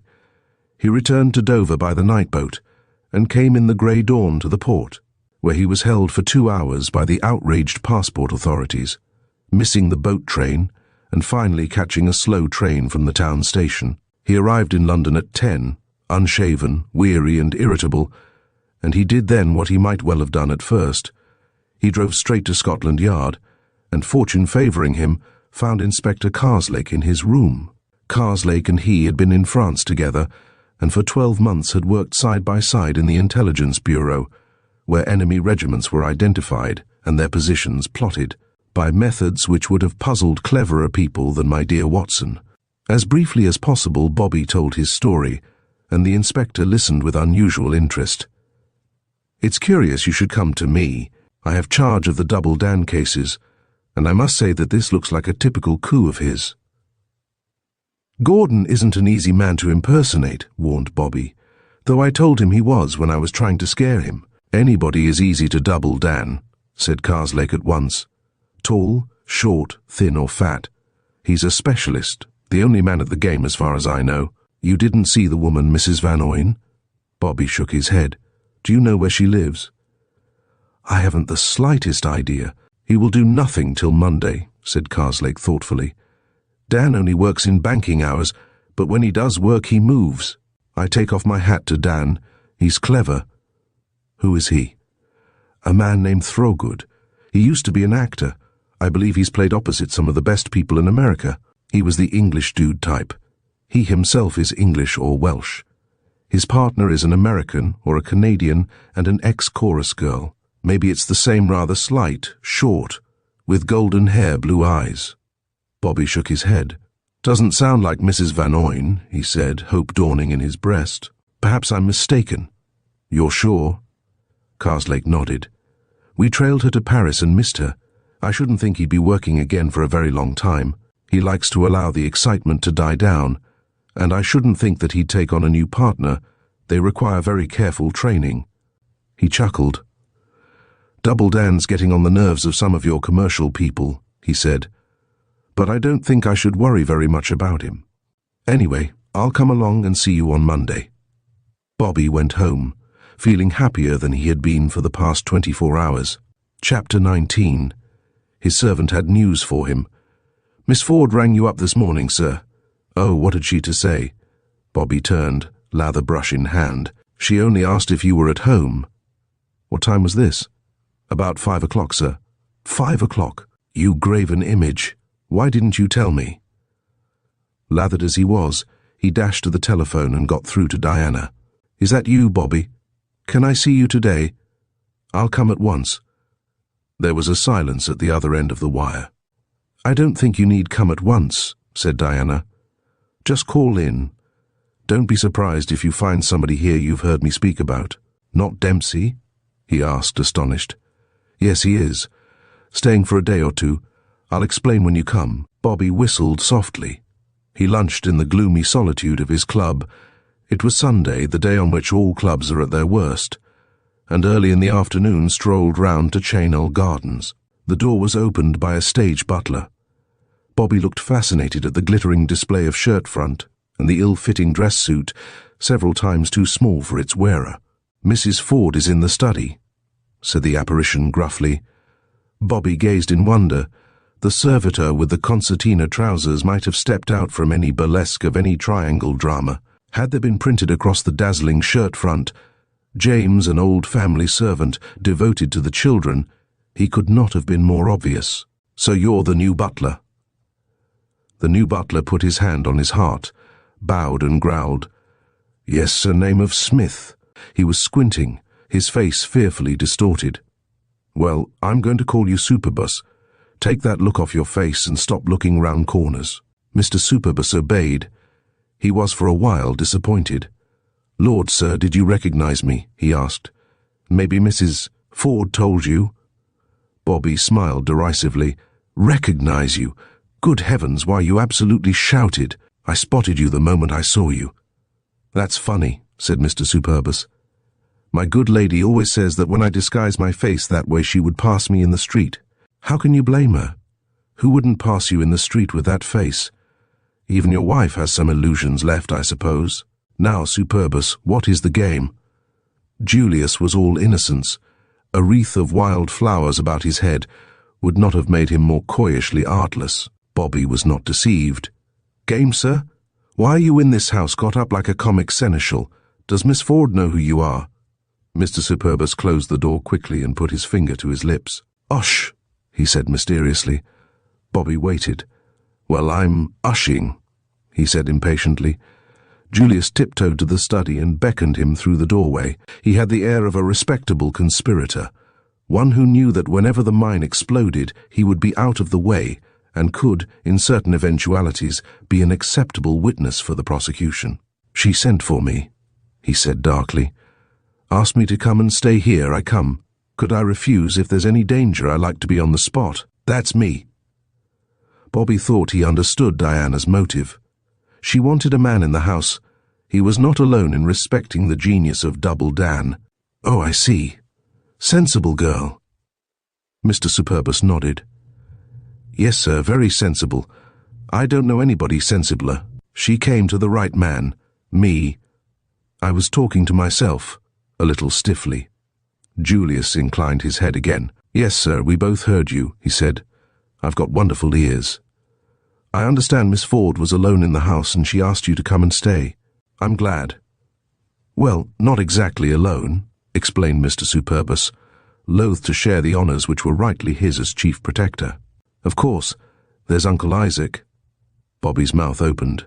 Uncle Isaac? Uncle Isaac who? Julius had meant to ask this question at the first opportunity. I don't know his other name, very bad-tempered gentleman. He has fits, and... He tapped his forehead, but Bobby did not grasp the sense of the pantomime. Uncle Isaac, suffering Moses. Mr. Superbus shook his head. "No, sir, he hasn't come yet. They must be Hebrew gentlemen, only Uncle Isaac and Mr. Dempsey." Bobby knew about Dempsey. "And Aunt Lizzie," concluded Julius. Bobby staggered, grasped the mantelpiece for support, and turned a wan countenance to the shirt-fronted butler. The unreality of the position was intensified. Presently Julius would produce 2 rabbits and a bowl of goldfish from a silk hat, and Diana would skip onto the scene in a ballet dress and a fixed smile, and then Bobby would wake up. "Do you mind pouring out a drink?" he asked faintly. "My hand's not steady." The great detective opened the tantalus with an air of pride and poured forth a potion. "Say when," he said. He would have made a good barman, he was so talkative. "Aunt Lizzie, I think you said?" Bobby had reviewed his relations, but no Aunt Lizzie showed in their serried ranks. "Yes, sir. She came with Uncle Isaac yesterday afternoon. Rare pretty young lady she is too. Naturally, she and Uncle Isaac don't get on well together. Fancy calling her Lizzie. It's common. And when there's nice names like Maud and Ethel and Agnes to choose from," Bobby got back to normal with a struggle. Why shouldn't she be called Lizzie? It's an auntish name. Aunt Lizzie." Mr. Superbus helped himself from the decanter. He it was who had discovered the tantalus in a cabinet, and rights of discoverers are indisputable. "Good health, sir," he said, and drank. "Aunt Lizzie," muttered Bobby. "What I can't understand," said Julius, wiping his mouth deftly, "is when she's got a good name like Heloise. That's what he calls her when they're alone." It was not the whiskey, for he had not drunk thereof, nor the smell of it, for the aroma had not reached him. The room suddenly spun before his eyes. He saw 24 superbuses wiping 24 moustaches. "Heloise, Heloise," he muttered. Has she got hair dark as the raven's?" Julius considered. He had never met a raven, but he understood that it was a very dark bird. "Yes, sir." "And eyes that probe your soul?" asked Bobby. Again the detective considered. "Well, she ain't done any probing as far as I'm concerned," he confessed, "but there's something about them that's, well, peculiar. And the sweetest voice in the world." Here again Mr. Superbus was handicapped by a lack of experience. Voices were just voices to him. "I've never heard her singing," he confessed, "or talking much. She swears a bit at Uncle Isaac, which in my opinion isn't ladylike, nor smoking for the matter of that. The way some of these ladies smoke is very sad. Smoking stunts the growth, which a doctor told me, and what a doctor don't know ain't worth knowing." Bobby interrupted him. Where is Uncle Isaac?" The reply came like a thunderclap. "Cleaning the silver." Bobby reeled. "Cleaning the silver?" he said, dazed. "I'll wake up in a minute." He pinched himself, Mr. Superbus watching and ready to offer suggestions. They were unnecessary. Bobby found a tender spot. "I'm awake. It's real. Uncle Isaac is cleaning the silver. Where are the servants?" "The other servants." Julius could take exception at the other. "Miss Ford sent them out, if you mean the servants. I'm here professional." "I don't mind telling you, sir, that my job is to see that Uncle Isaac don't go out too." Bobby began at last to see daylight. If it was Gordon, his desire for liberty was not only pardonable, but praiseworthy. Does he want to go? Julius thought the question unnecessary. Surely a member of the family knew all about the family skeletons. At the same time, it was only natural that he should pretend he didn't. Julius was a just man. "He's a bit nutty. See what I mean? He's got delusions, hallucinations, to use a medical expression. Sees things, thinks he's somebody else. I've had hundreds of such cases through my hands." "But who put him to clean the silver?" insisted Bobby. "Miss Ford. Said it would keep him occupied." A step in the hall, a heavy step. "That's him coming now. Don't be afraid of Uncle Isaac, sir. He's as harmless as a child." Gordon came in at that moment, but stopped dead at the sight of the visitor. He was in his shirt sleeves, he carried a duster in his hand, his front was covered with a large white apron and a bib that was kept in place by a pin. Bobby could not speak, he could only stare and stare. "By heavens, it's Uncle Isaac," he said in a voice that was almost inaudible to Mr. Superbus. "You know him, sir?" He smiled. "I thought it would be very strange if you didn't. Members of the same family, so to speak. and very likely inflicted in the same way. Yes, I know him. Mr. Superbus approached the unhappy object of their discussion. Do you want something, Uncle Isaac? He asked kindly, and patted Gordon's arm. So broken was Mr. Salisbury's spirit that his keeper remained alive and uninjured. Yes, no, he said hoarsely. Julius shook his head. He can't make up his mind about anything. It takes you that way. I wonder how he ever got married. Gordon steadied himself. Where is Aunt Lizzie? He gulped. In her room, Uncle Isaac, reading. For a second, Gordon's face was contorted. Don't call me uncle, he grated, holding himself in hand. I'm not your uncle anyway. No, sir, admitted Julius. I haven't got any uncles. Not as far as I know. They run in some families, and they don't run in others. Suddenly his brow clouded, and he glared at Gordon with such intense malignity that even Bobby quailed. Here, I've just got an idea in my head, sir, he slowly. A sort of inspiration. Is that Uncle Isaac? Bobby started. Eh? Do you know Uncle Isaac? The idea or inspiration had taken firm hold of his imagination. Suppose Double Dan was passing himself off as him? Bobby looked past the man to his brother. Gordon was frowning and shaking his head. He wished to keep in the character of the patriarch for some extraordinary reason. Oh, yes, said Bobby, that is Uncle Isaac. He was almost breathless.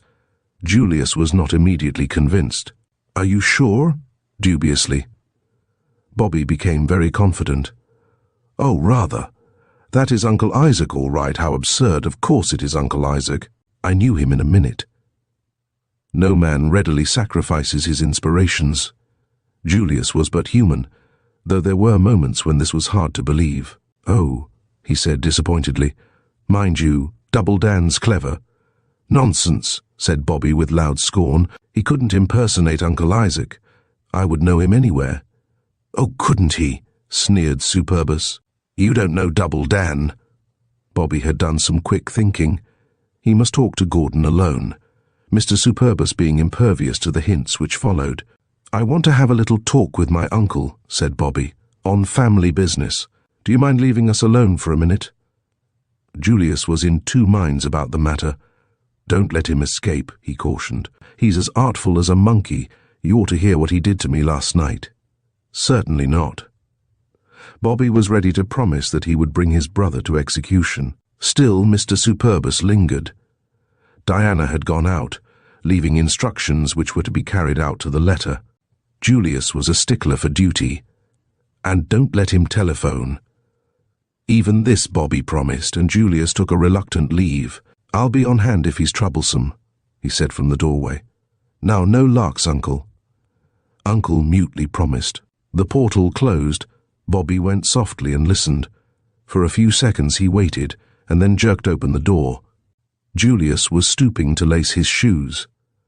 A less inquisitive man might have been suspected of having his ear to the keyhole. Want me? He asked with a blameless smile. No, said Bobby, so emphatically that Mr. Superbus could not mistake his meaning. The door closed again. Gordon, what on earth?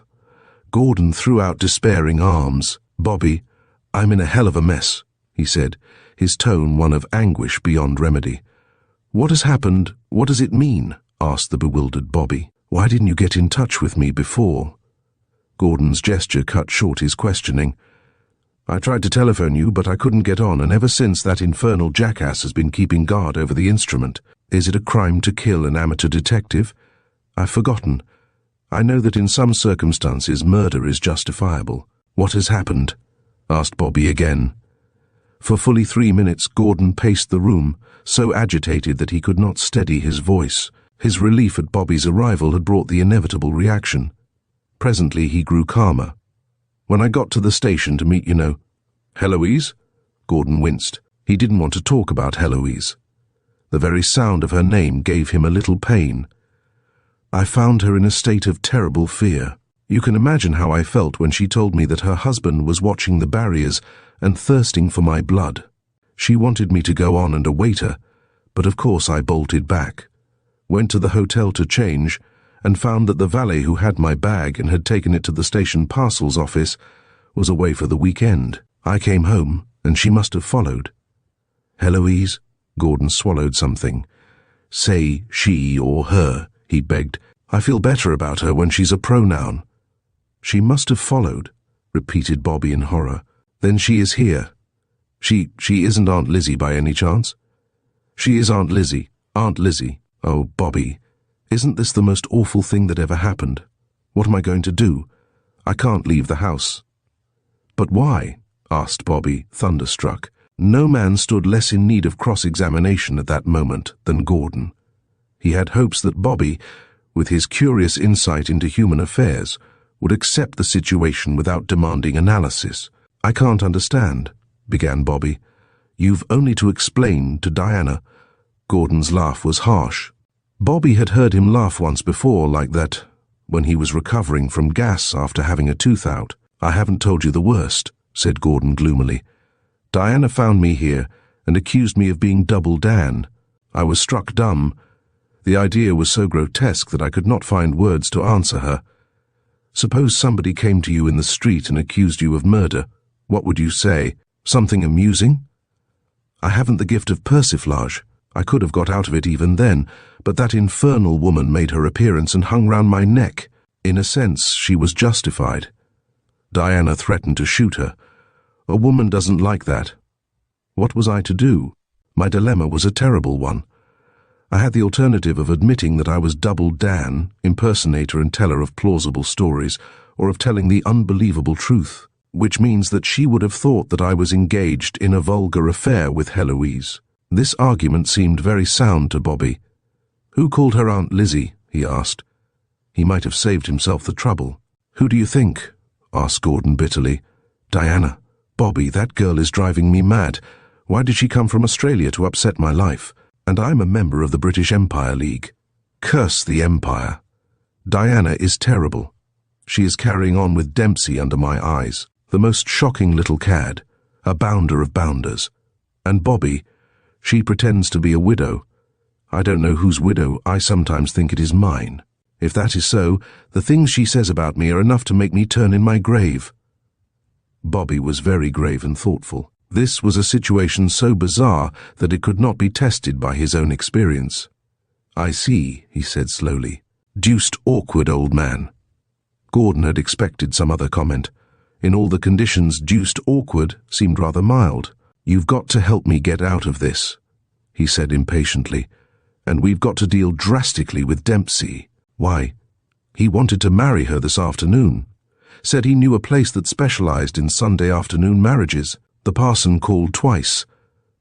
Dempsey carries a special license in his pocket, the hateful little Dago. I shall do something desperate. I shall shoot them both. Bobby was looking at him curiously. His real anger was so patently directed toward Dempsey, whose chief offense seemed to be that he wanted to marry Diana, which seemed a reasonable and laudable ambition. I shouldn't shoot them, said Bobby slowly. You'll only get yourself talked about. And besides, I don't see that it is any business of yours. They were old friends, lovers. Do you want to drive me mad? Snarled Gordon. Lovers, they were never lovers. Diana, of all women in the world, to carry on like this. Encouraging him, there's no other word for it. Diana, whom I believed the very soul of modesty. Bobby had no especial interest in Diana's soul. He thought she was a nice girl. It must have come as a bit of a shock to you, he said sardonically, and Gordon was hurt at the innuendo. What does Aunt Lizzie say about it? This was a subject on which he could not speak with normal politeness. Does it matter what she says?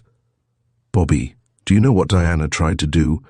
And this reveals an undreamt of indelicacy of mind. She tried to give us the same room, a wretched little servant's room at the top of the house. She says that Heloise is my accomplice. It's no laughing matter. Bobby was rolling helplessly in his chair. Diana is treating me like a dog. Bobby surveyed his relative critically. And you look a bit of a dog, too, in those clothes, he said. Where did you dig up that suit? Gordon, I've seen a judge send down a man for 5 years for wearing a suit like that. He said it revealed his criminal psychology. Now, Bobby, you've got to help me. Gordon was not amused. I'm going to get away. Once I can get to the hotel to my bag, or even if I could get to Scotland, which wouldn't be a bad move, I'm safe. But I haven't a penny. She made me turn out my pockets at the point of a pistol. She is the most thorough woman I have ever met. Swore that I had been trying to get at the safe and searched me for skeleton keys. Bobby felt in his pockets. The trip to Ostend had exhausted most of the spare cash, and it was Sunday. I'm afraid I've no money with me, he said. I can get a cheque cashed at the club for a tenner. That doesn't matter, interrupted Gordon. I'll tell you what I want you to do. A very simple service that you can render and will save all bother. When Diana comes— Here Bobby thought the solution was a very simple one. When she comes, I'll just tell her that you're really Gordon Salisbury, he said, and Gordon leapt up from the chair where he had been sitting. Do you want to ruin me? He hissed. Tell her I'm Gordon Salisbury. I've told her, haven't I? But I gave up telling her when I remembered Heloise. How am I going to explain her?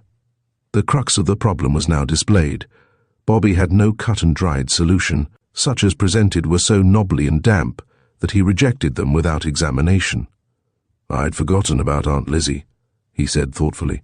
Gordon's triumph brought little happiness to him. Don't you see it's impossible? Now, I've been thinking the matter over, and I've worked out a much better plan than yours. I can get away when this dithering old ass isn't looking, which is pretty often. Diana has to go out early tomorrow to her bankers. That will be my chance. But I must have some money. I want it before the banks open, so you cannot possibly help me there. What you can do is this. Persuade Diana to let you have the key of the safe. She's put the lock on as well as the combination. I've tried to open it, so I know. Get the key and pass it to me at the first opportunity. Bobby was looking at him very hard now, and Bobby was whistling. Give you the key of the safe, he said slowly. By Jove! His eyes were bulging, his jaw had dropped. What's the matter? Demanded Gordon with a sinking feeling in his heart. Slowly and distinctly the words came, You infernal rascal! Gordon stepped back as if he had been struck. What do you mean? He gasped, yet he could not mistake the meaning of words and looks. Bobby's attitude had undergone a remarkable change. The friendliness had gone from his tone, the light of fun from his face. He glared at the man before him. Judgment and condemnation and doom was in his eyes. You are double Dan, he breathed. By jinx, I was deceived. You're clever, my man, diabolically clever. Karslake said you were, and like a fool I thought he was exaggerating. You are double Dan. My brother has whiskers. Where are yours? I thought there was something strange about you when I saw you. And now that I come to think of it, that cock-and-bull story of yours about Aunt Lizzie is just the kind of story you would tell if you were detected. Phew! Bravo, little Diana. Gordon went purple and red. He uttered strange, wild animal noises that had no meaning. I swear, Bobby shook his head. It won't do, my friend, he said. I see the whole plot. Of course, you and your accomplice pumped my unfortunate brother, who is on his way to Paris or some other unreachable place. You discovered that I knew he was going to Ostend, and you changed your plans. Gordon went to Paris as I feared. Alone? Gordon was becoming an adept in self-control. Alone? That was a poser for Bobby. I didn't think of that. But there's no reason why part of your original story shouldn't be true. The husband appears. The lady begs the victim to go and she will follow. That is it. I tell you— Bobby stopped his protest. No, my man, it won't do, he said sternly. My cousin, Miss Ford, who has so cleverly trapped you, must have some special reason for not wishing to hand you over to justice had I been she. I would have sent for the police. She has probably taken the wisest course. I will not interfere with her plans. He laughed softly. Gordon thought that the immaculate agriculturist Abel must have laughed like that. There was something to be said for Cain. Give you the key of the safe, eh? I was nearly deceived, upon my word I was. Now go on with your dusting, little man, and thank your lucky stars you're not in prison. Gordon went on with his dusting. He dusted the perspiration from his brow, and the duster was not particularly clean. The result was startling. Bobby, he wailed. Bobby turned on his heel. Do you want me to kick you? He demanded. Evidently Gordon didn't. He began to rub the back of a chair listlessly. He had no heart in his work, and without enthusiasm even dusting is a failure. Bobby opened the door and found Mr. Superbus sitting on the bottom stair, manicuring his nails with a clasp knife. "Giving you any trouble, sir?" he asked eagerly, and was disappointed when Bobby Salisbury shook his head. "None whatever." He walked back into the room. "Now then, Uncle Isaac, clear out." "Did he try to escape, sir?" asked the interested custodian. Bobby laughed his Cain and Abel laugh. His brother wondered where Diana kept her little gun. "Did he try to escape?" "I should jolly well say he did," said Bobby. "Look after him, Mr. Superbus. You have in your able hands a man of singular cunning and resource." Mr. Superbus shook his head sorrowfully. "You're a naughty old Uncle Isaac, that's what you are," he said. "I'm surprised at you." Gordon collected his dusters and staggered from the room. He was at the end of his dream. "I'm a naughty old Uncle Isaac," he moaned. "I'm a naughty old Uncle Isaac." His moan came up from the deep recesses of the kitchen. Chapter 20. "Bobby!" The girl came toward him with both hands outstretched. Behind her in the hall he saw a strange shadow. "Hello, dear. I came as soon as you wanted me, I hope." Mr. Dempsey was now visible. His black sombrero gave him a sinister appearance. His voice was querulous, his manner menacing. "Dear?" he asked deeply. "Who calls you dear? What is this man to you, Diana?" "My dear Mr. Dempsey," she said wearily, "this gentleman—" But he was furious, flung his hat on the ground, and swung his cloak from him with the air of a caballero. Bobby expected to see a belt with knives and pistols. The polka-dot waistcoat was an anticlimax. "I will not endure it," he stormed. "Do you hear, sir? You address this lady as dear. Explain." She saved Bobby the trouble. "This is Mr. Salisbury, my cousin." Diana was dangerously quiet. Probably Mr. Dempsey, from his long acquaintance with her, recognized the signs. "Ah, your cousin. I see the likeness. The same beautiful eyes, the same firm but gentle mouth, the slight figure, the lovely hand." Bobby was annoyed. "Thank you very much, but when you've finished cataloguing my features and describing my delectable points, perhaps you'll tell me who you are." He was antagonistic, and he needed no introduction, for he knew the bearded man, and shared the spurious Gordon's resentment and utter dislike. "This is Mr. Dempsey," said Diana. "You've heard me speak of him?" There was an appeal in her eyes which Bobby could not resist. He made a show of being happy to meet Mr. Dempsey. As an effort of simulation, it was a failure. "Won't you change your coat, Wopsy, upstairs?" she suggested. Dempsey kissed her hand. "My beloved, I go. Your word is law. Sir Cousin Bobby, forgive me." Bobby forced a smile of friendliness. His gentle cousin thought he was ill. Mr. Dempsey went singing up the stairs. Donna E. Mobile was the song. He sang it happily and flatly, as though his throat rebelled against this rejoicing in the fickleness of woman. "Suffering cats," said Bobby, awe-stricken. "Is that the first love?" She nodded. "And is that his style of conversation a bit wearing, isn't it?" "Wearing? Bobby, he's just like that to every man who looks at me. He's changed in appearance. I suppose 6 years makes an awful difference. I used to think there was room for nothing but improvement, for he was only a boy then. But, oh, Bobby, he's worse. He wanted to strangle the waiter at the Ritz-Carlton at lunch, because he was rather good-looking and had a sense of humour. He smiled when I made a feeble joke. And Bobby, Double Dan." She saw that Bobby knew, and sighed gratefully. Bobby was to be a tower of strength. She had guessed that all along. "He's here," said the young man. "You've seen him?" "Thank heavens. He is like Gordon, isn't he? The makeup is astounding. I've tried to find out the secret. But he's so useful about the house. That alone betrays him. Gordon lived in the clouds, where there were no laundry bills and no patent sweepers, and he came in time to be Uncle Isaac. No, we haven't any real Uncle Isaac, but he served beautifully, and what is more, he brought with him a perfectly good aunt." "The audacious scoundrel!" Bobby cried wrathfully. "Why, do you know, he nearly deceived me. I wasn't as clever as you. I talked with him for 10 minutes about his troubles. He's evidently studied every detail of appearance and association. And he makes no mistakes. He called me Bobby the first time he saw me. He called me Diana. But he didn't deceive me. Not for a moment, said the girl, flopping into Gordon's big chair. This morning I caught him trying to get into Gordon's dressing room. He has to be watched day and night. And of course he has a perfectly good excuse for everything he does. He said he wanted some clothes. Bobby thought that a desire to change into clothing less vocal than the suit he was wearing was not reprehensible even in Double Dan. But the audacity of the man, the villain, I wish to heaven I hadn't gone to Ostend. She reminded herself that she must ask him why he went at all. That could wait, however. I had to arrange everything on the spot, she said, going back to the hectic moments of Saturday. Luckily, I remembered that little man's phone number. You weren't here when he told me, "Hate, hate, ho, Hammersmith." Then I had to invent a story. Oh, positively dozens of stories. They weren't lies, just expedients. The stroke of genius was the one about Uncle Isaac being eccentric. Happily, Dempsey loves him. Who? Asked the startled Bobby.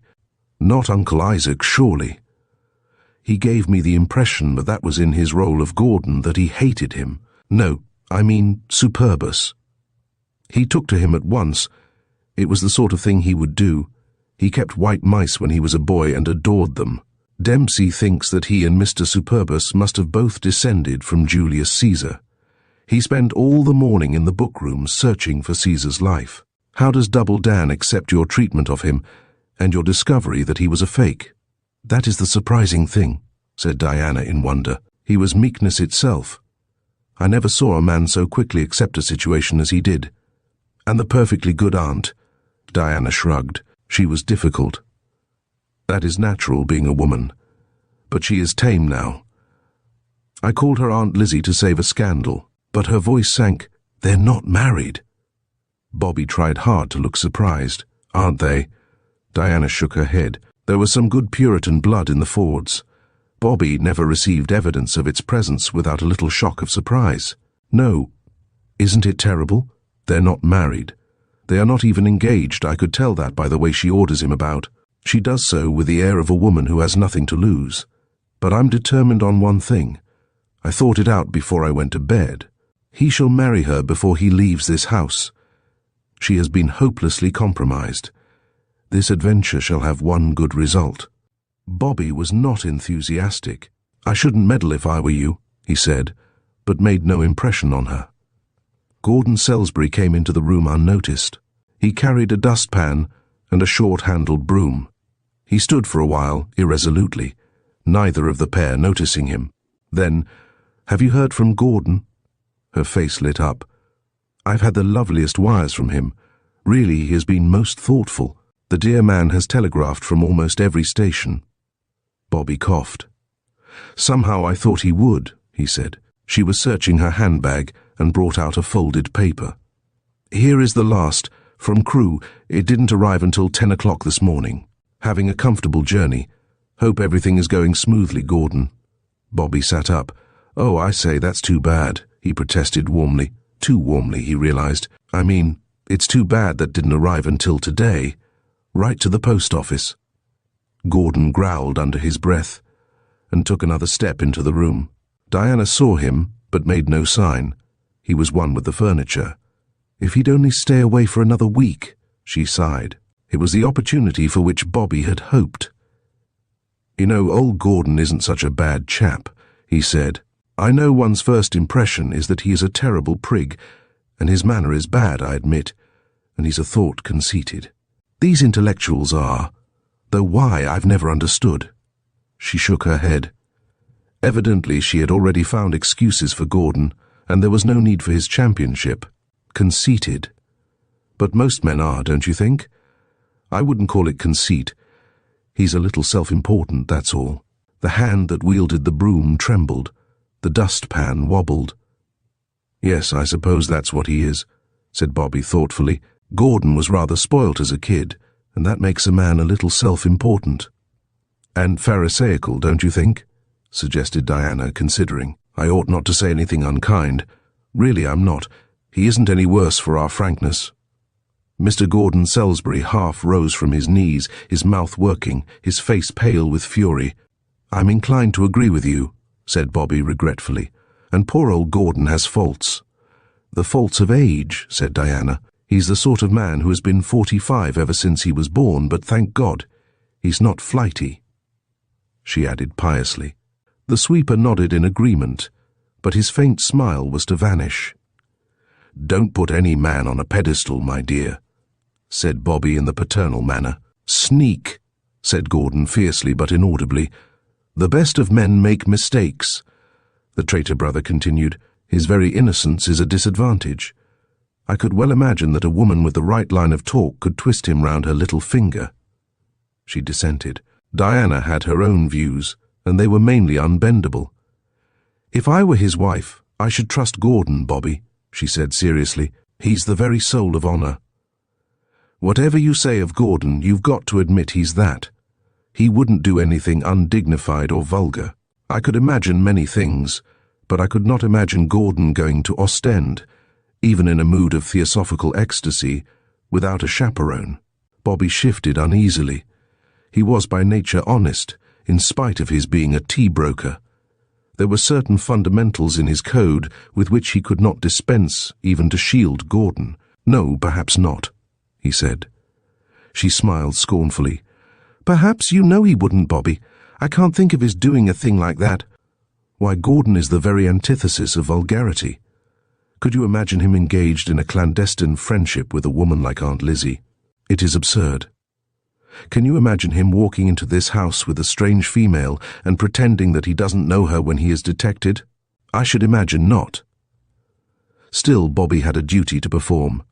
"I think you're mad to trust any man absolutely," he said firmly. "No man is worthy of that confidence." She laughed. "You're a cynical bachelor." A voice came from the background, an indignant and an emphatic voice. "That is just what I say," said Gordon. "I can't imagine a more immoral point of view, striking at the very root serum." He almost cringed under Diana's gaze. "How dare you interrupt?" she demanded. Bobby took a hand.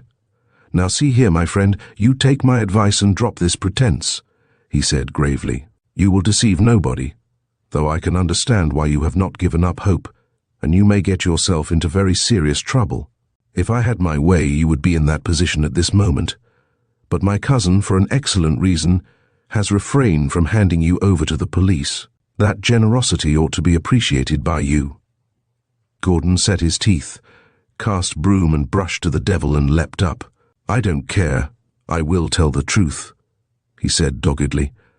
"In spite of everything, in spite of all appearances, I am Gordon Salisbury." He looked round. Superbus was at the door, a buff envelope in his hand. It was no use. He went down on his knees and groped for the dustpan. He was beaten. "A wire for you, ma'am. I never knew they came on Sunday." She took the envelope and tore it open. Another. "Aberdeen. Very good journey and looking forward to my return." "Gordon," Bobby gaped. "What an artist," he said. She turned on him with a frown.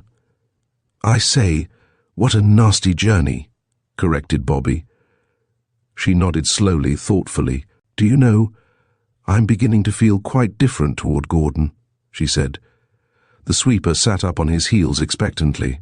For a second she became conscious of his presence. "Well, what are you waiting for?" she asked coldly. "Nothing, nothing." The despairing man stooped to his task. "Where is your accomplice?" she asked. Gordon turned his head. "She's reading How to Be Happy Though Married," he said cynically. "Kindness was wasted on such a man." "What are you going to do with Dempsey?" asked Bobby, leaning across and dropping his voice.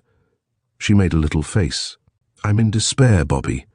I can't count on his losing himself again.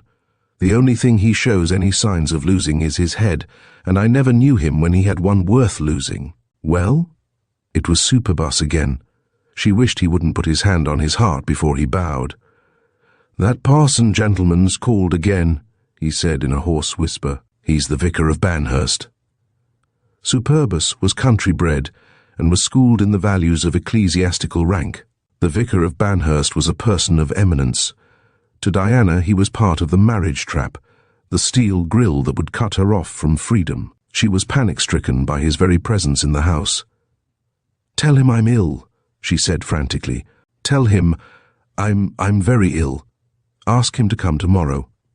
And please, please don't tell Mr. Dempsey he is here. He said if you'd call him up." Superbus offered tentatively the clerical card. She waved it away. "I don't want his address. I don't want it." Mr. Superbus did his bow and went out. Her face was the picture of woe. "Bobby, what am I to do? That's the third time he's called today." "Who is he?" "The clergyman. Dempsey's idea. He thinks our marriage is a matter of hours. It is so like Dempsey, so absurdly, so tragically mad, but he'd hardly been with me 2 minutes before he told me he was sending for the parson to make us one. And I know which one. I read the review of a book today by a man whose name I forget. It doesn't matter. He says that there are conditions in which assassination is the purest and noblest expression of public sentiment. Will you get it for me?" "But he couldn't marry you in the evening," persisted Bobby.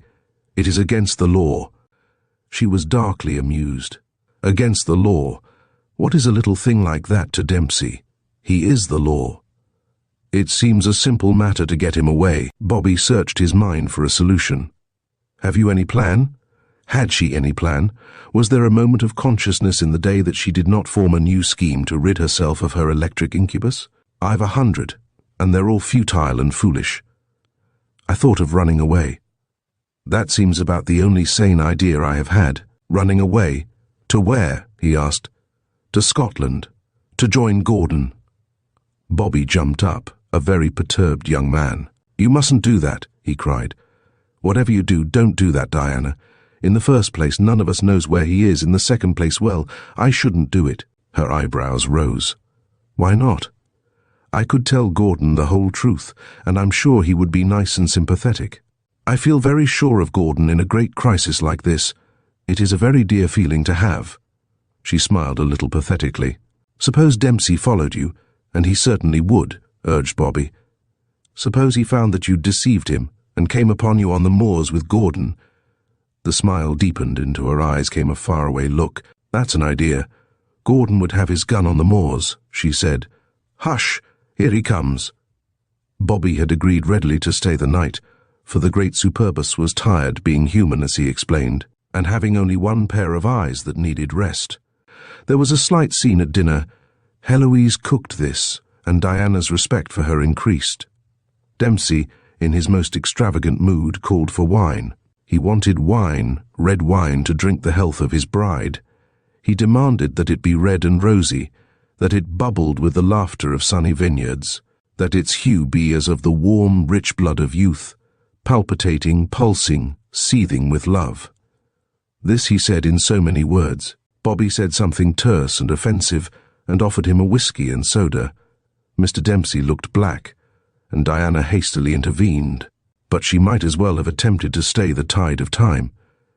Dempsey made a remarkably quick recovery, spoke tremulously of his happiness, kissed Diana's hand, gave her for the third time the history of his life. When he lay in the foul huts of the natives, recovering from his fever, when he searched the world through for traces of his lost love, when, under the starry skies of the Australian bush, he pressed on desperately, doggedly, unflinchingly, following the trail of his divine lady, this was the thought he had, Diana, that some day she should be his.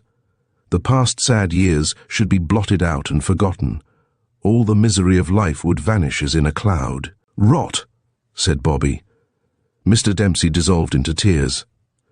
"Really, Diana, I can't stand that fellow," said Bobby, when the devoted lover had flooded from the room. Diana lay back limp in her chair, fanning herself with her handkerchief.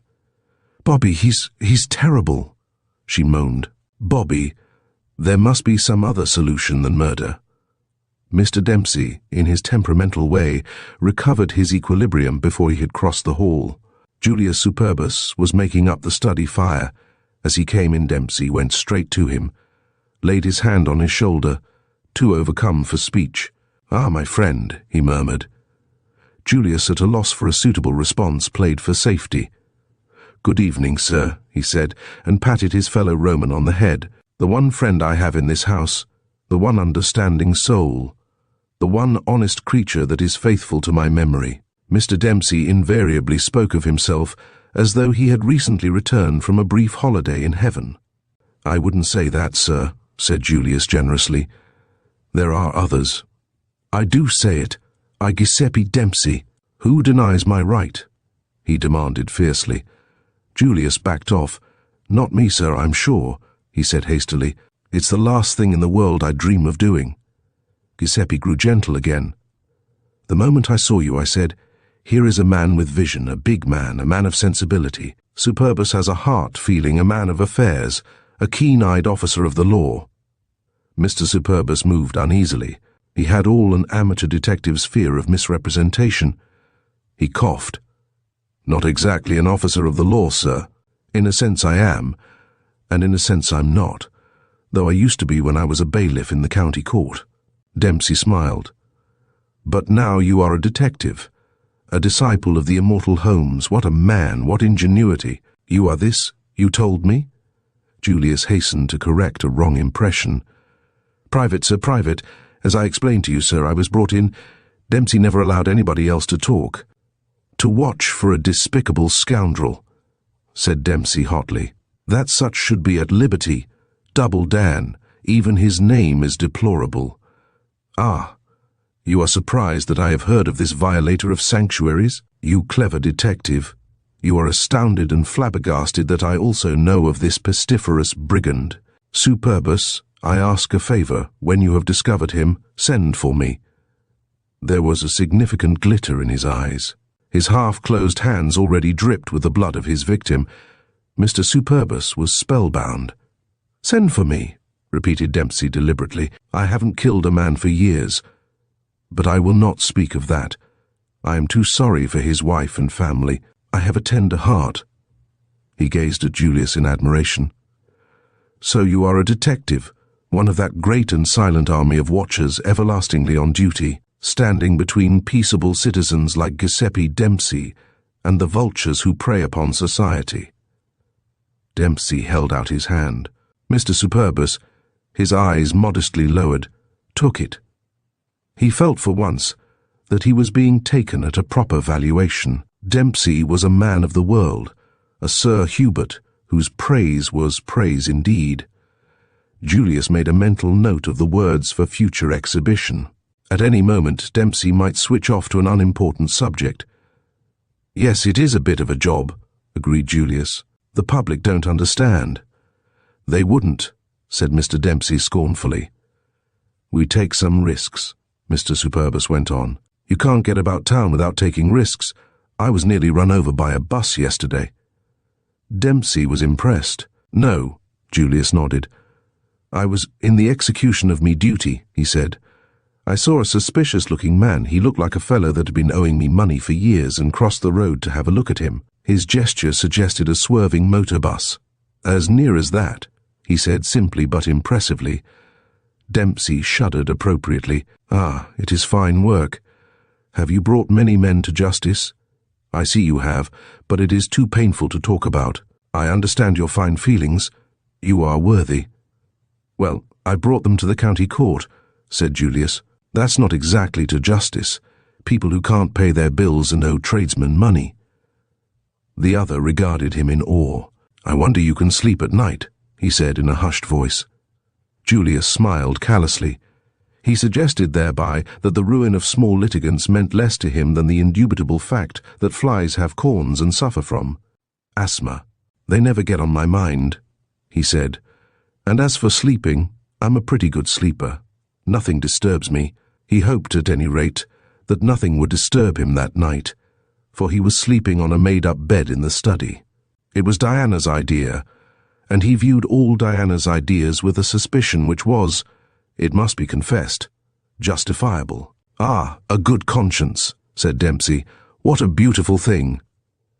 Mr. Superbus wasn't sure whether this admirable characteristic of his was due entirely to conscience. "A good digestion's got something to do with it," he said. "I'm a careful feeder." "Tell me," said Dempsey confidentially, "have you served her long, my queen?" Mr. Superbus called up to memory his acquaintance with contemporary history.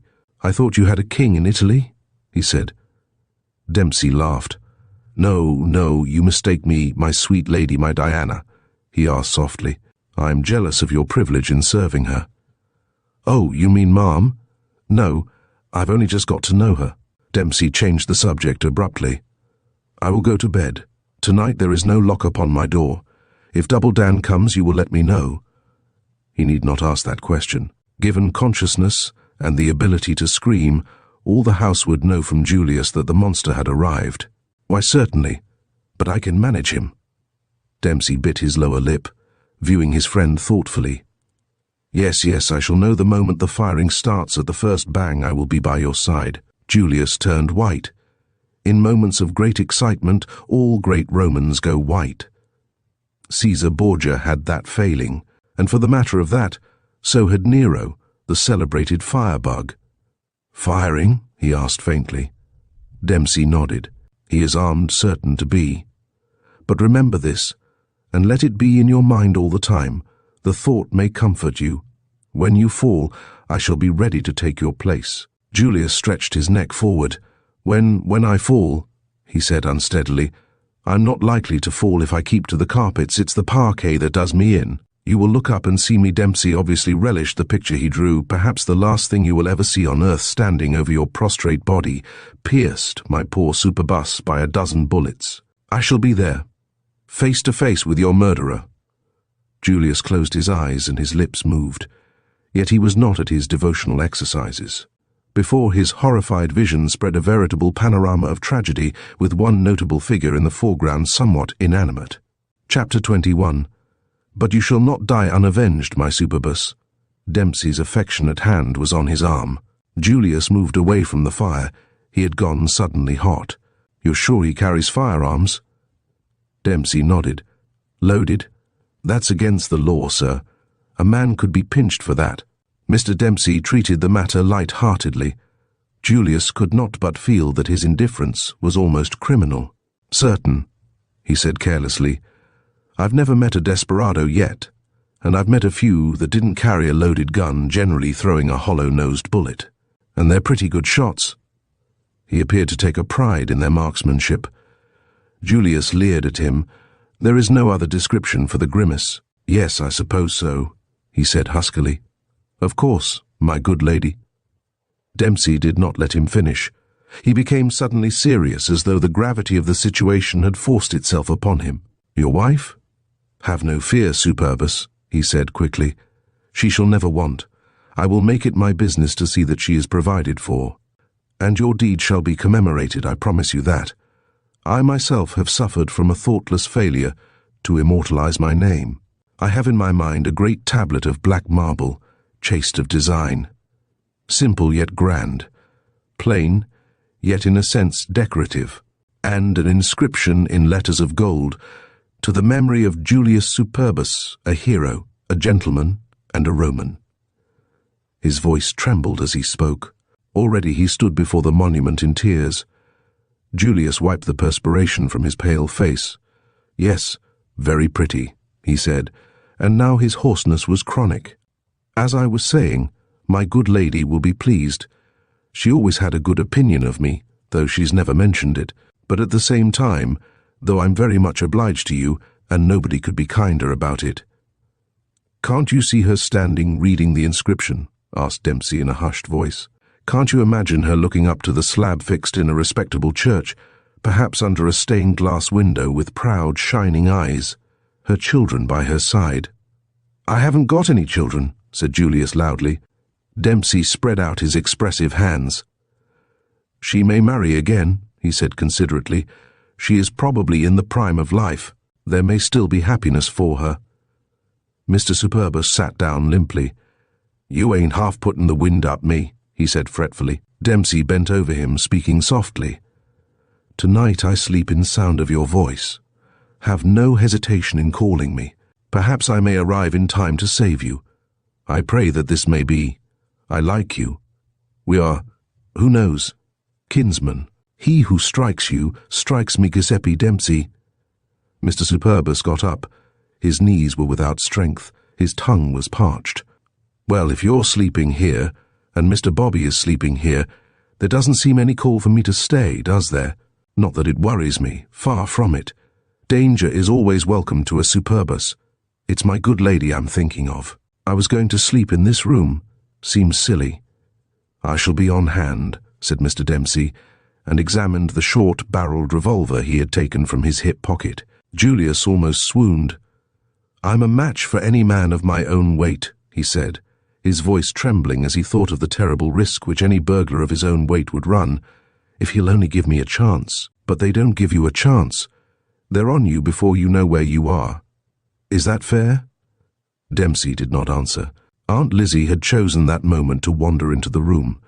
Julius seized the opportunity to steal from the unnecessary gaiety that shone through Mr. Dempsey's sympathy, his eagerness to frame epitaphs which Julius would never see, his cold-blooded plottings for the future of his good lady.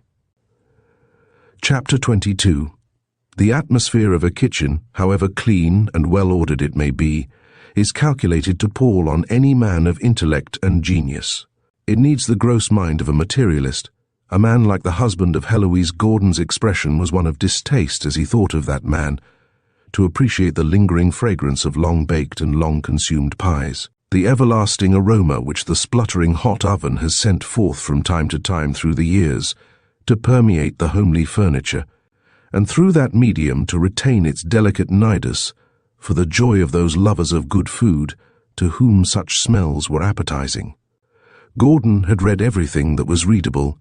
He had skipped through 2 cookery books and had read the old newspapers in the wood cupboard. The almanac above the kitchen range he knew by heart, so that he could have told you the exact date when everybody of importance was born, married or assassinated. Happily, he had seen little of Heloise and less of Diana. At the thought of Diana, his expression changed from one of great sadness to one of intense malignity, and then he would laugh softly, for despite all that had been said, and that in his hearing, he possessed a sense of humour. How remarkably capable she was! In his bitterest moments, this fact worked out from the confusion of his resentment. And how lovely! Once he had tried to patronize her. He blushed at the memory. Suppose he hadn't gone away on this mad adventure, would he have recognized all her excellent qualities as he saw them now? It was doubtful. He was so keyed up, his nerves were stretched at such tension, that every note of her was detected and valued. And of course she was behaving in this outrageous way in his interest. He warmed at this thought. But Dempsey. His heart went back into the refrigerator. The door opened slowly and he looked up, hoping to see the subject of his thoughts. But he was to be disappointed. It was Heloise. She threw down the book she was carrying, tore off the selvage of an old newspaper that lay on the table, and by its aid and the kitchen fire, lit a cigarette. He got up from the Windsor chair before the fire, and without a word of thanks, she dropped into his place. She smoked, watching the fire. She was pretty too, but in a harder way. He felt just a little sorry for her. Presently Gordon broke into her thoughts. "You've landed me in a pretty fine mess," he said without heat. She looked up at him sideways, flicking the ash from her cigarette with a cute little snap of her forefinger. "I've landed," she said ironically. "I like that. Anyway, there's no call to get mad, man." A cold chill ran down his spine at that familiar form of address. "I wish you wouldn't call me man. It belongs to bobbed hair and empress gowns and art serge and soul." She laughed quietly. She hadn't laughed for a long time. "You used to like me calling you man in the days of our spiritual freedom, when deep called to deep. Oh, gee, I forget the mush. And only 2 days ago I was word-perfect, knew every line." Gordon riveted his shocked gaze upon her. "I don't understand. Knew your lines? What do you mean?" She was examining the cigarette between her fingers. He had a dreadful foreboding that a revelation was imminent.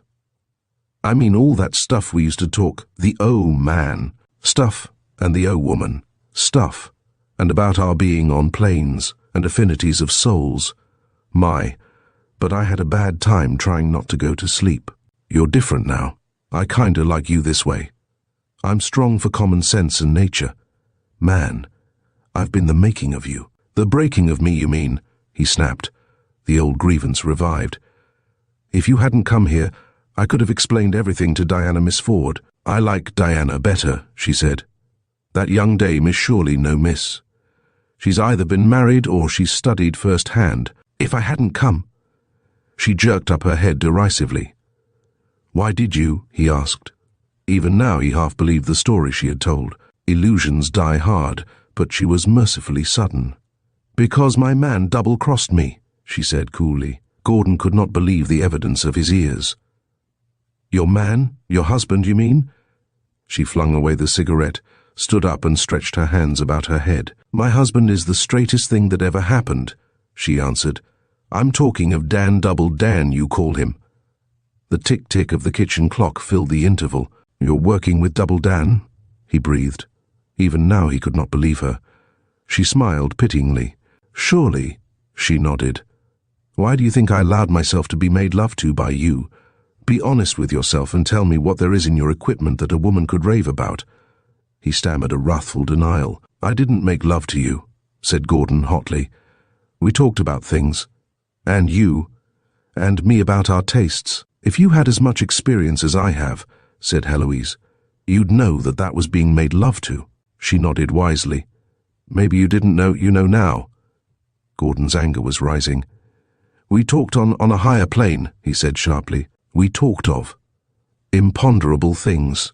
There was never a caress. I hardly held your hand. Do you suggest there was anything in our little talks about prehistoric creatures," he sneered, "or in our interchange of thought about the subconscious ego?" To his horror, she nodded. "Sure, that's how highbrows make love. When they start in to tell me about the Dinornis and the Silurian age, I know they got a crush on me. She herself might have been a Dinornis, or something equally extinct and terrible by his attitude toward her." "Then it was a plot to get me away?" he asked breathlessly. "Didn't you know?" She was frankly surprised. "You're a slow thinker, but you're right. It was my job to get you away good and safe, and I could have done it, whilst Double Dan impersonated me." He saw all things clearly. Mysteries were mysteries no more. There was little left upon which a harassed man need speculate. Her face was somber and brooding. Evidently she was thinking happily. "He put one over on me. Gosh, that fellow's mind is so constructed that he couldn't go straight if he was sliding down a tube, and I went into it with my eyes open, yes, sir. Some of the boys who'd worked with him and one of his partners told me he'd do it before I left Manhattan Island. I had my warning, but I'm one of those dames who know it all, and I wouldn't believe 'em. That's the kind of madwoman I am, and all they said came true. Yesterday morning, when everything was fixed for me to tote you to Ostend, I went to see him to split the Mendelssohn money. No, I wasn't in that. But the little friend of mine who brought Father Eli to the verge of marriage had to go back home. Her eldest boy was ill, and I advanced her share. 40-60, that's how I shared, and how Frida had arranged to share. And that's how I paid her, and it was worth it. Frida put in a whole lot of good, solid work for that guy. Only interest he had in life was stamps, postal stamps. Frida studied those darn foolish things so that she jumped every time the postman knocked. Dan would part on terms. And I'm his friend. Used to be in the same touring company as me back home. Gordon was rubbing his head mechanically. Your husband, is he?" Her scorn was visible. "My husband," she scoffed. "Now listen, I'm a respectable married woman, and you got to remember that, man. Married 10 years. I've the daisiest little apartment over in New York, and a real nice lovely boy of a husband." "In New York?" he managed to ask. She hesitated. "Why, he's not in New York now. He's in the state penitentiary, an innocent man, as heaven is my judge. You know what these central office men are. They'd swear you into the chair for a nickel, and John could have got evidence that he was a sleepwalker. Yes, sir. He's been that way for years. When the bulls got him in Ackensmith's jewelry store, he didn't know how he got there himself.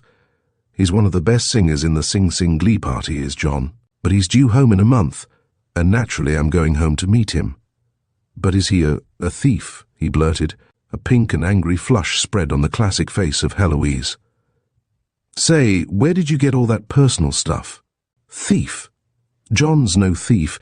He's had a lot of bad luck, I guess. But sleepwalking is at the bottom of it. When he's awake, he wouldn't take anything unless he got a receipt for it. It's at nights he goes kinda crazy. No, sir. John is a gentleman, though he's on the register, as a safe and strong room exploit expert. He was calmer now, and prepared if necessary to inquire into the profits of the business. "He's a bank smasher," he said sagely. "How interesting. And of course he smashes the banks where he hasn't a deposit."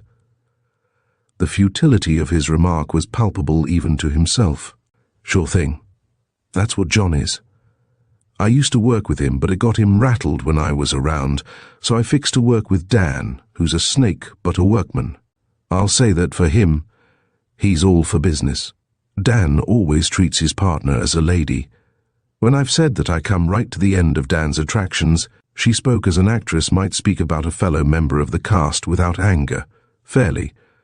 Gordon stopped strumming funeral marches on the kitchen table and became alive to the realities. "But is Dan coming here?" he asked. "Disguised as me. Is that the game? What a blind idiot I was. And you, of course, were the decoy. And all that soul stuff, as you call it, was bunk," she said. "It would have been bunk anyway if I'd meant it. That kind of talk is never anything else." He was still helplessly puzzled. "But why did you come here?" "Because I want my money back. The money I advanced to my little friend, and he just wouldn't split with me. Said he hadn't got Mendelssohn's check. Can't you see Dan taking checks? Said he was short of money. That fellow has got Ananias down for the count." "Yes, sir." "Why, he was so stuffed with bills you couldn't touch him without he crackled. He had so much money, he had to carry it under his arm.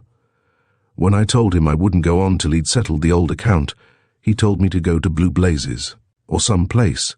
Said I'd no right to pay the girl, and that he'd finish the job without me." "But he won't."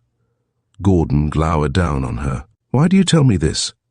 Don't you realize that you've placed yourself in my hands?" he asked. "I have only to phone the police and you're finished." She was not perturbed. "Man, you've got a head like a haunted house. Forget it, Uncle Isaac." He wilted under the blow. "Uncle Isaac!" He was in a hopeless position. "How shall I recognize him, this Double Dan, when he comes? When do you expect him?"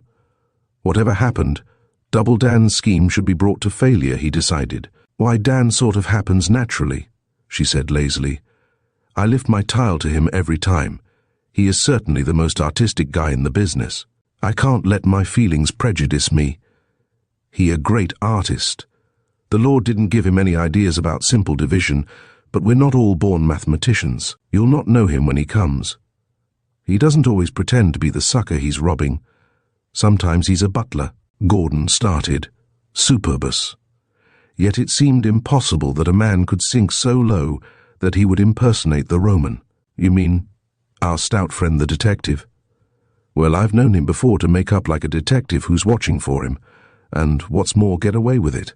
It's one of Dan's favorite disguises, and he's got others. I'm giving you $1 million worth of information, man. You ought to thank me on your knees, but you won't. Another good one of his is to be a visiting clergyman. That's one of his best. He told me once that he'd made $250,000 out of the church. A minister. There's been one here today," said Gordon thoughtfully. "Why don't you turn King's evidence against him?" "State's evidence, I guess that means." "No, sir. That means nothing to me, and you're insulting me by suggesting it. This is a private matter between D.D. and H.C. Chowster is my name. My father was a Reverend Chowster of Minneapolis, and I'm a high school girl. And don't forget it. Anyway, I'm just too much of a lady to start making entries in the squeal book. Birth and education count for something, man." He covered his face with his hands. "What a fool I've been, what a fool," he groaned. Heloise looked at him. In this mood he was interesting. "Why, I guess every man's a fool. He's born that way, and has got 20 years to pull himself right before some woman comes along and spoils his chance. I used to know a boy in Ontario, where I was born, Minneapolis. I mean, who got right after he was married. But he was an exception, and he'd done the mischief then." "I'll not stand it," said Gordon between his teeth. "Whatever happens, I'm going to put a spoke in the wheel of this Double Dan." "You don't say?" She was politely intrigued. "Am I going to remain quietly by and see a couple of crooks?" "Oh, say," she protested, "robbing society with impunity." "That's fine. And if Dan gets busy, he'll rob with any old thing that's handy. He's a genius that way. My John says that Dan could open a safe with a hairpin. "I'll report this to the police," said Gordon firmly. "I was a fool not to take this step before. It may mean exposure. It may mean social ruin. It will certainly mean—" He stopped before he came to the possible effect upon Diana. "I'll have you both in gaol, both of you." She was unaffected by his fury. "Honey bunch, oh honey," she cooed. "Don't get mad, baby." He turned on her in fury. "You've done your best to make Miss Ford think I'm something to you. I would have forgiven you everything but that. Well, ain't you?" she drawled. "Ah, peachy boy, don't be mad at your little snookums. Smile, baby, show little tootsies." Diana, in the opening of the kitchen door, heard only this. "Will you kindly reserve your love-making until you are out of my house?" she asked severely. At the sound of her voice, Gordon reeled. The final straw had dropped brutally upon a camel, already overburdened. "Why, I don't know," said Heloise, her insolent gaze turned on the intruder. "It seems to me that a cook's got a right to a leal bit of love, honey. I'll admit that Uncle Isaac ain't so cute as darling Wopsy, but he's a real nice boy in Aunt Lizzie's eyes." Gordon would have intervened, but his spirit was broken. He slunk into the scullery and dropped his aching head upon the knife machine. Chapter 23. For once, Diana was silenced. It was absurd that she should attempt to justify herself to a woman of this character. Yet she did. "Mr. Dempsey is a very dear friend. To compare oh, it's horrible." She was sickened. The realization of her own hypocrisy did not lessen the nausea. There was no comparison. Of the two men, Double Dan was the more appealing. No index of her mind went unread by the shrewd watcher. "I gotta stick by this anyhow." "It's no vacation for me," said Heloise with a sigh. The effect was magical. The frown vanished from Diana's face and a soft light came to her eyes. "I'm sorry for you sometimes," she said. Heloise raised her left shoulder. "Why, I'm sorry most times. Gee, it's a hell of a life," she said bitterly. Diana's heart went out to the woman. Her loneliness, the atmosphere of tragedy which now enveloped her, called for tenderness and help. "I ought to have realized that," she said gently. "I'm sorry I was sharp. The great strategist is he who recognizes the moment when his enemy is wavering." Heloise brought up her heavy guns. "I was a good woman before I met him," she said with a little sob. Gordon, a horrified listener, came gasping into the kitchen. You silence!" Under the flashing eyes of Diana Ford, his courage failed. Like the fisherman's wife, he could only stand and watch and suffer. "He just naturally dragged me down." Heloise was playing for safety and freedom, and she was a champion player. Diana's voice quivered as she turned on the shrinking man. "You brute! To think that a man like you should be allowed to prey upon humanity. I suspected something like this. You are a human tiger, unfit to live." "Why don't you leave him, Heloise?" she asked tenderly. Heloise wiped her eyes and sniffed. "He's got me so." She put down her thumb suggestively. "That kind of man doesn't let up on a woman once she's in his power. She's his till doom." Gordon shuffled his feet and she stepped back, fear in her face. "Don't let him touch me," she cried in terror. In another second, Diana's arm was about her. "Stand back," she said sternly. Does he strike you?" Heloise nodded with just that show of reluctance that was so convincing. "I'm just black and blue sometimes," she wept. "He'll beat me for this, sure. Don't trouble about me, Miss Ford. I'm naturally worthless. I must stand by Dan to the end of the chapter. Heaven help me." "You villain." The girl was in tears too. Gordon was beyond weeping. "But why can't you leave him?" Diana's voice was low and vibrant. "Are you married?" The slow smile that dawned on the sad face told its own black story. "That kind of man doesn't marry," said Heloise quietly. The basilisk glare of Diana's eyes turned to Gordon, dumb and motionless. "But he shall," she said slowly. Heloise went swiftly past her and fell on her knees at Gordon's feet. He did not even attempt to draw his hands away when she clutched them. This nightmare would pass, he was sure of that. Monstrous things like this did not happen in a well-ordered world. He had only to keep quiet and calm, and presently Trenter's voice would say, 8 o'clock, sir, I'm afraid it is raining." Trenta always apologized for the weather, and he would open his eyes.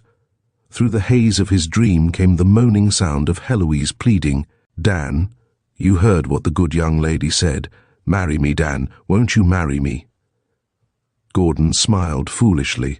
To Diana it was devilish. "Make me like I was when you took me from my Lil Connecticut home," sobbed Heloise. Not for nothing had she played a small-town tour with that masterpiece rich men and poor women. "Don't you see it, Dan? The old farm and the old cows coming along the boardwalk, and can't you hear the cracked bell of the chapel, and don't you remember my old mother sitting right there on the porch reading the good old book? Make it come back again, Dan." Her voice rose to a thin, agonized wail. For a second Gordon returned to near normal. "What do you mean by this tomfoolery?" he squeaked, trying to disengage his hand. "Man!" Diana was unconscious of the plagiarism. "Be careful." He shook his head. "I tell you, you shall marry her. I can't, I won't. I'll see you all to the devil." Heloise cowered under the stroke of fate. "You promised me, Dan, you promised me. You're not going back on your word? Dan, say it ain't true. It's not true, Dan." It was terrible, thought Diana, her heart broken by the woman's woe. "You don't mean it, Dan, do you? It's only your joking way." Gordon showed his teeth in a fiendish grimace. "Ah, I can see you smiling. I can see the little twinkle in your eye. We'll quit this business like this pretty young lady says and shake the whole outfit, won't we, Dan? And I'll be just your leal wife sitting on the back porch, whilst you're mixing the hen feed in the garden." "Damn the hen feed," he yelled. "Curse you and your back porch. I won't marry you. Diana, can't you see that she's a fake? She's acting. I'm nothing to her." "He spurns me," groaned Heloise, and fell prostrate to the floor. Instantly Diana was beside her and had raised the bowed head. "Come with me, my dear. Appeal is wasted on a man like that. Ah, you can laugh." "I'm not laughing," said Gordon indignantly. "What the devil is there to laugh at? If I laughed at anybody, I would laugh at you booby." She cast upon him one harrowing glance of contempt, and then devoted her attention to the girl. "If I gave you the money to get to your home, would you go?" Heloise nodded weakly. "You shall have it tomorrow. Come with me." Heloise gently freed herself of the detaining arm. No, I'll stay," she said brokenly. "I guess there's something I want to say to Dan, something that I want no other woman to hear." Diana went pale. "I think I understand," she said quietly, and went out, closing the door softly behind her. Heloise waited, crept to the door and listened before she spun round, joy in her face. "Whoopee!" She danced round the kitchen. I got my fare. Oh boy, some leading woman. "Heloise, your salary is raised and your name's in lights." You wicked woman," gasped Gordon. How dare you? Or listen." Hand on hip, she faced him, looking from under her curling lashes. "I gotta get something on the side. Be reasonable, man. I'm broke. I couldn't raise $2. Suppose Dan does pay up. Where's my transportation coming from? Have a heart, Birdie." "You've deceived Miss Ford. Now listen to Holy Mike. Haven't you deceived her? Anyway, you don't deserve a nice little girl like that. Don't think I despise her because she's easy. That's a real nice girl. You lied when you said you were married. You may be, but it is not to Diana, and never will be. She's got brains." He strode up and down the kitchen with furious strides, muttering under his breath. Presently he confronted her. "You take away my character. You accuse me of the most abominable acts. You swear away my reputation in a most disgraceful manner. I am Double Dan in her eyes." She had found and lit another cigarette and was sitting on the table, her feet swinging. "Gee, you've got to get a sense of humor, boy," she said good-naturedly. "You're too serious, that's what's wrong with you. She's a good dresser, too. That gown she was wearing this afternoon certainly made me feel old." He was cooling down now. The uselessness of argument or appeal was so apparent that he fell into her mood. "I shall finish in a lunatic asylum," he said, "just as surely as Double Dan will finish in jail. Don't you worry. The little game is going to end very soon. I'm through. John's due home in a fortnight, and I'm just longing for the smell of rubber and oil and breakfast. That's what a ship smells like to me, I'm going to have it out with Dan. You mean he is coming that we shall meet? Asked Gordon eagerly. We shall meet, and he shall part, she said cryptically. That's what. The poor Limburger. And he's going to split fair. Did he think I'd sit down and take his 20/80? No, sir. As a woman, the idea revolts me. I was brought up in a strict 50-50 school. Gordon was himself again. Now I warn you, this matter has gone as far as it is going, he said impressively. There are $50,000 in the study safe, and I've no doubt in my mind that that is his objective, though how he came to know this. 50,000, she breathed. That explains everything. You told me in one of your heart-to-heart talks that you always kept £1,000, but not. This money was drawn to pay an American, said Gordon impatiently. There is no reason why I should explain why it is here. It is in the safe. That is sufficient. Heloise had become very thoughtful. Then he knew, she said. The piker. Wouldn't that make you sore? $50,000, £10,000, 700,000 francs, every mark in the world, and all to be cleaned up on his lonesome. She was, apparently oblivious of Gordon's presence. The immensity of Dan's treachery was all-absorbing. So that's why he wanted to work alone. Get him to Ostend, he said, and leave the rest to me, and the rest was $50,000. That fellow couldn't go straight if he was fired from a gun. Not a word to me either. He expected to get £1,000, he said. It is the most unprofessional thing I've ever heard about in my life. My dear woman, said Gordon testily, the ethics of the case do not interest me. But he's going to split this 2 ways, said Heloise grimly. Or my name is Johanna Dubb. He's going to act honest, even if it hurts him. Yes, sir. There's going to be honour amongst Double Dan and Heloise Chowster. Shame on you, Dan, you great big yegg. The perfidy of the man had changed her whole outlook on life. Her very ideals were tottering. He'll split it no ways, understand that. Gordon was firm. I will not see myself robbed. Do you think I'm a fool? She searched his face for rebutting evidence. Why, that idea certainly did occur to me, she said mildly, and then her tone changed. Diana's step was on the stair. I won't plead with you any more, Dan. There's nothing to be gained. I wish you luck. Won't you take my hand for the last time? Bewildered, Gordon stared at her. Then he saw Diana and understood. Don't let us part this way, Dan. I forgive you everything you've done. Goodbye, Dan, old friend. She put out her hand timidly. Gordon could have smacked her. Goodbye. You brute, take her hand at once, hissed Diana. He took it limply. All right, good evening. Diana knew that the criminal classes were callous, but she had never realized how brutal they could be. Come with me, my dear, she said. You need not see him any more. Thank you, said Gordon. That's the first kind thing you've said. Diana treated him with the scorn he deserved. Miss Ford. Heloise was looking wistfully at her benefactress. Dare I ask you something? Why, surely. Heloise touched her skirt disparagingly. Somehow these clothes don't seem right in my state of mind. I know you'll think I'm crazy, but clothes mean an awful lot, even to a woman like me, and these are kind of too gay for a broken-hearted girl. If you've got something quiet and sorrowful— Diana smiled. How well she understood. I know just how you're feeling. Come to my room, Heloise. You need have no fear.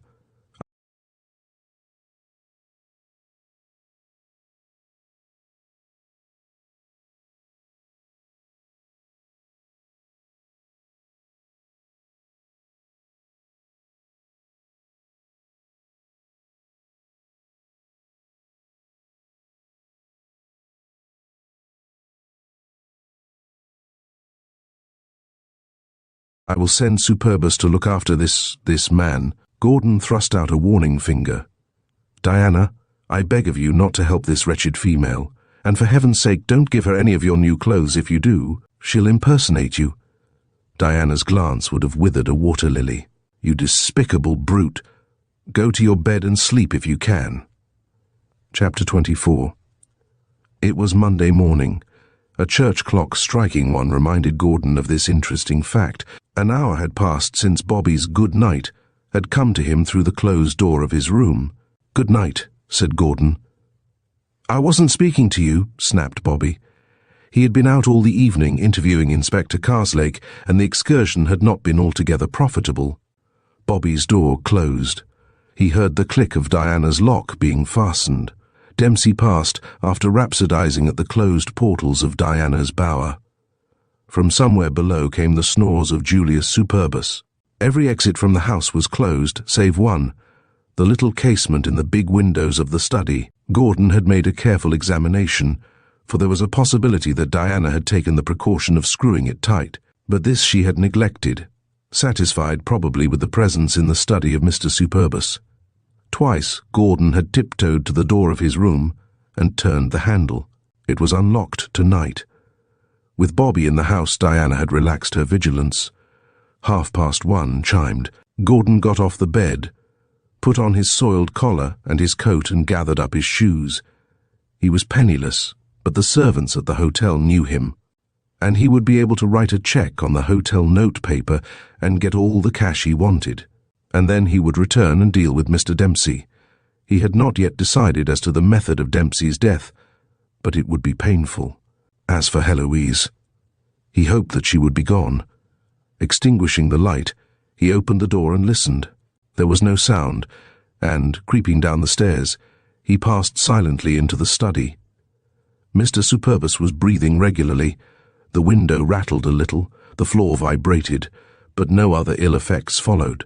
As Gordon stood listening, the detective grunted and turned over on his side. The snores ceased. Julius was in a deeper sleep than ever.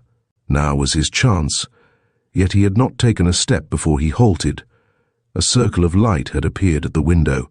He waited, holding his breath. There was a rasping sound, and the casement opened. He saw the dark bulk of a figure wriggle through. A long pause, in which the newcomer was invisible. Then the circle of light appeared again, this time on the safe. A burglar. His first impulse was to leap at the man and grapple with him. His second was to approach with less commotion. Hands up, or I'll fire. At the first sibilant of the words, the light went out, and then, "Don't shoot, Governor. It's a cop." "Don't shout, you fool," hissed Gordon.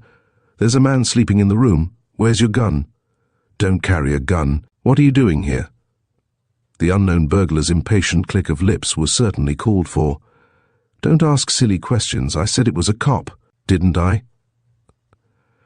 Gordon groped for the flash lamp and turned it full on the man's face. "I know you," he said immediately.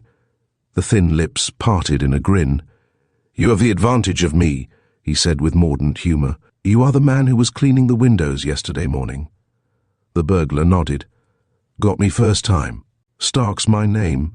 I'm not giving any trouble, and if you tell the judge I had a gun, you're a liar." He raised his voice a little. Gordon glanced round fearfully, but the detective was snoring again. "Shh! Not so loud. Have you opened the safe?" The idea came to him at that second, a brain flash of singular brilliance. "I should have done if you'd been a minute later," said Stark plaintively. "You've spoilt a good night's work." Gordon nodded. "Open it," he said, and Stark could not believe his ears. "What?" "Open it. I'll pay you well, and I'll give you your liberty. You'll only have to work on one lock. The combination is—" Telma got that. "Do you mean it, Governor?" Incredulity dominant. Yes. I lost my key," replied Gordon. "Now get to work. Can you manage without the lights?" The other grinned in the darkness. "Sure. Only amateurs want a lot of light. A flash is best and brightest." He produced from under his coat a short jemmy and a longer and thinner instrument. He may have been and was a poor window cleaner. As burglar, he belonged to the aristocracy. "Ever seen a safe open before?" he asked over his shoulder. Gordon shook his head. "No, not this way," he admitted. "Takes years to learn, and there's not much money in it," said Mr. Stark sadly. "Spoilt by foreigners, this trade is ruined by competition and outsiders, like everything else. Americans mostly. Why they don't keep in their own country, I don't know. Very smart fellows, I'll say that, though they're taking the bread out of our mouths. But we've got as good men if they only had a bit of encouragement and capital behind 'em." The door swung out. "There you are, sir." Gordon peered over the man's shoulder. "Open?" he asked, in a tone which combined surprise and annoyance. The man who sold him the safe was indeed a teller of untrue stories. Yes. Show the light. Here it is. Moses, there's not 10,000 there. He grasped what there was and raised his head to listen. Somebody was coming down the stairs. Now go quick. There's somebody coming. Here, take this. He thrust a bill into the burglar's hand. In a second, Stark was through the window. Gordon was following when a quivering voice from the sofa called, "Who's there?" Mr. Salisbury did not wait to explain. As the detective, with surprising courage, ran toward him, Gordon jumped from the window. "Stop!" It was another voice, Dempsey. Gordon dropped to the courtyard as the other fired. Bang, bang. Twice he shot, and there was a scream of pain. Diana heard it and sprang from bed. Drawing her wrap about her as she ran, she flew down the stairs and into the study. In the center of the room stood Dempsey, and at his feet a figure, the wriggling figure of Julius Superbus. "He has paid the price of duty," said Dempsey. And so it proved. 10 little toes had Mr. Superbus brought to 61 Chanel Gardens. One would never go forth again attached to his patrician feet. Chapter 25.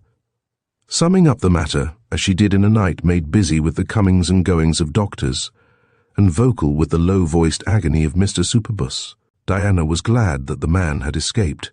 She was sorry, extremely sorry about the Julian toe, a small toe by all accounts, and not especially valuable or wholly necessary to his complete enjoyment of life. Still, it was his, and had been, as he explained between paroxysms, a close companion throughout his checkered life. He recounted stories about it, half fond, half wistful. Once he had dropped a hammer on it and had cursed it for being in the way. He regretted that now. It had been a gentle, easy-going toe and had never given him trouble. Other toes had developed callosities that were painful, but this child of his heart amongst the pedal appendages had never given him a moment's unease. Yes, she was rather sorry, even though the doctor said he was in no pain, and not knowing the fearless character of the man, had given an opinion that Julius was more frightened than hurt. But she was glad Double Dan had gone, ever so glad, and the shooting had produced one most desirable result. Dempsey had been completely subdued ever since. Not once had he described her as his angel or his serene vision. He who had searched the heavens and starry spaces thereof for illustrations of her beauty, her charm, and her numerous attractions, was satisfied with the most commonplace terminology. "The fact is," said Bobby, "the poor wop has never used an automatic before, and the darn thing went off before he realized he had touched the trigger. Poor wop." Diana's nose went up. Poor Mr. Superbus, rather. This was so long after breakfast that Bobby had had time to make a call at Diana's bank, and Mr. Dempsey was a notable absentee. "How did you sleep?" he asked sympathetically. "Terribly. Bobby, did you get the money?" "Yes. By great good luck your credits came through on Saturday. I have the money." The manager was full of apologies on behalf of self and bank. "Here it is." He produced from his hip pocket a thick wad of bills, in American money. "By some strange accident, it is clean." She was thoughtful, biting her lip. "I had a wire from Gordon. He has reached Inverness," she mentioned. "I'm sure he has," said Bobby dryly. "And how is the old K-bus?" "Poor old fellow," she laughed quietly. "I think he's almost reconciled to his very great loss. I shouldn't be surprised if he didn't develop into a war hero, but for the moment he's worrying what his good lady will say about the lost toe. From what he says, I gather that she counts them every night." Bobby grinned at the fire. There seemed something inexpressibly comic about a man losing a toe. "Nothing has been heard of Double Dan?" he asked, and she shook her head. "No, he seems to have disappeared. We know by the marks on the brickwork that he climbed the wall, and according to Mr. Superbus, he had a companion. In one way, I'm glad he's gone." Bobby looked at the girl in astonishment. "Glad?" he said. "Good Lord, why?" "For the poor girl's sake." Diana's face was saddened. "You don't know what she's suffered at his hands, Bobby. There's a whole lot of good in Heloise. Of course she feels his going. That's the curse of it. A woman never loses hope." "He must have got away pretty quickly," said Bobby. I was down immediately after Dempsey, and though I searched the house and the courtyard at once, there was no sign of the devil." She made a little gesture of distaste. "Don't let us talk about him," she said briefly, and went on to talk of Dempsey. "He has been simply splendid. Really, I have had a pleasant shock, the only one of that variety he has ever given me. I shouldn't have thought that a man of his excitable temperament could have taken the matter so calmly. But he is subdued. A little nervous, I think, about the shooting. He was very anxious to know if I had informed the police, but of course I hadn't, so far as Mr. Superbus's toe was concerned. He's going today." "Not Dempsey?" She nodded. "He says he'll wait for me for 1,000 years, she sighed. "I told him 100 would be long enough." Hey-yo, he hasn't spoken otherwise about marriage all the morning. I almost like him for it. The subject of conversation strolled into the room a few minutes later. He was looking haggard, Bobby thought, and remarkably unattractive. "Good morning, Mr. Salisbury. You have not seen Aunt Lizzie?"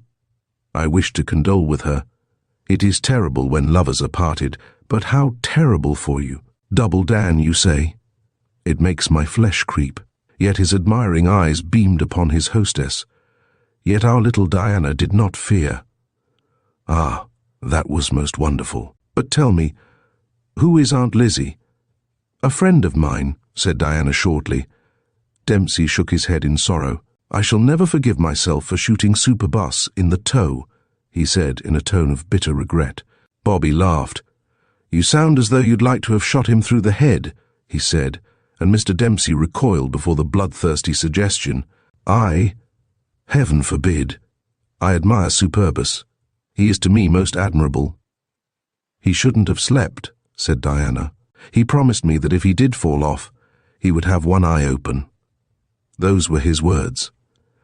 I don't know how he would manage, but he was so confident that I didn't come down to look. She ran to the door. The tap-tap of a stick on the parquet floor of the hall announced the coming of the invalid, his right foot a picturesque cushion of white bandages.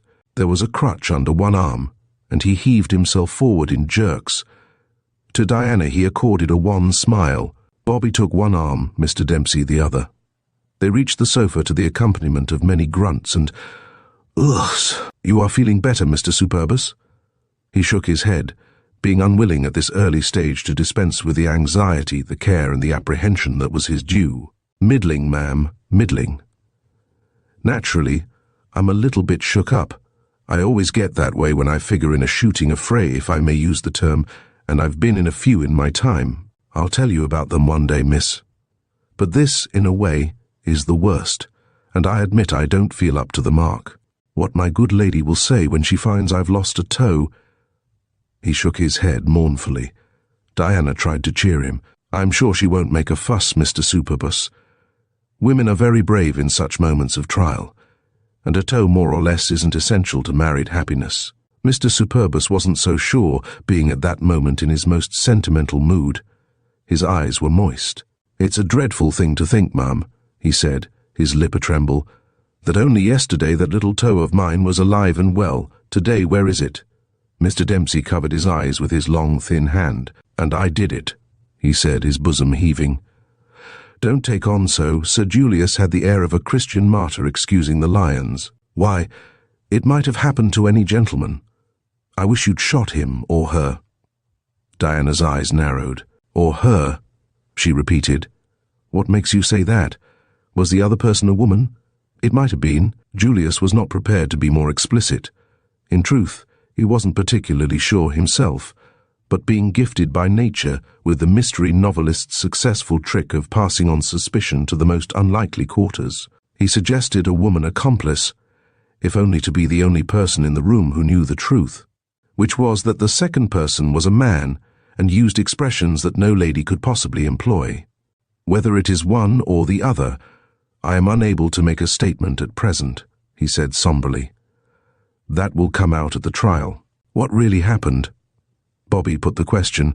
He had still only a disjoined idea of what had occurred in the dark. Julius fumbled in his pocket and found a massive notebook, opened it deliberately, and after much searching, found the page he sought. "At 2 a.m. on or about the 15th inst," he said sonorously and with complete relish. I was aroused from my slumbers by an uneasy apprehension that trouble was abroad, viz., burglars or other bad characters. I proceeded at once to rise from my bed, which was 25 feet 6 inches from the window. I got Aunt Lizzie to measure it, he explained in parenthesis. The study was in darkness, but I saw the figure of a man. As I darted forward to arrest him, there arose, seemingly from my feet, a person or persons unknown. Realizing that danger threatened, I immediately grappled with them. I suppose you heard the sign of a struggle, he asked anxiously. Diana had heard nothing. Bobby shook his head. I didn't, but I wasn't near enough, he explained. Mr. Dempsey, his hand behind him, his bearded chin on his waistcoat, did not look up. Suddenly, resumed Superbus, there was a shot and I knew no more. But you say it might have been a woman. Diana was not inclined to lose sight of that point. It might have been a man or a woman, said Julius. That will come out when I tell the secret story, so to speak. For the present, I will describe it as a person or persons unknown. I don't mind admitting, he added, that they were strangers to me, and I never want to see him again. Where's Uncle Isaac? I haven't seen him this morning. But when you grappled, Mr. Superbus, you surely knew whether it was a man or a woman, insisted Diana. Julius inclined his head. Speaking as a married man, he said discreetly, I ought to know. But you grappled in a sense, said Mr. Superbus. Only in a sense. When a man grapples with a problem, does he catch it by the ear or punch it under the jaw? No, ma'am. When I say grappled, I'm speaking in a general way. But you saw, here Julius was on safer ground. Well, it looked like a man. I'll tell you the truth, it looked like Uncle Isaac. Don't imagine for 1 second that it was Uncle Isaac, he warned them. I cast no aspersions. He got through the door before I could properly see him. You must have been mistaken, Mr. Superbus, said Diana. I saw it slip past me and out of that door, Julius pointed.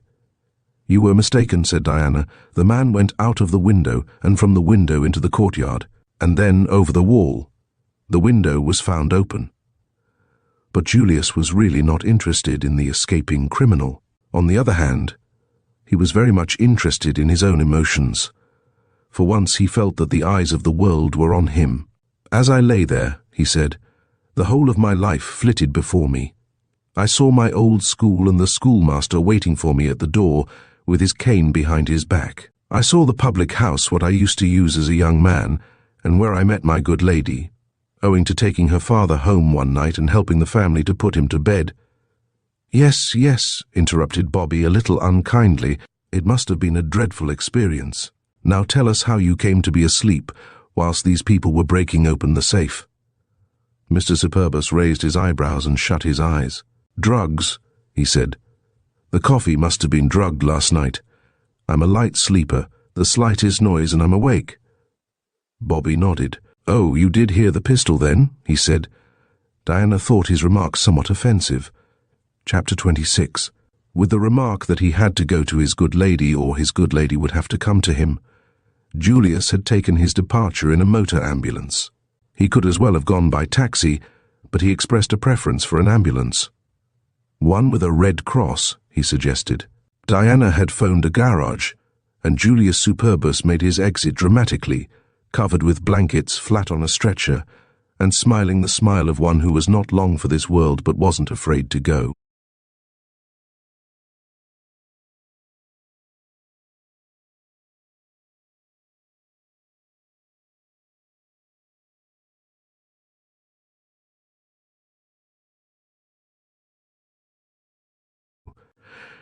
And what my missus will say when I come home short, I shudder to think, he said pathetically. I don't know. The only satisfaction I've got is that it was done on duty, this significantly. When he had gone, Diana asked, What is a tow worth, Bobby? I must send the poor dear something. Would £200 be too little? It was a little tow, said Bobby thoughtfully.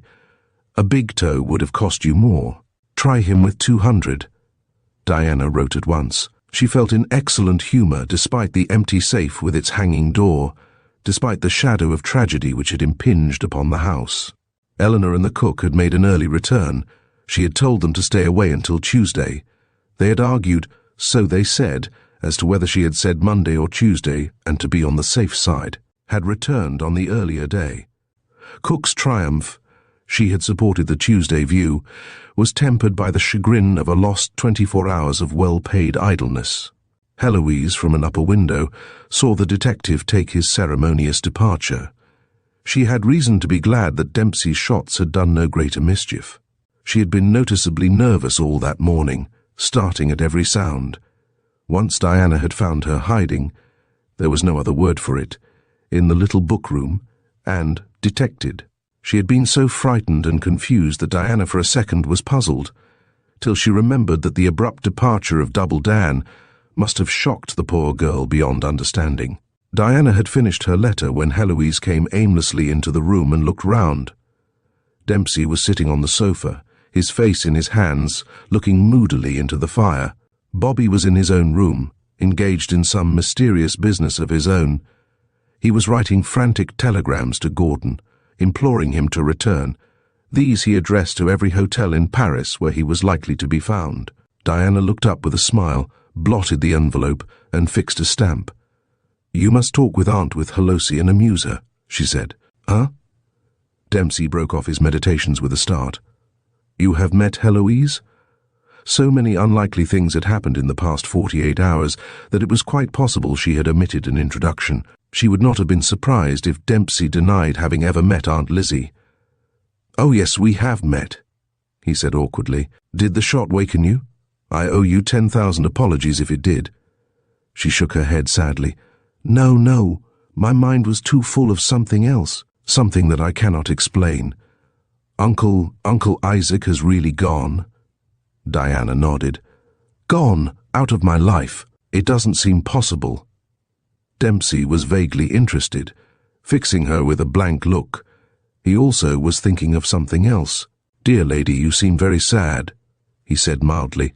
Her tragic eyes moved till they rested on his. "Sad? When I think of my old home and my dear father in Michigan." "I thought you said Connecticut," interrupted Diana. Heloise was a quick thinker. "Mother lives there," she said gently. "Papa is in Michigan. They're living apart."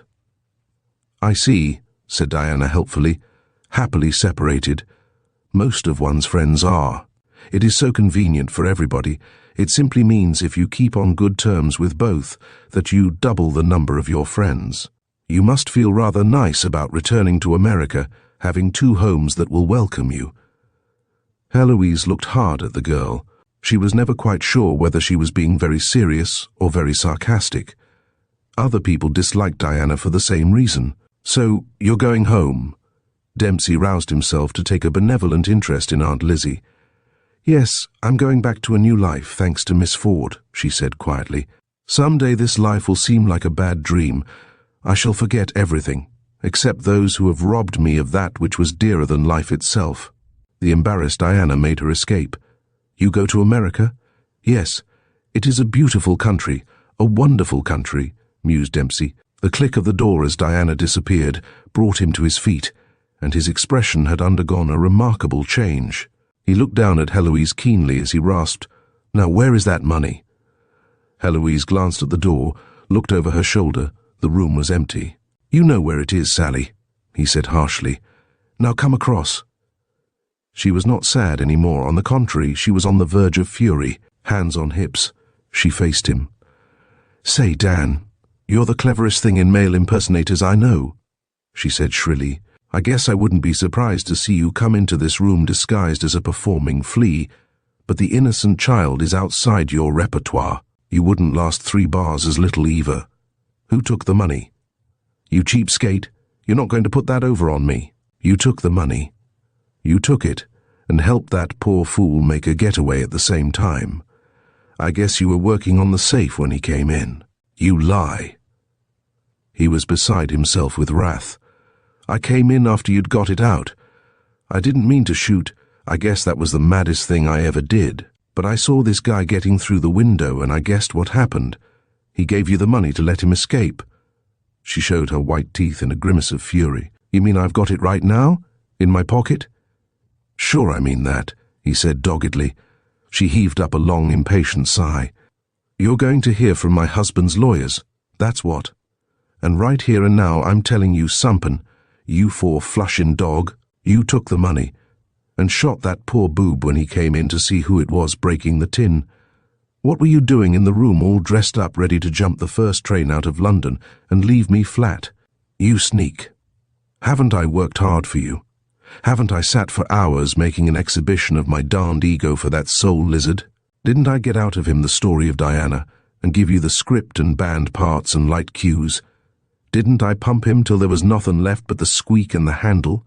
And do you dare to turn me down?" He dared nothing. Her victory was complete when he began to make excuses. There was $50,000 in that safe.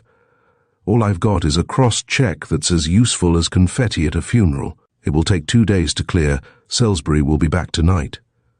$50,000, she sneered. You told me nothing about that. Maybe you forgot it? You said there wasn't £1,000 in the job, didn't you? You said you'd be glad if you got back expenses. Am I lying? And what's that check anyway? Money she owed Dempsey. Great snakes, the money Dempsey threw at her. I told you that and I'd forgotten it. She ran her fingers through her hair. Her smile was fixed and terrifying. The smile of the Medusas was jocund by comparison. I forgot about it until I got a note from her enclosing the money, he protested. Why, when that check came along, you could have blown me down. It was then I saw big money in the proposition and decided to go after the rest of the stuff. It looked easy to me. Impolite skepticism showed in her eye, and his injured air only intensified her suspicions. Now, Dan, you're a wonderful teller of tales, and I guess if I were a bit younger, I'd fall for it, she said practically. But you're going to be a good little boy, and fess up to Auntie that you took that money, and then you'll say, Auntie, we'll split it 50-50. And if you don't, Dan, why, it's good morning. Judge for yours. He tried blandishment. Honest now, Sally, you've got it, he said genially. Let's get right down to cases, and would I be here doing this act and allowing my emotions to destroy my beauty if I had it? Shouldn't I be stepping on it? Would you be exchanging persiflage with anything but the dust of my trail? This point appeared logical. That's true, he said. Then who opened the safe, not Salisbury? You did, she nodded, and he went purple. Curse you! I told you I didn't take it. The door handle turned. Without looking round, they knew it was Diana. She had omitted to enclose a check in her letter, she remarked at large, but they were too absorbed in their talk to heed her. I just love the country, sighed Heloise. To hear the old blue jays singing and watch the clouds coming up over the hill and feel the breeze in your face. Why, there's nothing quite like it, Mr. Dempsey. I've never seen you two talking before, said Diana with a smile. Which was true. In a few seconds, she was gone. Now see here, Sally. We haven't time to act foolishly over this business. The stuff was taken, maybe by that guy Salisbury. What did you come here for, anyway? It was a question that he had been seeking an opportunity to ask. I came here when I found you were trying to work the job as a one-man performance. I know you, Dan. You've got a mighty bad reputation amongst honest crooks. He laughed without merriment. I'm trying to live it down. Where's he gone? Did he tell you he was leaving? No, we'd given up confidences before he left. You said he would come back. I've got it in my bones that you're right. I guess he got it. But he couldn't have worked a job like this single-handed, said the other. Why, your husband couldn't have opened that safe more scientifically. She was not willing to be turned by gross flattery.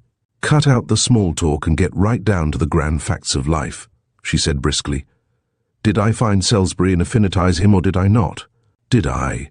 He snarled at her like an angry mongrel. Didn't I, great Moses? Do I want all that stuff? Why did you allow him to come back here? Let him come back, she said scornfully. I made him come back. When I got him into the house, I had him like that. I knew how you'd turn up. I knew there was money here, and I was going to stay with it. It's a funny thing about me that, of all the affinities I've met, nothin' is quite so close as money. Nothin' understands me better, or talks more like Governor George Demosthenes. The man was finished. He, too, was a philosopher. Well, there's no help for it, he said with a groan that he could not suppress. We'll have to share. The old terms. Mind none of your 50-50 stuff. 70-30. 70-30? Well, I admire cold blood. It's 50-50 or nothing with me, Dan. But there ain't anything to share. Here, he corrected her. She's paying up. I've given her back the check. If you wait half an hour, she'll have it cashed. Now, are you satisfied? 60-40?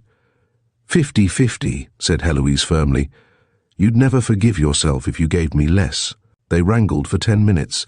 In the end, Heloise gained a victory for principle. Chapter 27.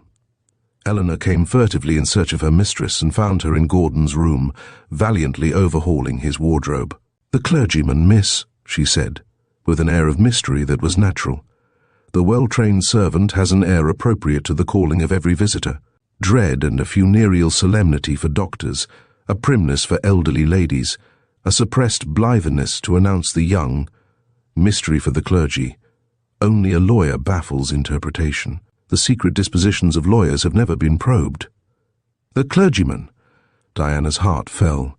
"A priest, ma'am, by his clothes," said Eleanor. She was a primitive Methodist and was secretly thrilled by priests and nuns. Not before had Diana considered Mr. Dempsey's sectarian leanings, nor had she before had sufficient confidence to meet the man whom she guessed had been sent by Dempsey to arrange the details of her servitude. "I will come down," she said, and took the card from Eleanor's hand. She read the few printed words carefully, then she read them again and passed her hand over her eyes. Father Giuseppe Dempsey, Vicar of Banhurst. "Father Giuseppe Dempsey," she said aloud, and in another second was flying down the stairs. She recognized him instantly, clean-shaven, dark, the old grin in his brown eyes. She would have known him even had he not been wearing his black cassock. "Diana," he said, "after all these years." "Mr. Dempsey," she grasped, gripping the thin hand outstretched. "It is you. You don't know how glad I am to see you." Dempsey, the real Dempsey. Then who was the other? The solution of the mystery came to her in a flash, and in the realization, the whole weight of the universe was lifted from her heart. "Father Dempsey," she said in a wondering way, still holding his hand. "It doesn't seem possible."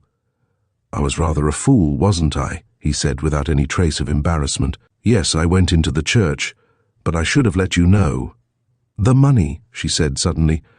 "The money you gave me, you will want that?" He laughed a little sheepishly. I wondered if any was left. "Honestly, I need money just now. My boys' club is insolvent and the new church hall wants an organ." She nodded. She was still bewildered, almost hysterical, and then came an excited Bobby with a rush, flinging open the door. "Diana," he began. Behind him stood Gordon, a somewhat severely clad Gordon, yet different. She ran to him. Before she realized what happened, she had kissed him. Gordon returned the kiss without any visible effort.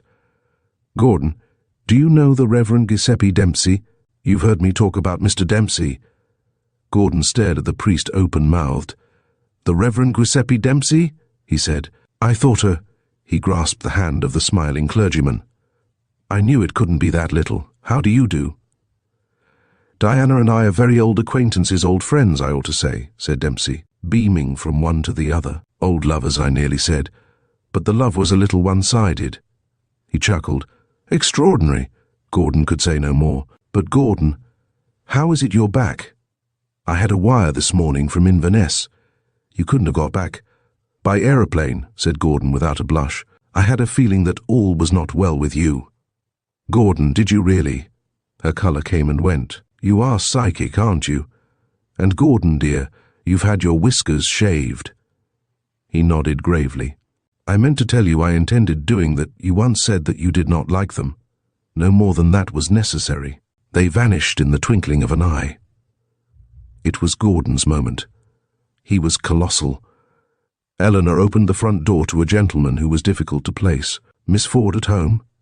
"Yes, sir, but she's engaged." The stranger had no visiting card, apparently, for he announced himself. "I am Inspector Carslake from Scotland Yard," he said. "I should like to see the safe that was opened last night." "It isn't necessary to disturb Miss Ford." Eleanor, in a flutter, opened the door wider and showed him into the study. "Leave by the first train," Mr. Dempsey was saying. "We'll split later." "We'll split before we part," said Heloise firmly, "for fear an accident happens to the money." The other shrugged. "I'd hate to have a mind like yours," he said, and then the visitor came in.